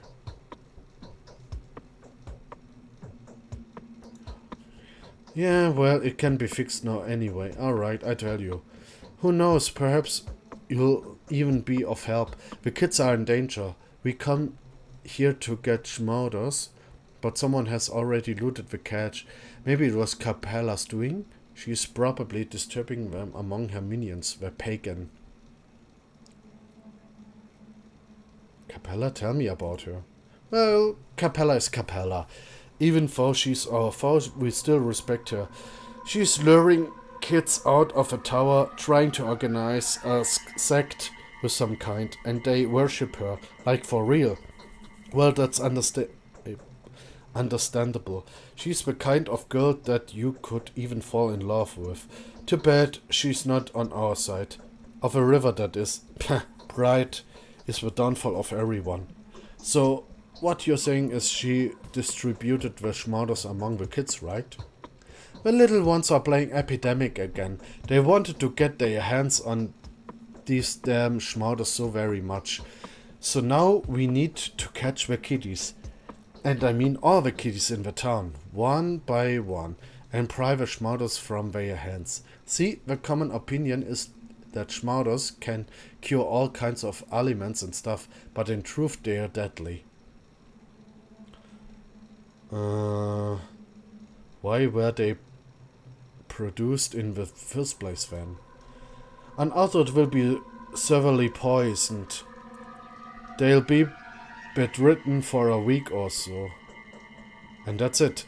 But it spells doom for little kids. How are children supposed to cure themselves then? Children? All children should come to our polyhedron. They'll be safe there. Oh, you mean that odd structure next to the crucible? Please don't tell me someone's living in there. The spectacular tower on the other side of the river. There's no death, no grief, no boredom, and no disease there. That is proven for certain. Only dumb pets leave it voluntary, if you ask me. You have to be an absolutely thick and heartless creature, lacking any semblance of imagination to reveal something of a sort. Alright, I get the general gist. So, das hier ist das Polyhedron. Dieses abstrakte Gebäude. Spitze wie und geht immer größer. Und dann wieder so spitz zu. Und da leben die ganzen Kinder. Ho, ho, ho. The children had already looted the catch. Now the poison is out of the streets. Dozens of packages of it. I've got a sample of the schmauder. Lara would be happy to take a look at it.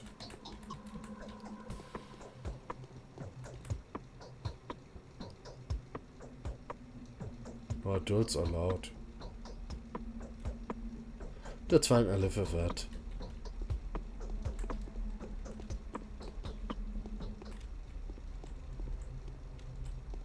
Yo.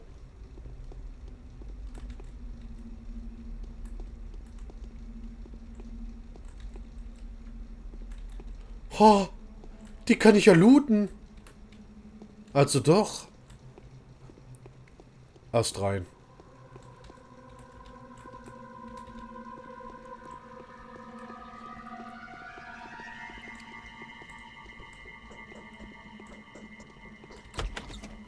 Dann gucke ich mal beim Nachbarnhaus. Jetzt habe ich hier geguckt. Jetzt muss ich mal da noch gucken. Ob es da auch offen ist. Ob da auch die Kinder spielen. Sag mal. Ja, leck mich doch am Keilriemen. Nee, ist abgeschlossen. Okay, dann ist das also das einzige Haus. So, ich bin hier. Stadttheater, The Shelter, genau. Dann zurück zum Shelter.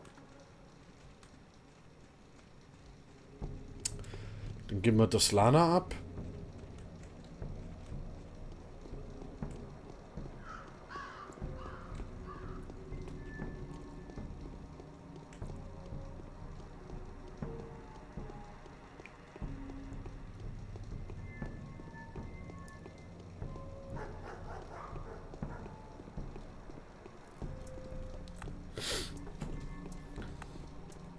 Speichern.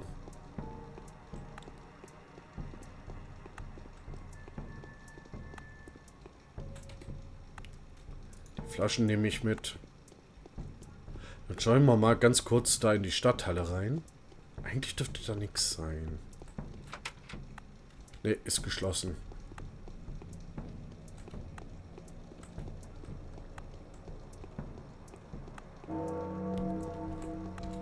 Uhr. Nee, das ist Stadttheater. Die Stadthalle ist hier. Ah. Theater ist geschlossen. Macht erst, keine Ahnung wann auf.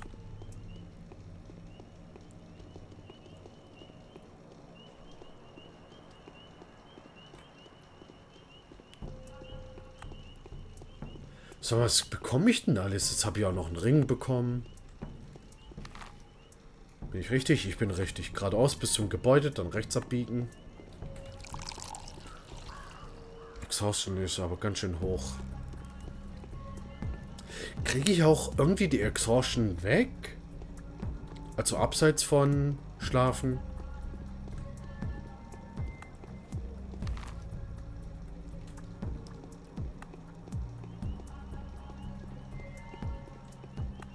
Na, schauen wir mal.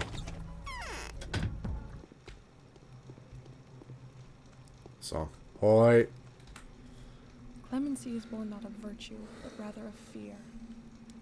I have a very bad feeling. The same feeling plagued me just before my father died. Well, I found it. Unfortunately, the catch has already been looted. Oh, the terror! I found one specimen of a schmados, and I'm going to examine it. Give it to me. Let's throw it into the fire.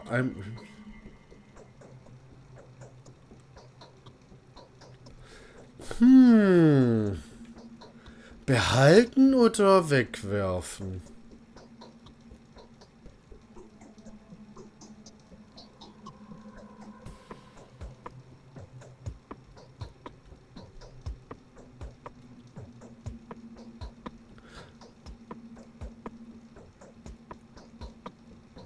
No, I keep it for myself, conversations. Somehow I feel like it may be of use later. Trust me, I'm a doctor.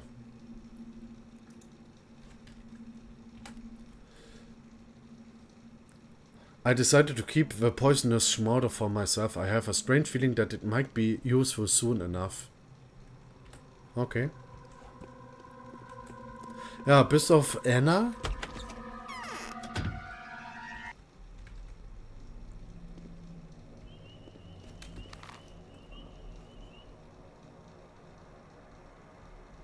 Bis auf Anna Angel habe ich alle Quests soweit gemacht. Jetzt ist nur die Frage, wohin? Ich meine, ich könnte versuchen, zu Eva zu gehen. Vielleicht kann sie irgendwie mir helfen, mich auszuruhen. Dass meine Exhaustion runtergeht.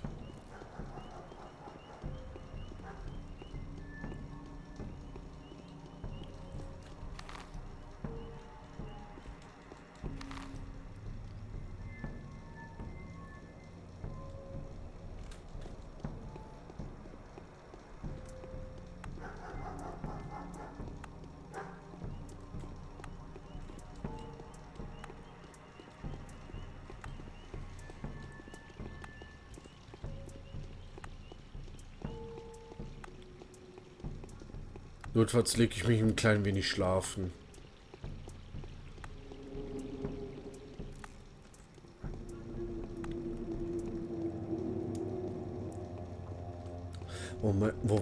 Moment. Hier ist ja die Kein-Residenz. Hier ist noch der Friedhof. Boah, jetzt geh halt da durch. Das ist halt das, auch, wie gesagt, das Nervige an dem Spiel. Du bleibst immer an irgendeinem kleinen Fitzelchen hängen.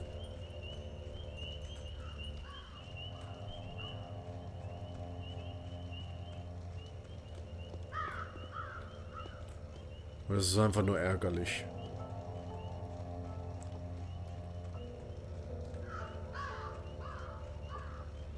Uff, Exhaustion ist richtig hoch.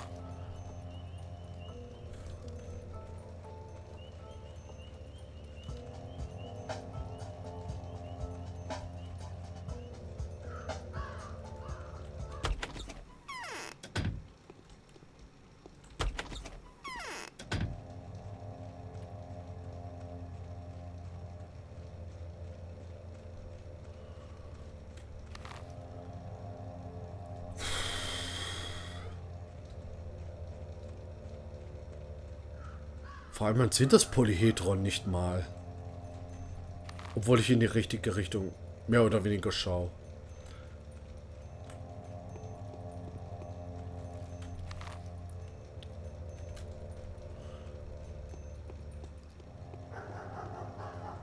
Ja, Tomi, grüße dich. Hoi, hoi.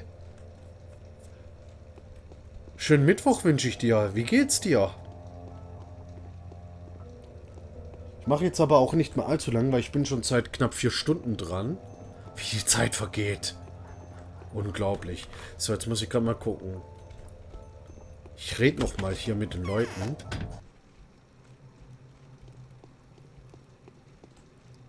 Ah.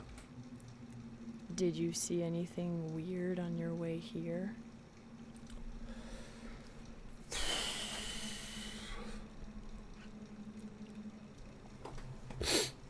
Now listen closely. The time for collusion, secrets and alliances has come. I'm going to ask something of you. I'm not used to that. I'm used to holding the reins. But you are not harnessed. So it would be unacceptable to address you in this manner. I find solace in the fact that my request will be welcome with you. It fits the style of your venture. I'm not an adventurer, my job is no venturer. I hope it never becomes one. Ich bin sowas von müde, liegt wohl an den Medis. Und selbst alles gerade. Ja, heute frei. Morgen noch arbeiten, übermorgen irgendwie den Tag überleben und dann 2 Wochen Urlaub.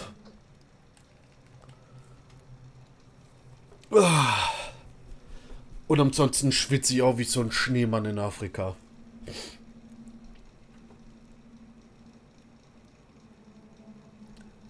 Ich höre, man kann perfekt auswärts. Kann perfekt auswärts? Hä? What? I apologize if my words come across as mangled and silly. I am truly not used to asking, but the nature of my request demands complete and selflessly humility.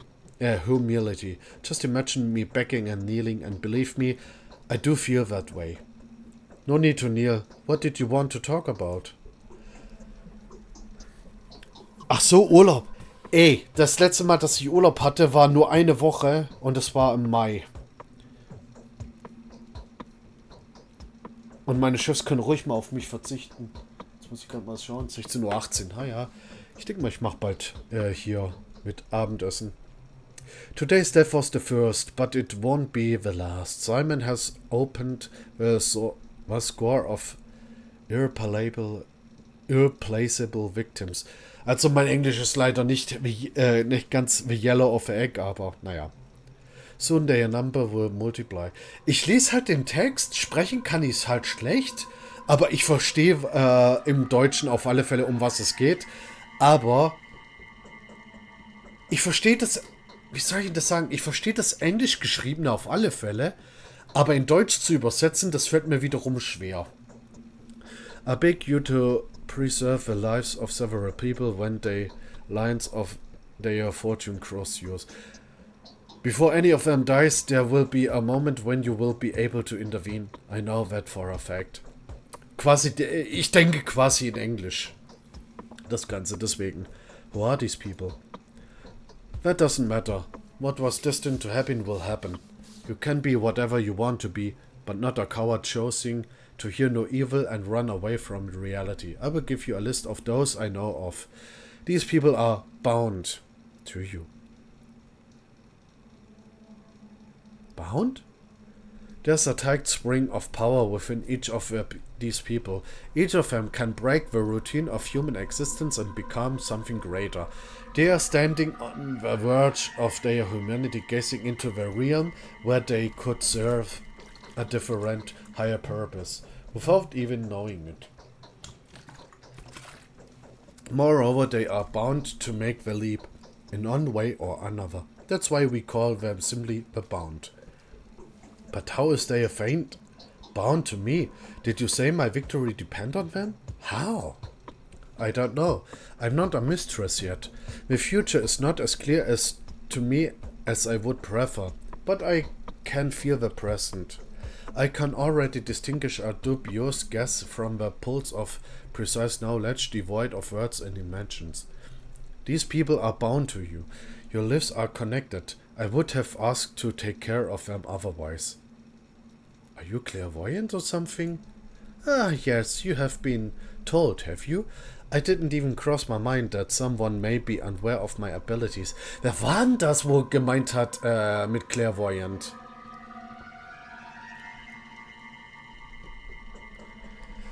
So, ich muss mal los. Etwas Tagwerk will getan werden. Ich wünsche euch noch viel Spaß oder besser Immersion und nicht so heißes Wetter. Bis bald. Osle, dir viel Glück. Viel Glück bei deinem Tageswerk. Dir ebenfalls hoffentlich baldige Abkühlung. Mach's gut, bleib gesund. Fühl dich gedrückt. Und bis irgendwann mal bei dir auch mal wieder, ne? No one here dares doubt them, for they are evident. Yes, the mistress of every ruling house possess special abilities. I'm learning to see the future and transform the present. This fact offers you words a different degree of authenticity. Will you comply with my request? Will you save the lives of the people I name to you? Answer me before going back to Eva. Alright, if it's truly within my power, I'll do my best to save their lives. So, whatever happens, these people must live. Their fates are bound to mine. They may well hold the keys to my victory in their hands. Georgie Kane, Victor Kane, Andre Stammerton, Peter Stammerton, Maria Kane, Eva und Mark Immortal. Die Leute müssen auf alle Fälle überleben.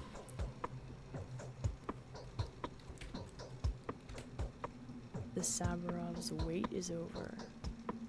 They've always... Gut. Ja. Egal was passiert, egal was kommt. Shit. Tragedy und Executor. Ach komm, was wollt ihr jetzt? The town is small and rather unexpected, isn't it? But there are all kinds of people here. The simple folk and the more remarkable ones. The former will tell you more than they know. The latter know way more than keep a close eye on them. Your victory depends on it. And who are these remarkable people? There are 20-something of them. Easily distinguished by their lodgings of their presence. They called many names. The Bound, the Fate, the Adherents, the Gobus Tackler, the Town Circle. Simon preferred their company to any another. Why? Because it's there what they decide the fate of this town. Don't be distracted by the fact that some one of them look insignificant or disreputable. They will earn their worth. You just give them time. They are the most important joints of a town. Why are you telling me all this? Each day of them will try death by the tooth. Each will put their life at risk. And each one that dies is important. Some of them may take the keys to victory to the grave. Mind that the keys are yours, while the grave is theirs. Others will do the opposite. Don't waste your chance to condemn someone who may get in your way. How do you know what is helpful and what gets in the way? Okay, alright. Dropping you more hints would be cheating. Shutting up now. Allow me to conclude then. Each bound you save will influence the finale of your adventure. Each of them has their own goals and motives. It may so happen that those who seek a different ending survive, and then, well, you be warned. Okay, I'll take into account and will be careful. Es gibt übrigens 4 Endings. Ich glaube, pro Spieldurchlauf gibt es immer 4 verschiedene Endings. Was willst du? There's something in particular we will feel the urge to warn you about. When you speak to the Bound, please choose your words carefully. Do not worry, you will easily be able to make out what kind of a person is standing before you, an observant man that you are. So use that skill when dealing with the Bound. Some of them are indeed worth insulting, whereas others need to be threatened with utmost respect. I have no idea what you're talking about. Every line you utter will have consequences. News spreads rapidly around here. If you spoil your reputation in one place, you'll have to re-up what you have sown in another. Restore your good name in the south, and you receive a warmer welcome in the north. They will heed every word you say, and you'll be rewarded. Not by means of money, I hope? A handful of money? It's not a dialogue fee. Don't get me wrong. Never refuse to take small sums of money from the bound.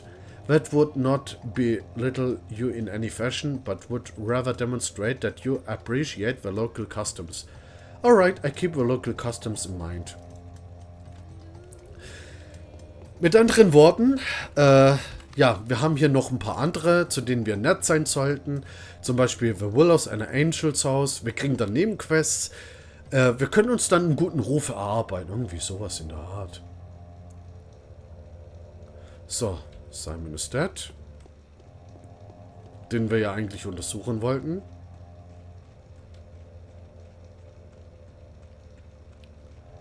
Dann reden wir nochmal mit Georgie.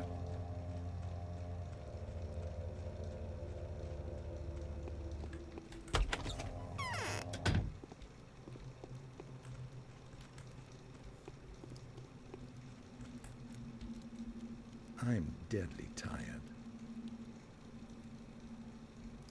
Which of the locals could help me? Whose words can be trusted? I don't know for how long you will have to remain here, Doctor. You are most welcome to be my guest, even though I won't try to keep you while you are here, though, and especially since you are trying to find out the truth. It is my duty to offer you a piece of advice. I would be most grateful for it. This remote place has a history of its own. There's not enough time to retell it to you, which is unfortunate since it is the background of a town that may possibly justify some local conveniences that will most likely seem barbarity to an occupation like yourself. What traces did history leave in your society then? There are three truths that rule this town. Three origins. Three ideas, if you like. For several generations, these three powers have been in conflict with each other. I suspect none of them can exist without the other two. They each of them still strives to dominate. Each of them has its own voice too.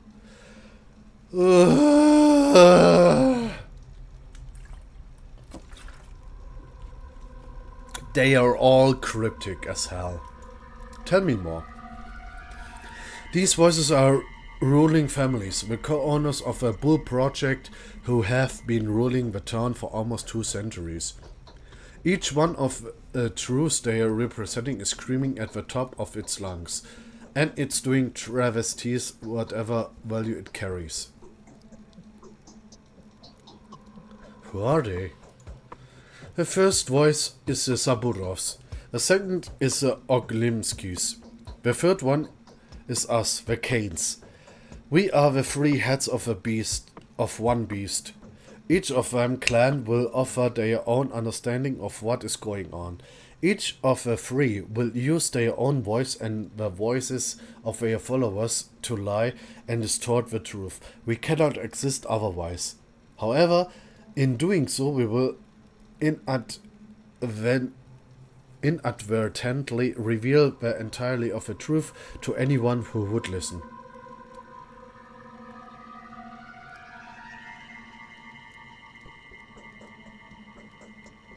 You suggest I believe you? I suggest you believe no one. Perhaps I'm the only one of the 3 rulers that would ask you to disregard these very words. If nothing else, I hope it will win me your favor. At least I'm offering you honest advice. You should never trust any of us completely. Neither the Canes, not the Olgimskis, not the Saboros. I do not trust anyone blindly. That goes against my principles. Furthermore, each of us will try to paint a rather ungainly picture of the other 2. Most likely we will fill you in on the negative sides of each our faction and withhold anything that is good about them. That is inevitable. None of us will stop to outright slander, so everything that will be said will most likely be true. But this truth will be one-sided and incomplete. Listen carefully to what we say and take it into account. Thank you. The stories of the... Oh Gott, es geht ja noch weiter. The stories of the evil that the Canes have unleashed unto the world are partially true. Do not feel obliged to act in our favor. As you can see, I will stop before nothing to ensure as unbiased investigation. The lack of pre-justice I want to instill in you is the one and only reason why I'm making a confession like this. I do not want my brother to have died in vain. I will take your word seriously, do not worry.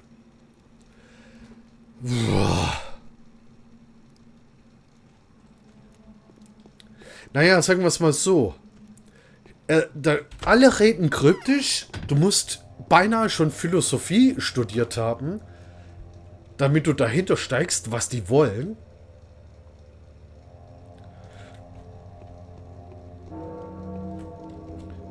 Die Zeit ist dein größter Feind.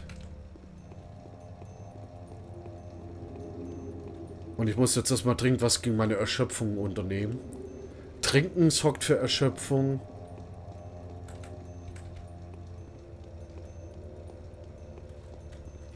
Wo bin ich denn überhaupt? Ach, da.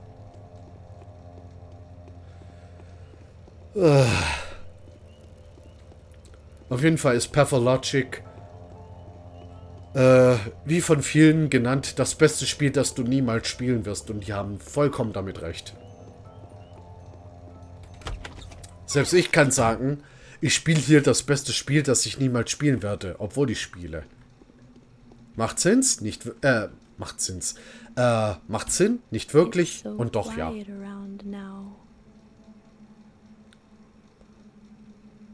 That only singing outside the window is ignoring me. Who could be singing at this time? Very little time has passed by and I feel hungry and exhausted again. Since you've decided to fight death, you will have to be very careful. It's a temple. You will be dying with every breath of your audio. We are dying with every second of our life. It's exactly an annoying phenomenon that I have challenged. But since you've heard of Tanatika's achievements, I'm not going to waste your time monologuing. What am I supposed to do? Not breathe your air? Should I have stuck off air from the capital? What does September have to do with it? This step is full of various herbs. They fill the air with dizzying vapors. White whip, twire, and swavery are dangerous in August and September. When herbs surrender their juices to the sun. People tend to get headaches this time of year. Heart sufferers lie in bed with pains. My heart aches too. How do you people live here? Twire is a rare herb, so usually it's bearable, but this year it's unbelievably plentiful. The elderly say that this is phenomenal. Nothing like this happened before. They think it's a bad omen.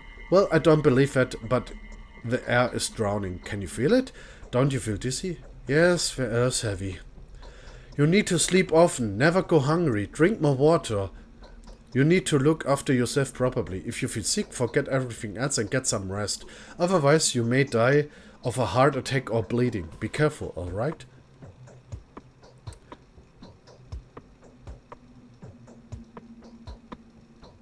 Wer in unverständlichen Sätzen spricht, darf, nein, muss getötet werden. Altes Assassin-Sprichwort.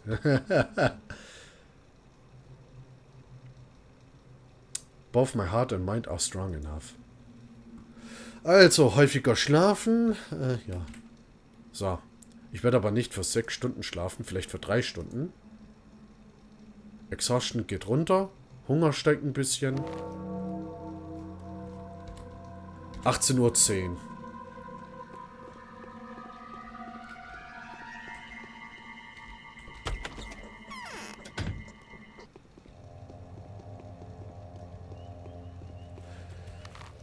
Jetzt muss ich gerade mal nachgucken. Railway Station. Ah, ich bin ja eigentlich recht nah dran. Okay. Stadttheater.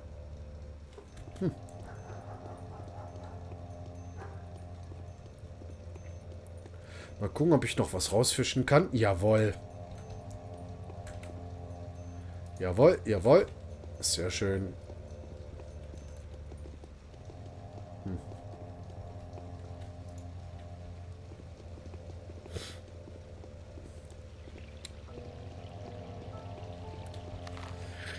So, mal gucken. Window of das Haus, ja. Aber ich habe mich nicht hochgeheilt.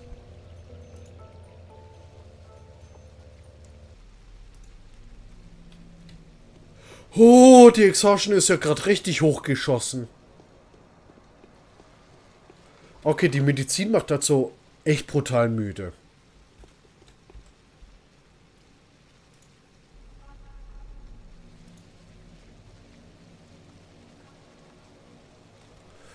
Rather than a sleeping drought. Okay, restores a small amount of health für 3 Sekunden kurz for strong strength during sleep.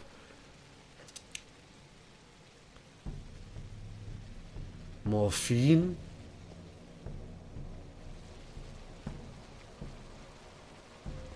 Reduce fatigue. 8 Stunden. Increase health 2 Sekunden pro Stunde. When sleeping. This lasts for 10 hours. So. Nehmen wir mal hier so einen Gummischlauch. Um mich zu heilen.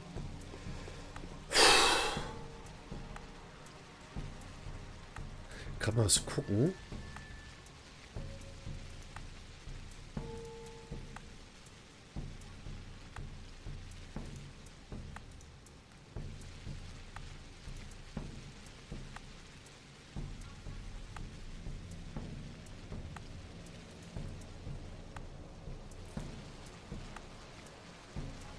Ey, Junge, Junge, Junge, Junge.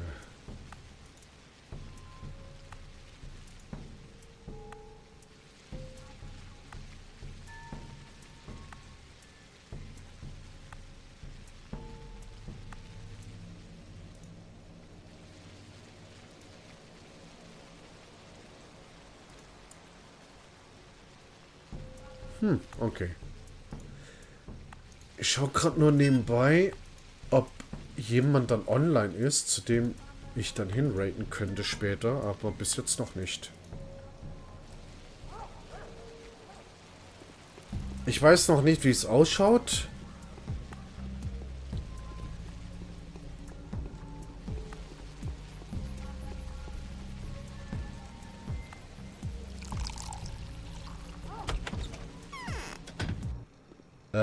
Wie es ausschaut, im Sinne von ja, wie lange ich noch mache, weil das ist leider hier alles zeitabhängig. Katerina thinks Claire is a messenger from heaven.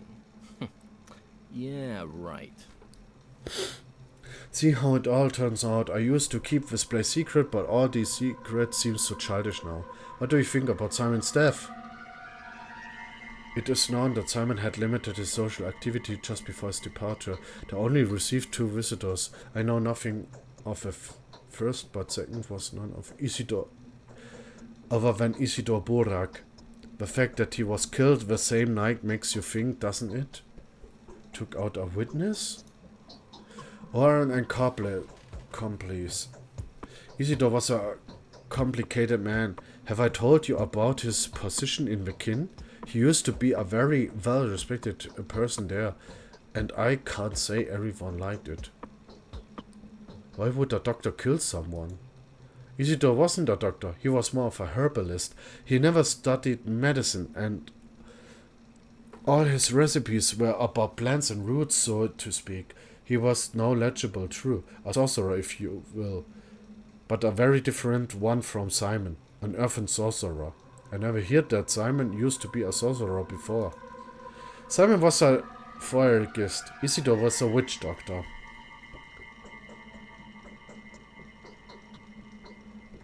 And you think Isidore, the witch doctor, has managed to achieve the unachievable? A possible theory, but rather questionable. So, mal gucken halt. Falsch. Hier, Q.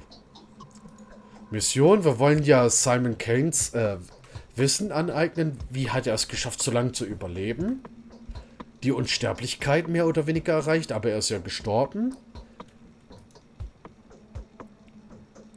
To find out who killed the immortal Simon Kane.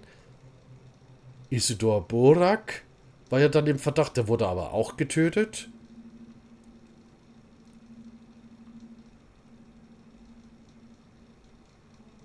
Habe ich das eigentlich hier? The investigation of a double murder has introduced a few additional considerations. It is highly possible that Simon died to someone unfamiliar disease. Stark Rubin, the town medic, should be warned at once. If he touches the body, he may contract whatever disease still remains there.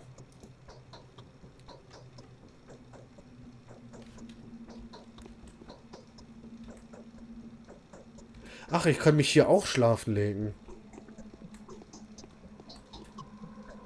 Ich schlafe mal für 2 Stunden.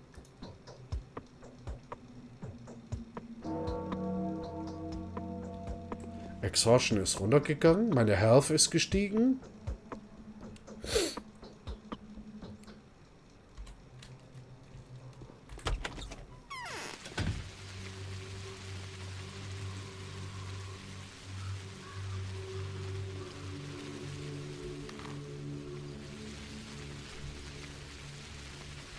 Mal gucken, ob Ruben jetzt da ist. Ich muss ihn nämlich warnen. Lass die Finger von Simon Kane. Ansonsten geschieht ein Unglück. Nach dem Motto.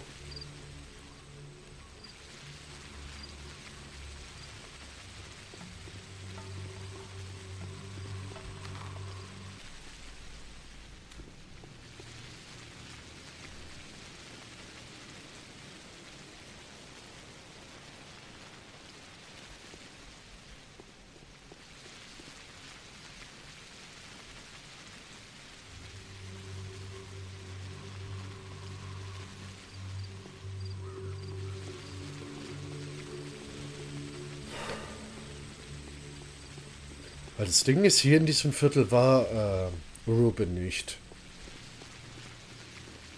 In seiner Hütte. Ich hoffe nur, dass er jetzt da ist. Ist er aber nicht, weil er irgendwo versteckt ist.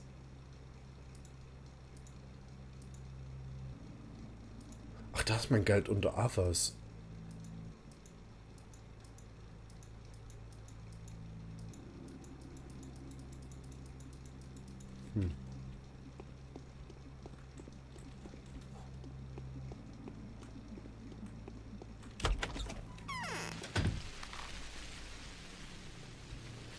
Ai.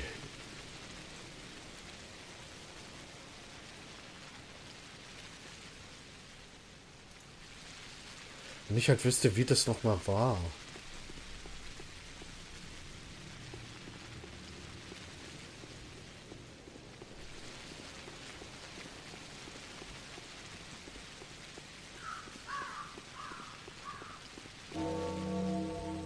21 Uhr.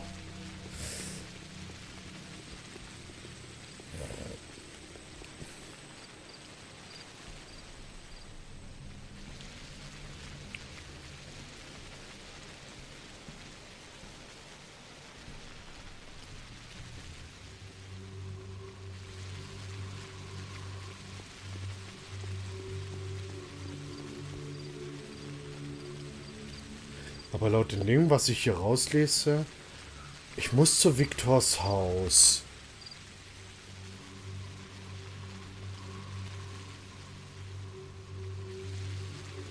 Ach du Kacke!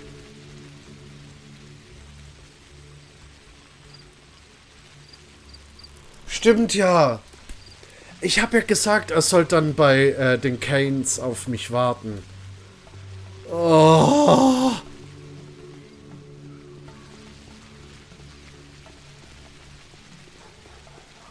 Ich Trottel.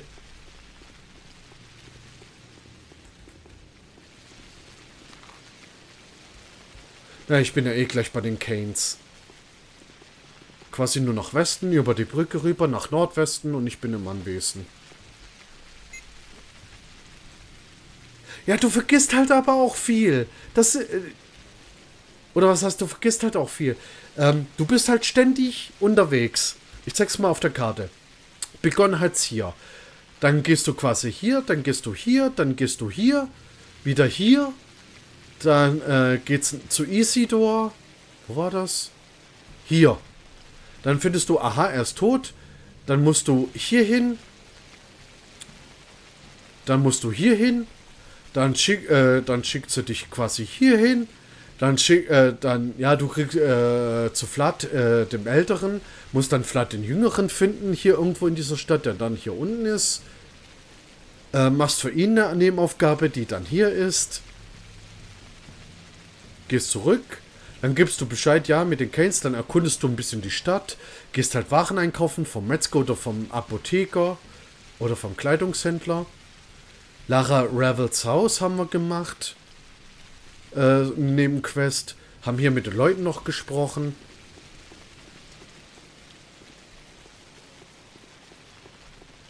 Ich muss aber gerade mal gucken. Today's Quest.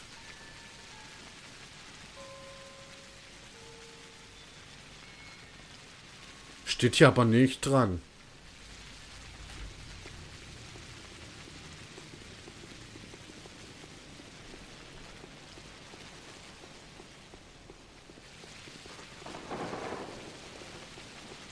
Ein wahrer Held geht seine Wege, die es braucht. Frag Odysseus oder Mo. Ja, allerdings. So, ich bin ja gleich bei den Canes. Und ich kann ja nur maximal 6 Stunden schlafen. Das heißt also, ich müsste meinen Schlafplan so legen, dass ich um 6 Uhr morgens maximal 6:30 Uhr, 7 Uhr wach werde. Ich finde es halt klasse, wie hier diese Glockenuhren.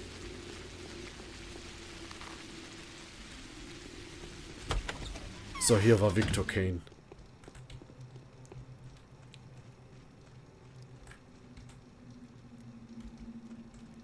Ja, okay. Perfect valor is to do without witness what one would do before all the world. I haven't slept for 3 nights straight. I don't think I'll manage another one. Stanislav Rubin. Greetings, friend. I heard news of your arrival. Everyone has. Are you here to examine the body as well?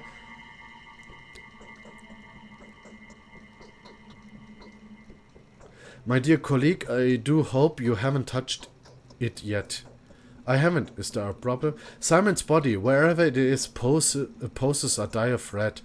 I suspect he has died of a contagious disease. Are you sure? Well, doesn't matter anyway. If it's that thing again, what do you think it is?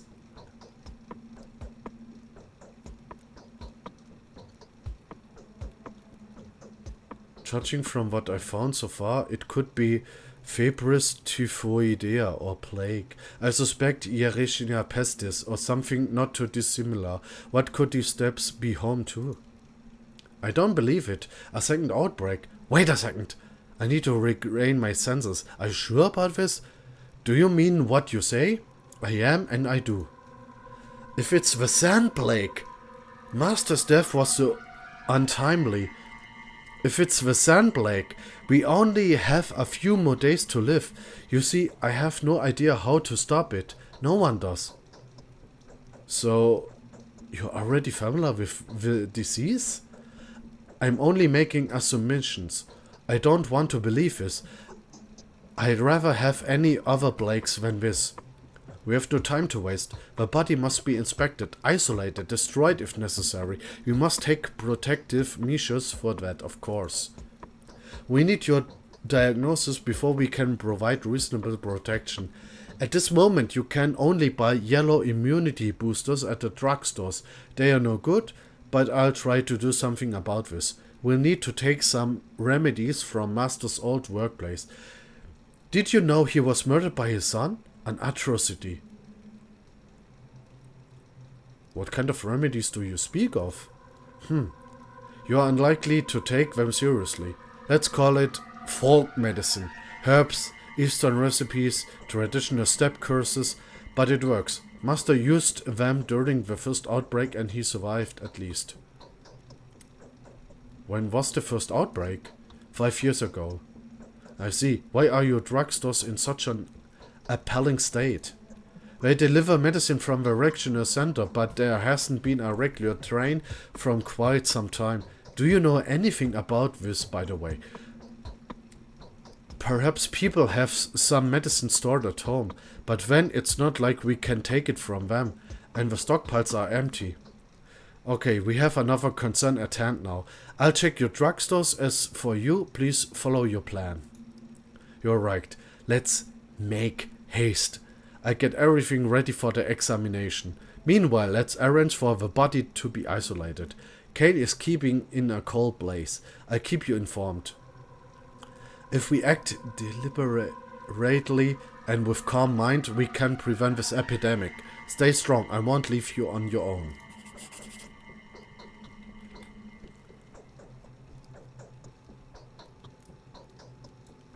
We have identified the killer, although we've yet to approve it. Ruben will collect the necessary equipment to protect him as he works with the bodies. In the meantime, I should inform Georgie Kane of what the primary investigation has shown. Tja, sieht so aus, als hätten wir Corona. Oder was heißt Corona? Als hätten wir Corona-Ausbruch. Hier ist es in diesem Spiel allerdings bekannt als die Sandplage. Oder die Sandpest.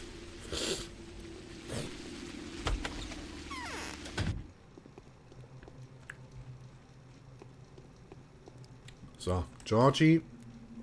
The town will meet its death at the hand of Simon's murderer. That much is certain.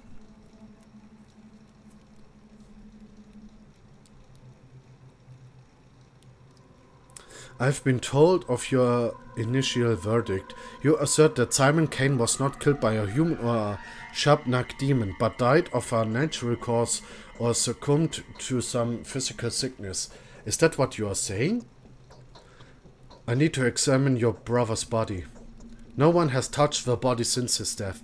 The tradition kept in our family forbids us from seeing the dead until a certain time has passed. The required period of time will last until tomorrow, but I will not stop looking for the killer until you are able to convince me that your assumptions are true. If he was infected, then how did it happen? Next thing you tell me, it was Isidore that brought the disease into our family home. The most convenient proof would be a body examination. Even if he was deliberately infected by some supernatural entity, I still need to make sure I am right.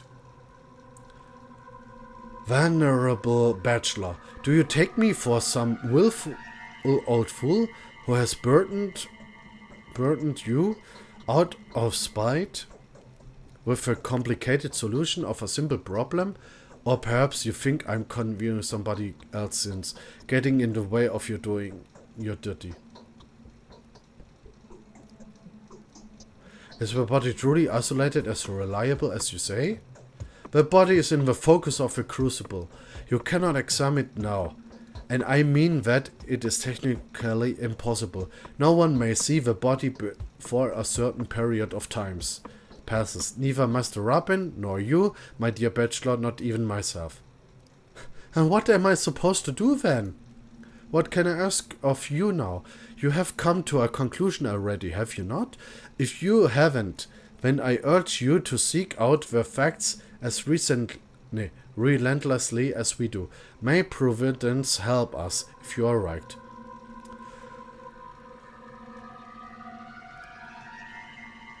Alright, let's wait for the period of times to pass.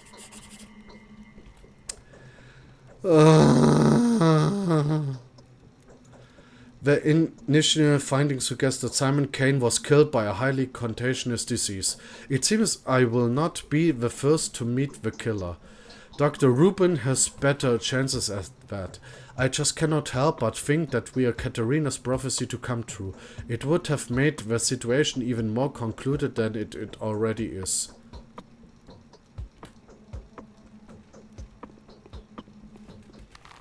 Und nu?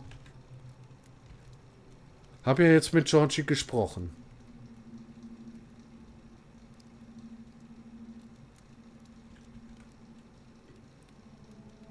Ich glaube, dann bin ich eigentlich mit dem Tag fertig.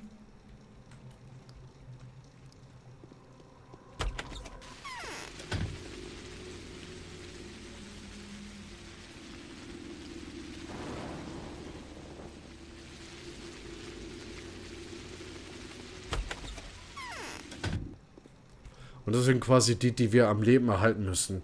Die Kane-Familie, Georgie Kane, Victor Kane, Maria Kane, Andre Stammertin, Peter Stammertin,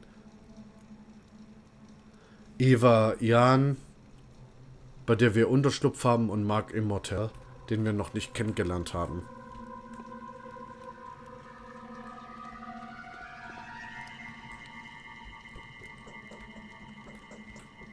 What? There's no need to worry you. Okay.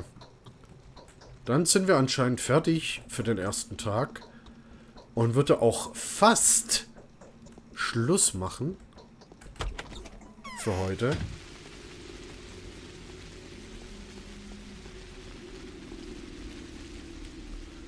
Oh. Katrina's warning. You must make haste. The sun will set in 4 hours. Unless you are able to recognize where Subnax skies, she will kill you before nightfall.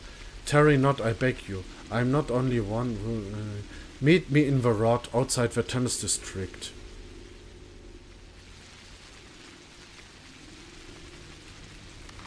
Shit! Wo ist jetzt the rod? War doch irgendwo hier oben. Ah. Wie viel haben wir? Ja, ganz große Sahne. Ich hoffe, das schaffe ich alles in der Zeit. Weil ich glaube, ab Mitternacht gibt es im Stadttheater immer ein Theaterstück, das wir ansehen können.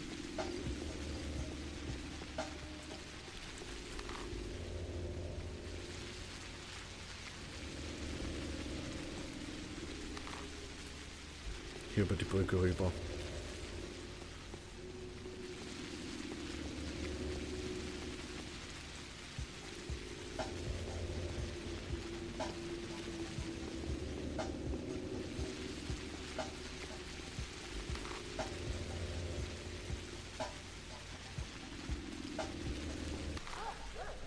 Oh, ich muss irgendwie dann hier... Oh, komm.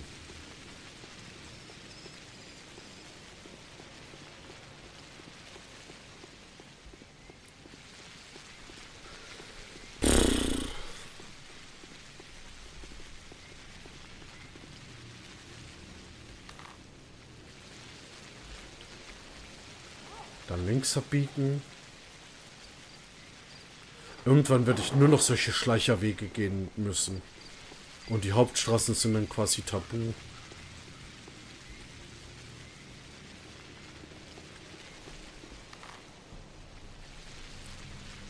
Geradeaus weiter, links und...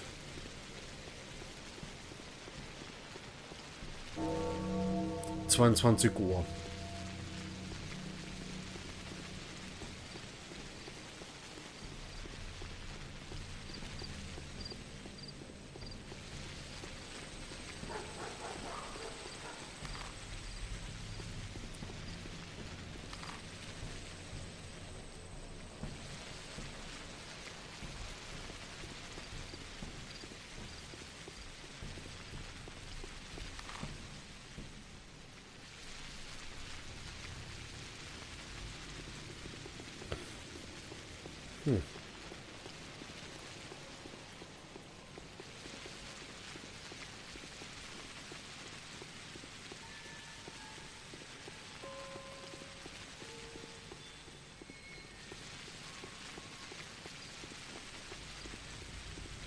So.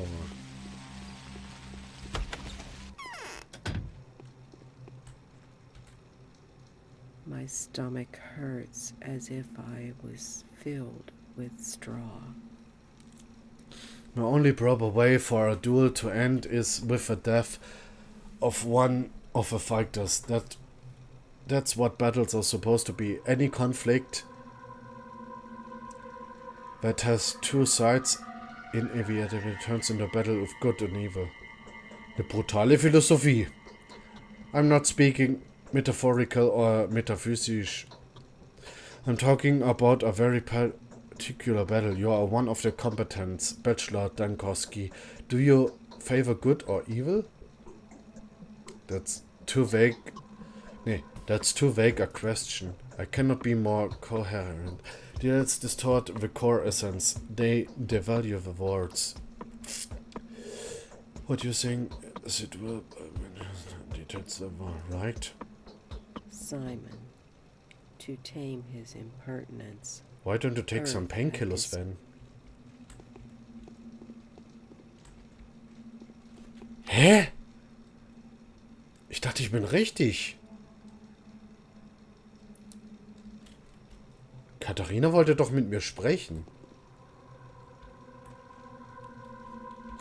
The wheel of my fortune has touched me in a dream. Laut Brief.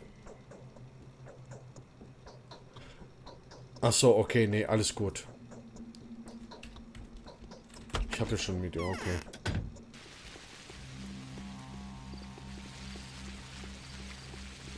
So, ich bin gespannt. Nächster Halt.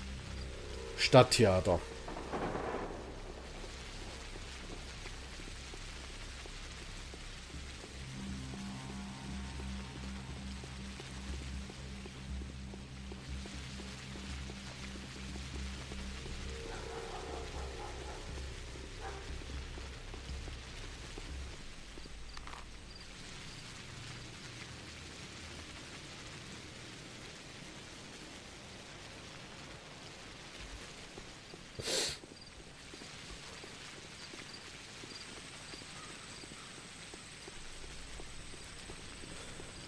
Puh.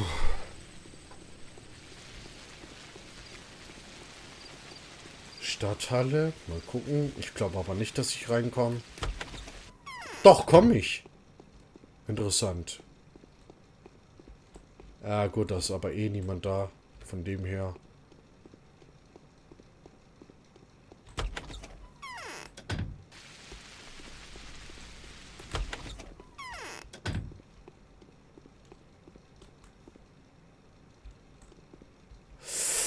Yikes.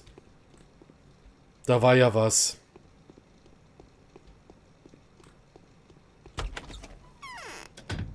Gefängnis beziehungsweise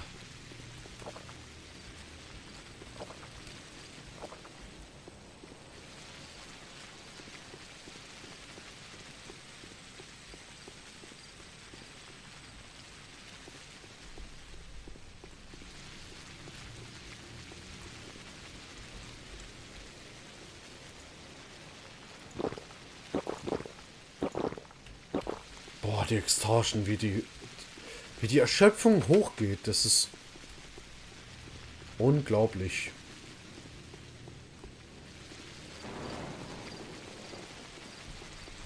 Eigentlich sollte, wenn man Wasser trinkt, die Erschöpfung gelindert werden. Aber nicht hochsteigen.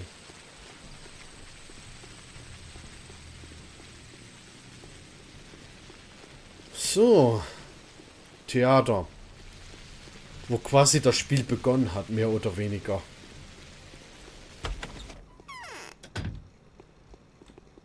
Und hier haben wir ihn. Hier haben wir ja quasi begonnen, das Tutorial da oben. Oder was ist das Tutorial? Und haben dann quasi hier die drei gesehen. Bachelor. Hier ein Tisch mit 3 Stühlen. Dann hier Haruspex und Changeling. We find very few ungrateful people when we are able to confer favors. Ich weiß nicht warum, aber bei Mark Immortal muss ich irgendwie immer an Ding denken, an Mark Hamill. So ein bisschen vom Aussehen. Ich weiß nicht warum. The theater welcomes the distinguished audience at any time. There's a performance of a mask every evening, and the blood gets rinsed off every night. The rest of the time slots are filled with a puppet show. But that's not all we have. Magic tricks, fortune telling, dream reading. Whoever has eyes, let them see. Is this a theater? It's really small. True, this is a chamber theater. And since I have the pleasure of being the booking agent, director, and the impresario around here, I can also tell you that our shows are not for everyone's eyes. When is your next performance? Thanks for you to decide. You are a part of the lineup. The play script is not yet complete, you see? Everything depends on your actions. You won't have to wait long. When will the play script be approved? Your fate isn't bound yet. It will take time, effort, and of course, your direct participation. Come to see us every evening. We'll show how you're doing bit by bit. I will definitely come by.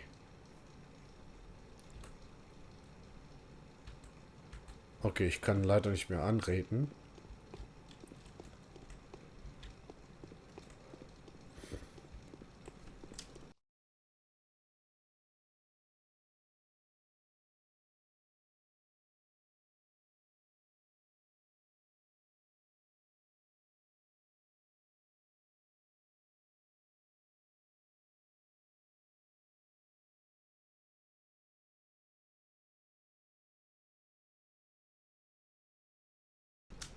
Ups. So, da musste ich kurz niesen. Oder das Theater ist noch nicht aktiv. Und es kommt erst ab dem zweiten Tag.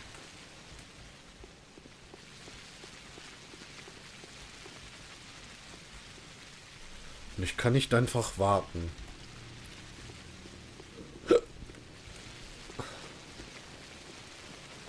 Gleich 23 Uhr.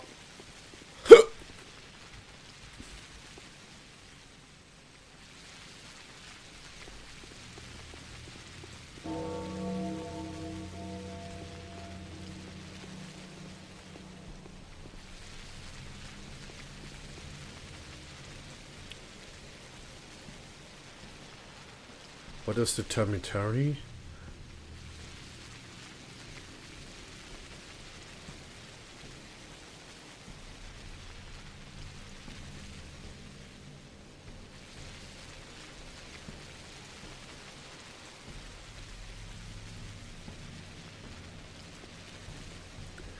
Ach, das ist das Termitary. Oh boy.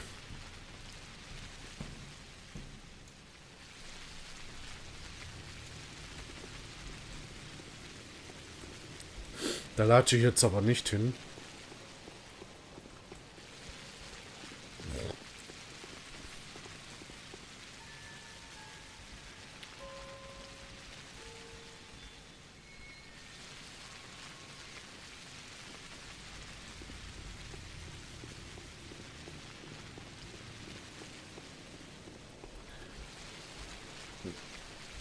Reputation ist gut. Okay, Armor Tasks.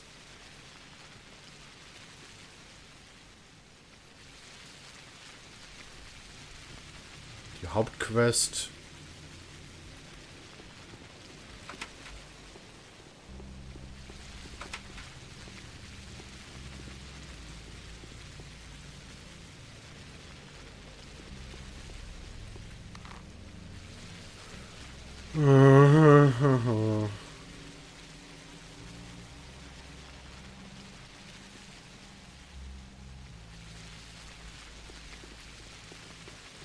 Irgendwie bin ich schon fast gewillt, dort mal dorthin zu laufen, aber es bringt mir ja nichts.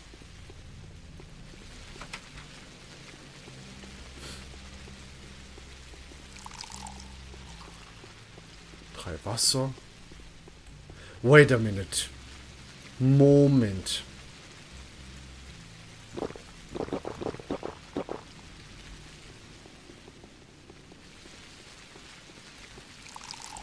Ah. Ich verstehe.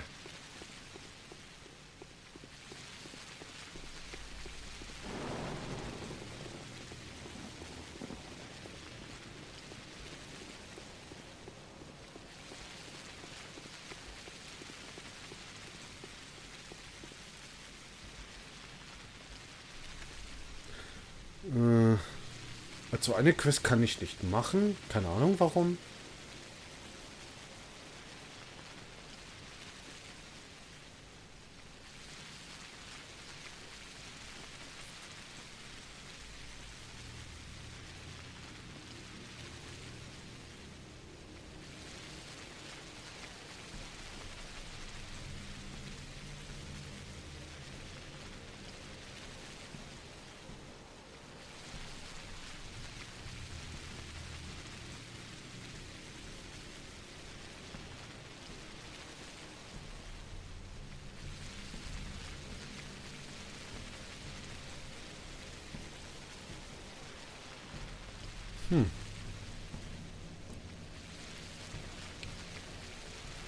Wie viel Uhr? 23:20.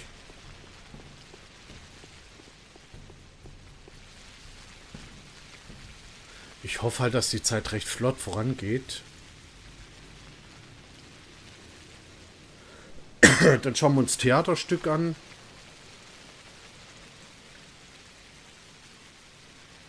Dann ab zu Eva. Bis zum nächsten Tag schlafen. Speichern vor allem. Und dann war's das. Weil ich krieg echt Hunger. Und das Einzige, was ich heute Morgen hatte, war ein Müsli. Sollte jetzt auch mal so langsam was Vernünftiges essen.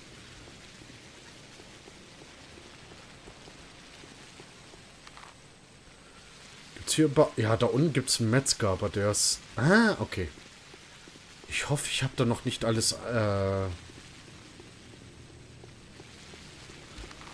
weggekauft. Und hier gibt's noch einen Metzger. Ach, egal. Eins nach dem anderen.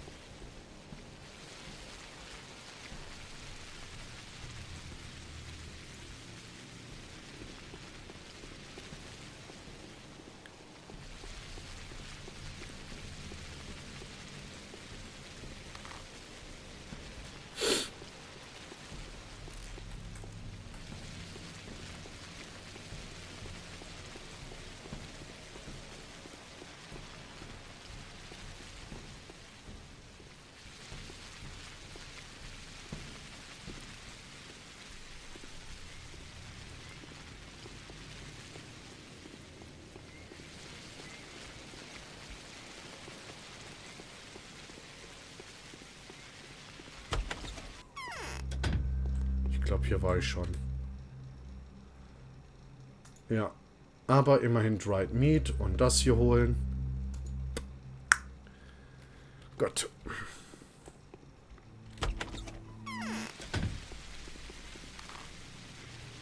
Würde ich noch brauchen. I guess.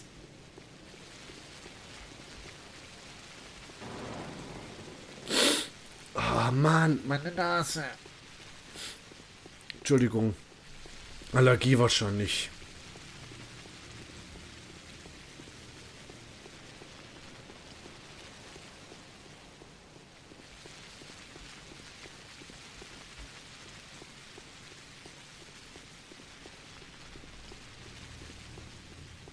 Ich bin mir nur unsicher, ob es nachts immer regnet. Tagsüber ohne Regen, nachts überregnet. Wie viel Uhr? Gleich so ist es soweit. Hoffentlich gibt es dann das Theaterstück zu sehen. Zumindest hoffe ich es.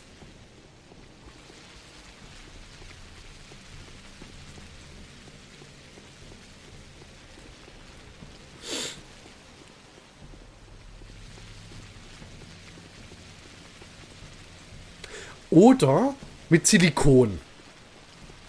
Nimmst du Kartusche, Silikon rein und dann zukleistern. Soll auch ganz gut helfen.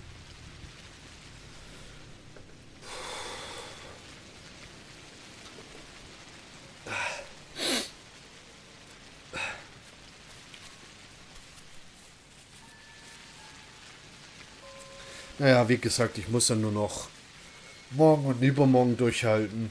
Bin 2 Wochen Urlaub. Da freue ich mich schon drauf. The day is over. Your timely efforts allowed your supporters to remain unharmed. A new mime performance is being rehearsed at the theater.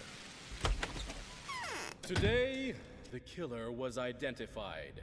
Its nature turned out to be completely unexpected. The enemy is found and named.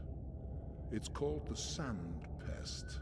The contagious plague is threatening to ruin everything here. How can a killer like this be punished? How can a villain like this be struck? He can't. It's impossible. By pulling a knife on it, you'll just cut an innocent body. I think I should go. Nothing to be done here anyway. You should go. Go then. Wherever you please. Shoo!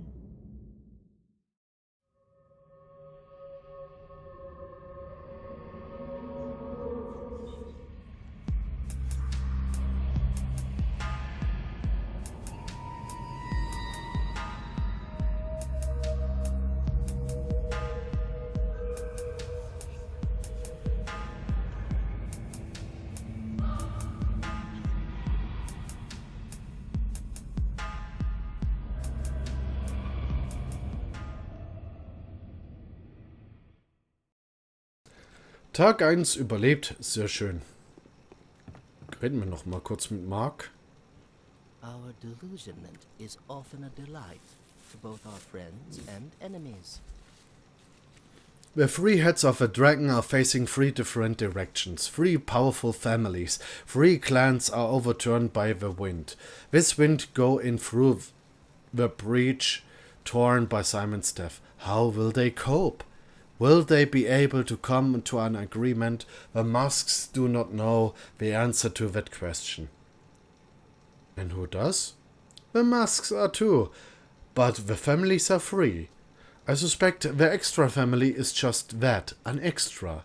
It's superfluous. Someone will have to let go of their power, before their fellow men remember a different art of letting. Letting it go to their head? Bloodletting, fading into non-existence voluntary, is still better than perishing under the pressure, but on you by implacable foes. Wouldn't you agree? More or less. So, Theaterstück angeschaut.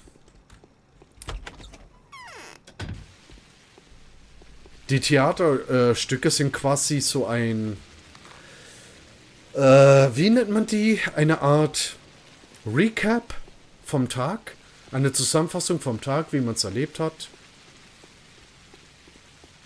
Wir sind jetzt quasi in Tag 2.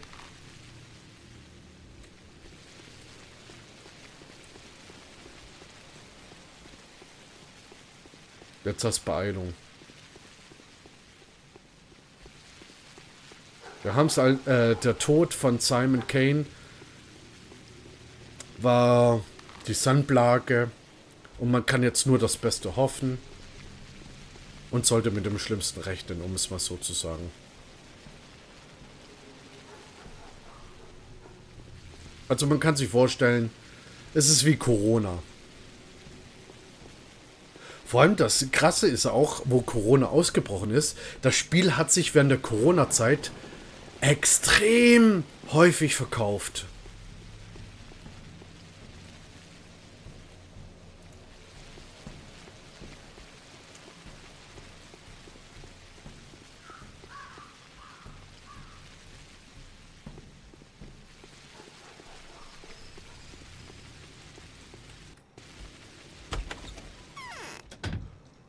So, kurz noch einmal mit Ding quatschen.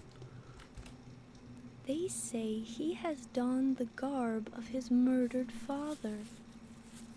Is it true? The thing you found out? You don't have to comfort me.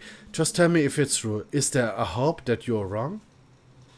I've learned a lot of things in the last couple of days that I would have never considered to be true before. The sand dirt. Is it true? Has Simon died of a sand pest? My colleague Ruben suspects as much. When we need to run away from here, Daniel, immediately, even if we have to move exclusively by foot, we need to go now. We will die in the steppe, of course, but at least it won't be as excruciating. I can't leave, Eva, but I can help you leave. No, I won't leave this place without you, but we can't stay here. I'm not afraid of death, you know. I once jumped off a building site and only survived by a miracle, but I don't want to die of this. Please let us all leave.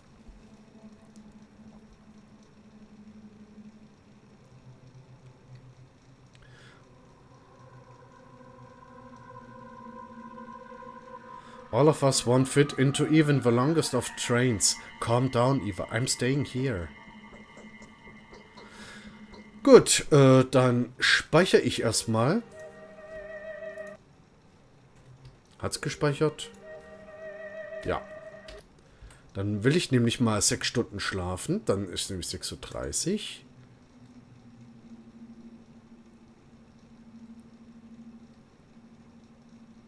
Exhaustion geht fast komplett weg. Yes?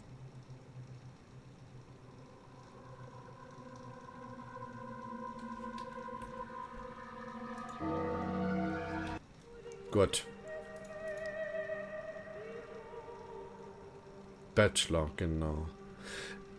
Dann machen wir da eines Tages weiter. Wann das sein wird, weiß ich noch nicht. Ich habe es ja heute nur quasi gespielt als Ersatz für Star Wars The Old Republic, weil die Server ja down waren, weil da der neueste Patch drauf geknallt wurde.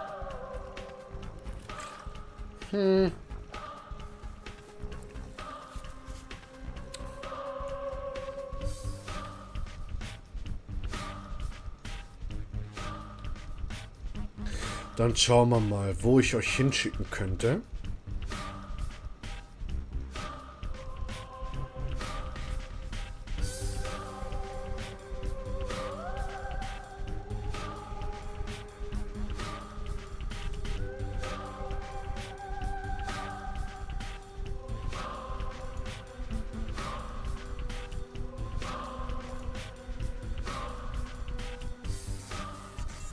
Jo, Tommy, dann dir noch einen schönen Abend. Schade, Domach ist es nicht online, aber sie macht auch Mittwoch, glaube ich, nichts. Madel ist nicht online, sie hat ja gestern ja gemacht. Auf jeden Fall schönen Abend wünsche ich dir. Später, viel später eine gute Nacht. Eine gute Zeit vor allem erstmal. Und man sieht sich, denke ich mal, bei Domaris oder sonst wo. Wird man sich auf alle Fälle über den Weg schreiben. Mal gucken, wo könnte ich euch hinschicken? Ich hätte 2 zur Auswahl. Zu Alpha mit Sea of Thieves. Oder zu Chavella mit 7 Days to Die. Oder Val. Streamt er? Ich schau mal kurz, weil ich habe keine Notification bekommen.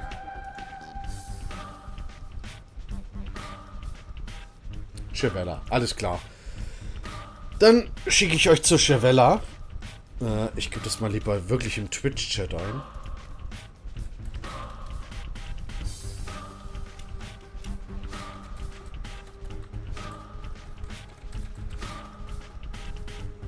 Und falls sie fragen sollte, was gespielt wurde, einfach beantworten. Das beste Spiel, das sie niemals spielen wird. Weil es stimmt auch. Das steht selbst auf Steam. Pathologic is the single best and most important game that you've never played. Pathologic ist das beste Spiel, das man niemals spielen wird. Naja, so. Auf jeden Fall, Raid ist gestartet. Da wünsche ich euch ganz viel Spaß bei Chavella und 7 Days to Die. Ist ja immerhin die Alpha 21. Und ich wünsche euch dann jetzt auf alle Fälle einen schönen Abend. Danke fürs Dabeisein für 4,5 Stunden, sehe ich gerade. Also ein Tag hat 4 Stunden gedauert, kann man sagen. Tag 2 wird dann keine Ahnung wie lange dauern. Mal gucken. Auf jeden Fall wünsche ich euch jetzt ganz viel Spaß bei Chavella. Schönen Abend, bleibt gesund, lasst euch nicht unterkriegen, macht's gut und bis dann.